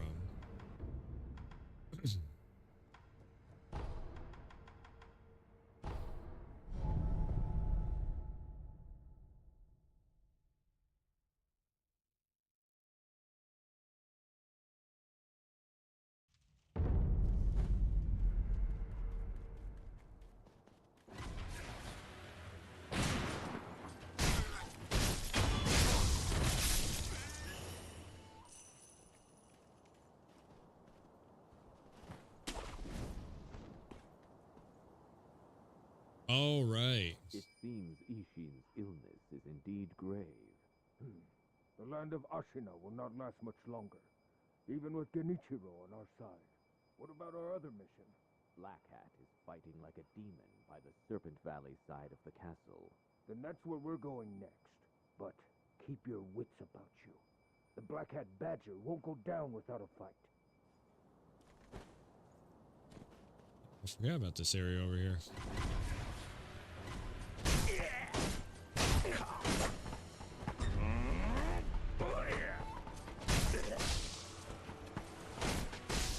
These little bastards throw poison. And they got big hats. Not cool.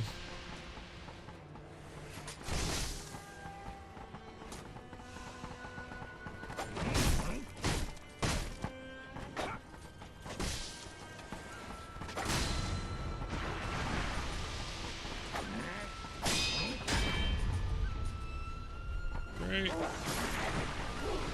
Totally dead. Mean little guys.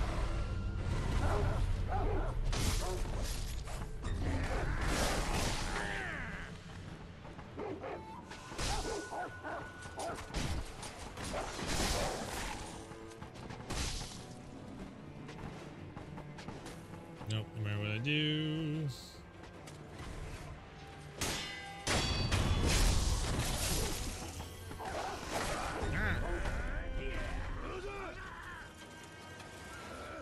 Kill each other.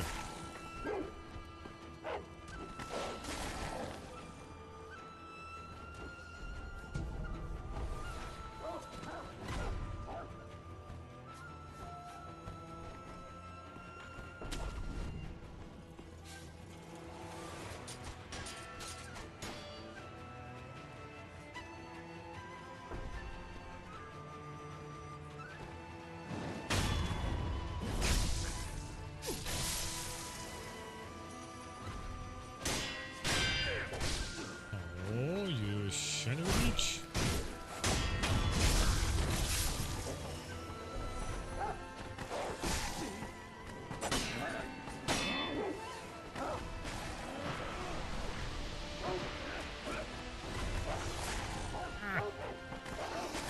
No.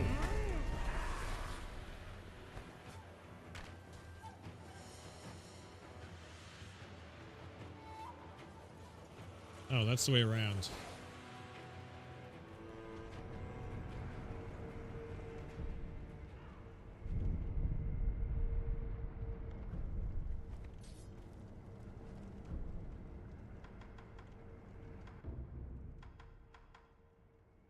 Run, slide, suppress presence, whirlwind slash. I mean, yeah, I could use that. Because midair deflect also.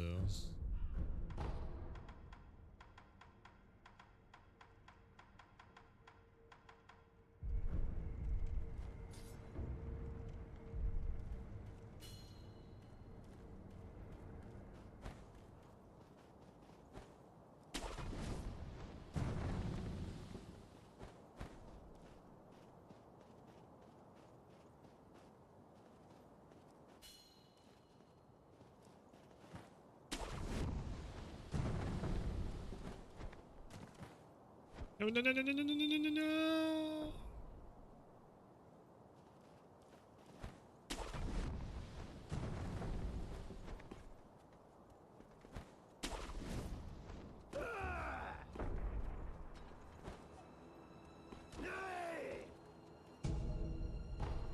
More sugar.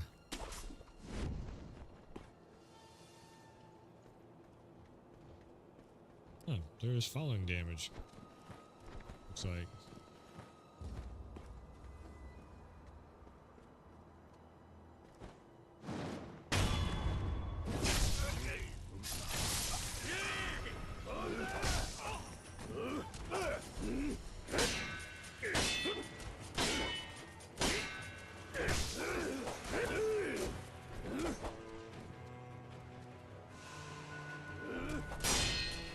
There we go.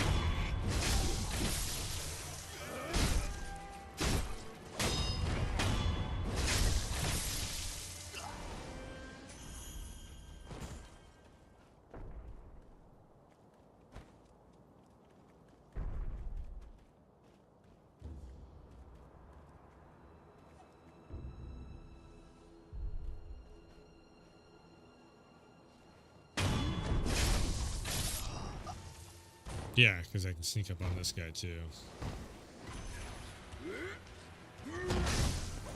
At least I thought I could.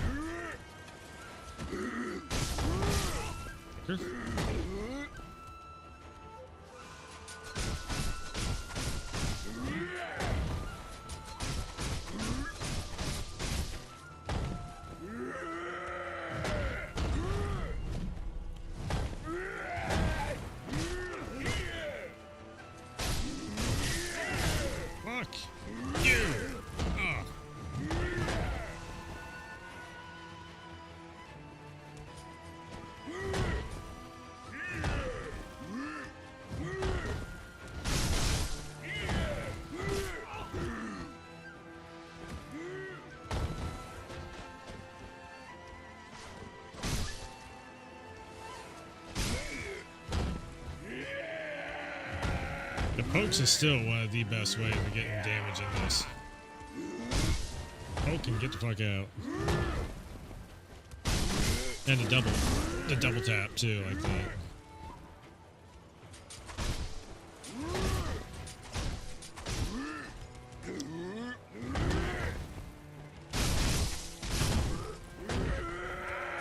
Ooh.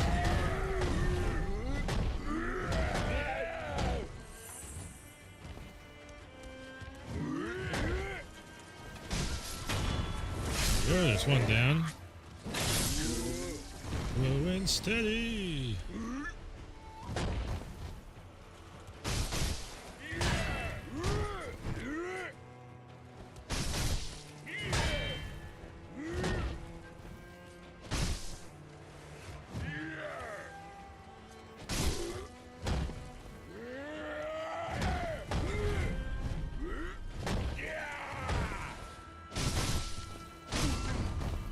There we go.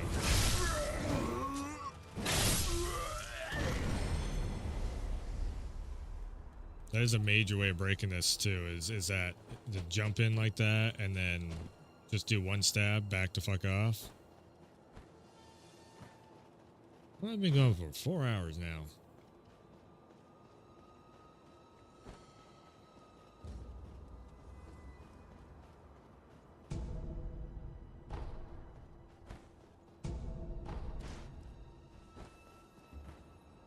1 o'clock.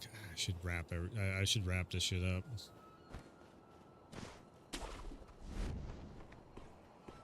We're really planning to use that thing?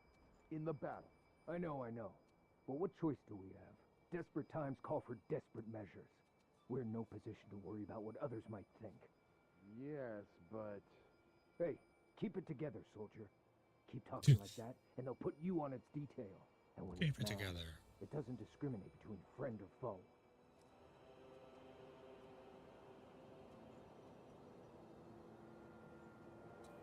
Keep it together, man.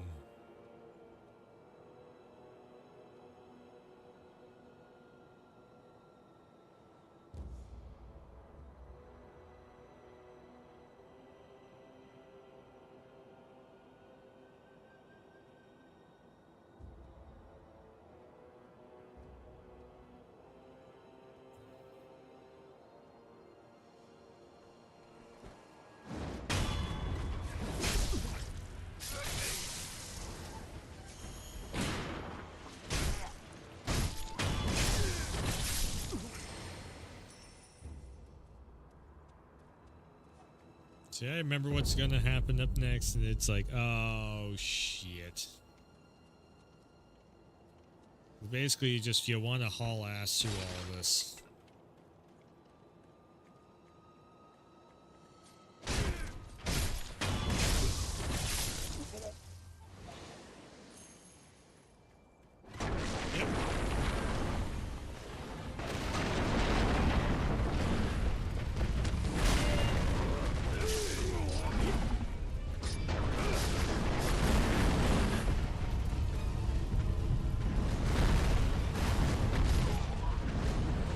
Now we get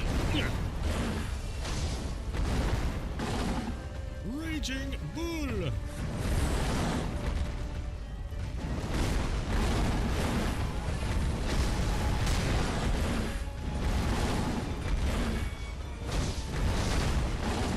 You gotta remember how to beat him.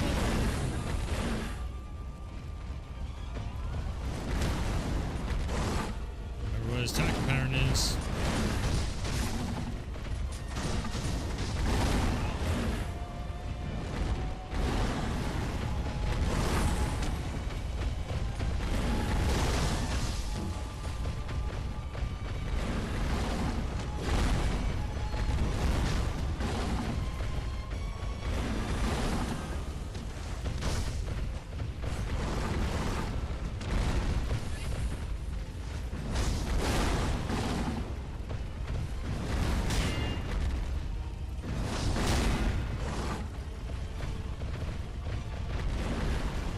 I think it was just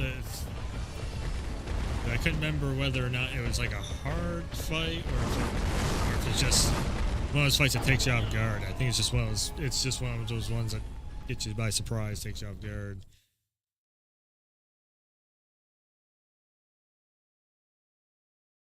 All right. I can get some deflects going and whatnot.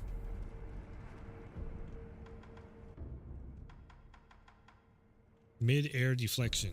Yes.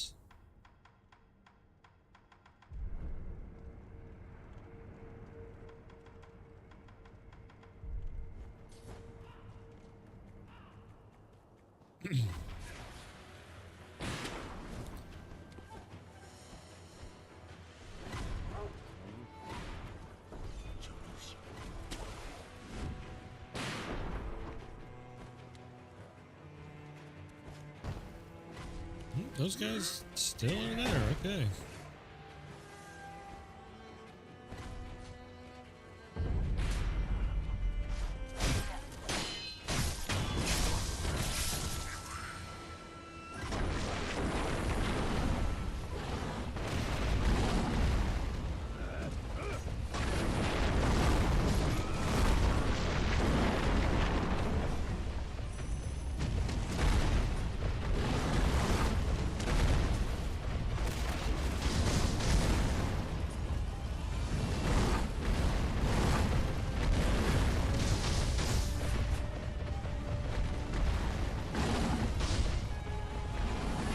Literally just jump catching him.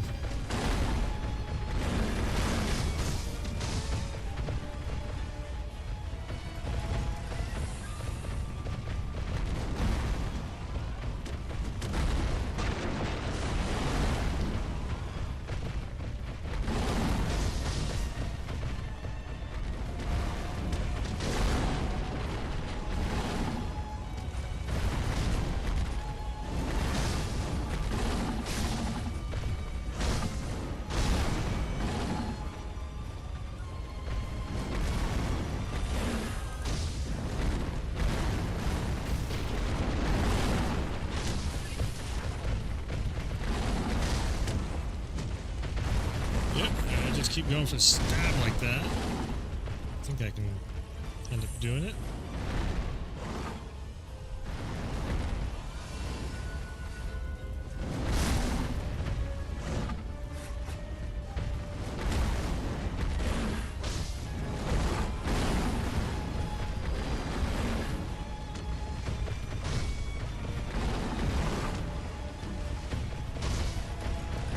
A little bit by a little bit.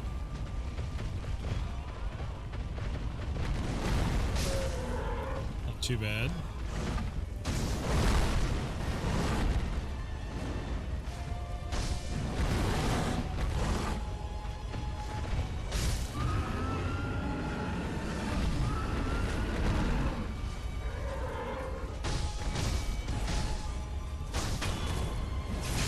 There we go.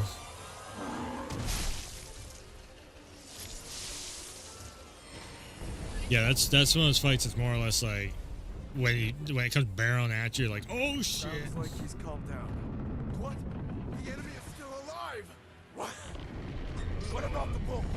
Where's the bull? And there is the big...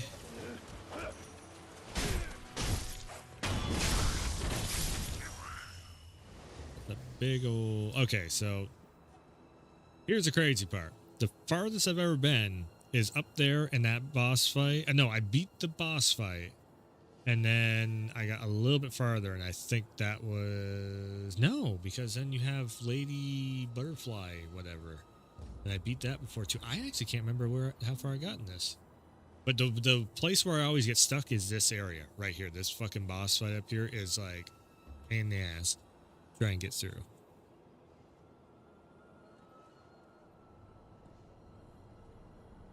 Thank heavens. Thank heavens. For what do you pray? Oh, you there. Have you heard of the Senpo Temple? The Senpo Temple on Mount Kongo. A very special holy person lives in that place. Go on. Thank heaven. Thank heaven.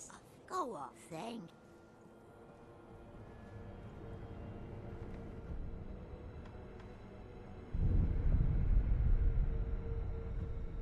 So we got 1 prayer bead. Vitality of 11, attack power 2. Insane 12%.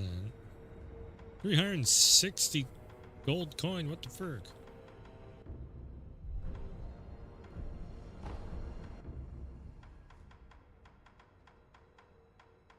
Mid-air combat art.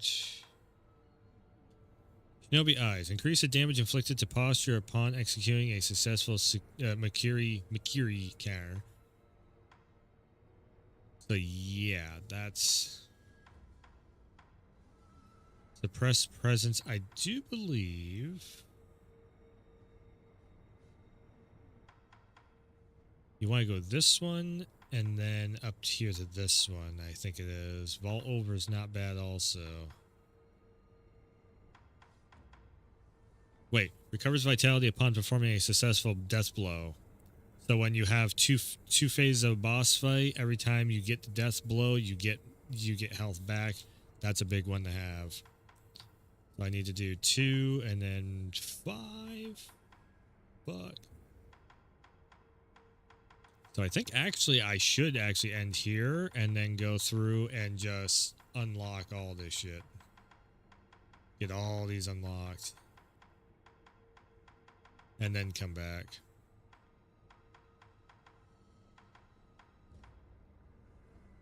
Express sound, enemy's ability to hear it. Increase the damage inflicted to posture upon executing a successful Makiri counter. That's a big one also.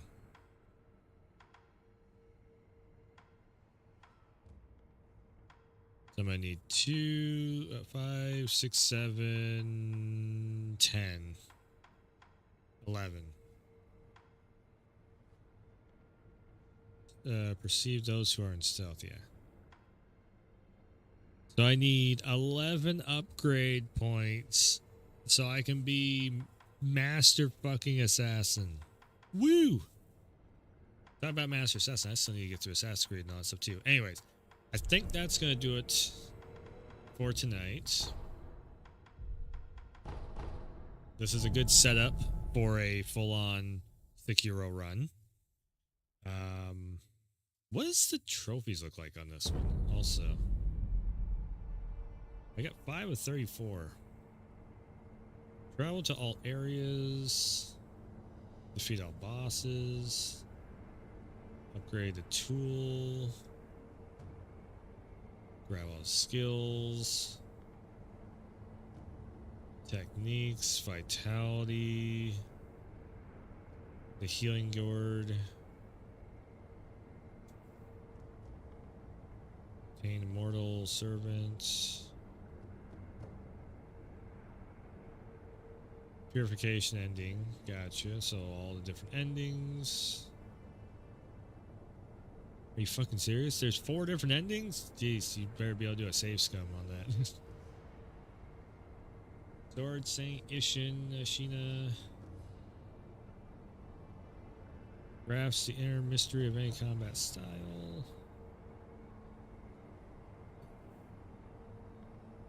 Lady Butterfly. I've seen the Guardian Ape. I've beaten Lady Butterfly before so I had this on the Xbox. The last thing I remember doing is Lady Butterfly, but I probably got up to Jinchiro Ashina or something, and then something else came out. Use Marble Blade to sever. Okay.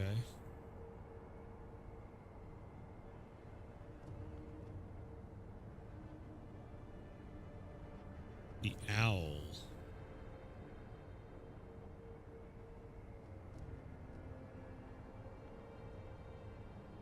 His father? Huh. Divine Dragon.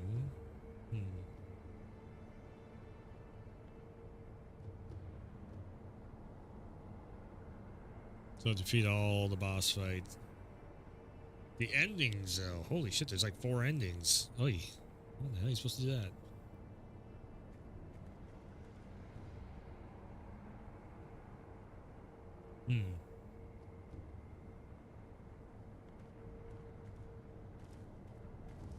Just trying to beat up the next boss fight, the next major boss fight, though. Bitch. It's a bitch. It's a bitch. So I got the counter and all that stuff. Anyways. Yeah, so in order to set up getting to the rest of that, it's going to take a lot of grind. It's going to take a lot of farming. Get all the skills. Which I probably won't actually be doing that. This came out 5 years ago. Damn. Probably won't be doing that until I get Assassin's Creed done, because Assassin's Creed I only got that's on a timer. I only got the subscription for the Ubisoft Plus going, which it's in that. So I got to get through Assassin's Creed before, because I do want to see just how badly they fuck it up. In essence, it looks like right now Ubisoft is going down a very bad path with being almost bought out by Tencent, China shit. And now we have From Software going down kind of a bad path with going like multiplayer focus route, which is just stupid to do. So gaming is about ready to get rough in the next 5 years, it looks like. I don't know. See what ends up happening. Maybe the other companies that are doing actual like Souls like shit, like Lost Soul Aside and all that stuff, maybe those companies will be the ones that bring it back. I don't know. Or maybe that's just, From Software goes full multiplayer while those companies do actual story-driven stuff. I don't know, man. I don't know. Kind of a sad future on that. So we'll see. We'll see what ends up happening. Anyways, I will try and be back tomorrow night. Later tonight, technically.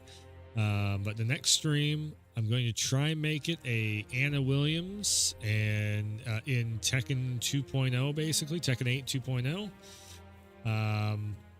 So yeah, Season 2 of Tekken 8 is out. Go check it out. I want to get Anna up to gold ranks, and also all the ranks got reset. So I have a whole lot of characters to get back up there into a gold rank status, because everybody is down in green ranks again. I'm like, oh shit. So I got a whole lot more hours to be doing stuff in Tekken. So like I said, tomorrow probably gonna have some fun with some Tekken 8. So make sure and hit the subscribe button, like, share, and all that good stuff. And you can see when I go live, when I post up new videos and everything else. And yeah, it should be a lot of fun going forward with some Tekken. Hopefully we'd have some good nights on it. Sekiro was actually fun tonight. It was actually fun just jumping back in and getting the combat system down, because I never really fully got the combat system down this one, because I was trying to play this a lot more like a Dark Souls game. And now that I understand the ins and outs of everything way more, 5 years later, now I actually can figure out what I'm trying to be doing on it. So this might be doable now. Sekiro is it's a tough one to get into. It's a very weird, tough one. I remember Sekiro, funny enough, it went through a phase of being like a top game on Twitch for a part of at least 6 months. I remember being up there, or at least maybe a month. Well, we'll say a month. It probably wasn't 6 months. It was probably a full month. Everybody was playing Sekiro. That was a lot of female streamers that are just trying to get their foot in the door of streaming. It was a lot of that kind of thing. So everybody was playing Bloodborne and Dark Souls 3 and all that stuff, and Dark Souls 3 and Sekiro were the ones where it's oh, I want to check out, because that was just kind of time. That's all. That was the latest From Software stuff. So yeah, it was I have some interesting memories around Sekiro of not actually beating it, but seeing other people playing it and being oh, this is what From Software is. Cool. So anyways, all that being said, I'll also try and get Arsenal in on a reaction video to all this news about Dustblood. Dustblood? Yeah. Eldenborn. Blood Ring. Blood Ring. That sounds kind of cool. I don't know. Are we calling it Eldenborn Blood Ring, Bloody Elden, Elden Bloody. I do kind of like Blood Ring, but yeah. Anyways, yeah, that's gonna do it. So I'll be back soon. Thanks for tuning in. Thanks for stopping by, and as always, I will see you next time. Where was I at on that? It's supposed to be over here. I'll see you next time. It's supposed to be over there. I'm like over here for some reason. Okay, yeah. Just end it. I'm ending it. I'm ending it. That's it. I'm done. That's it.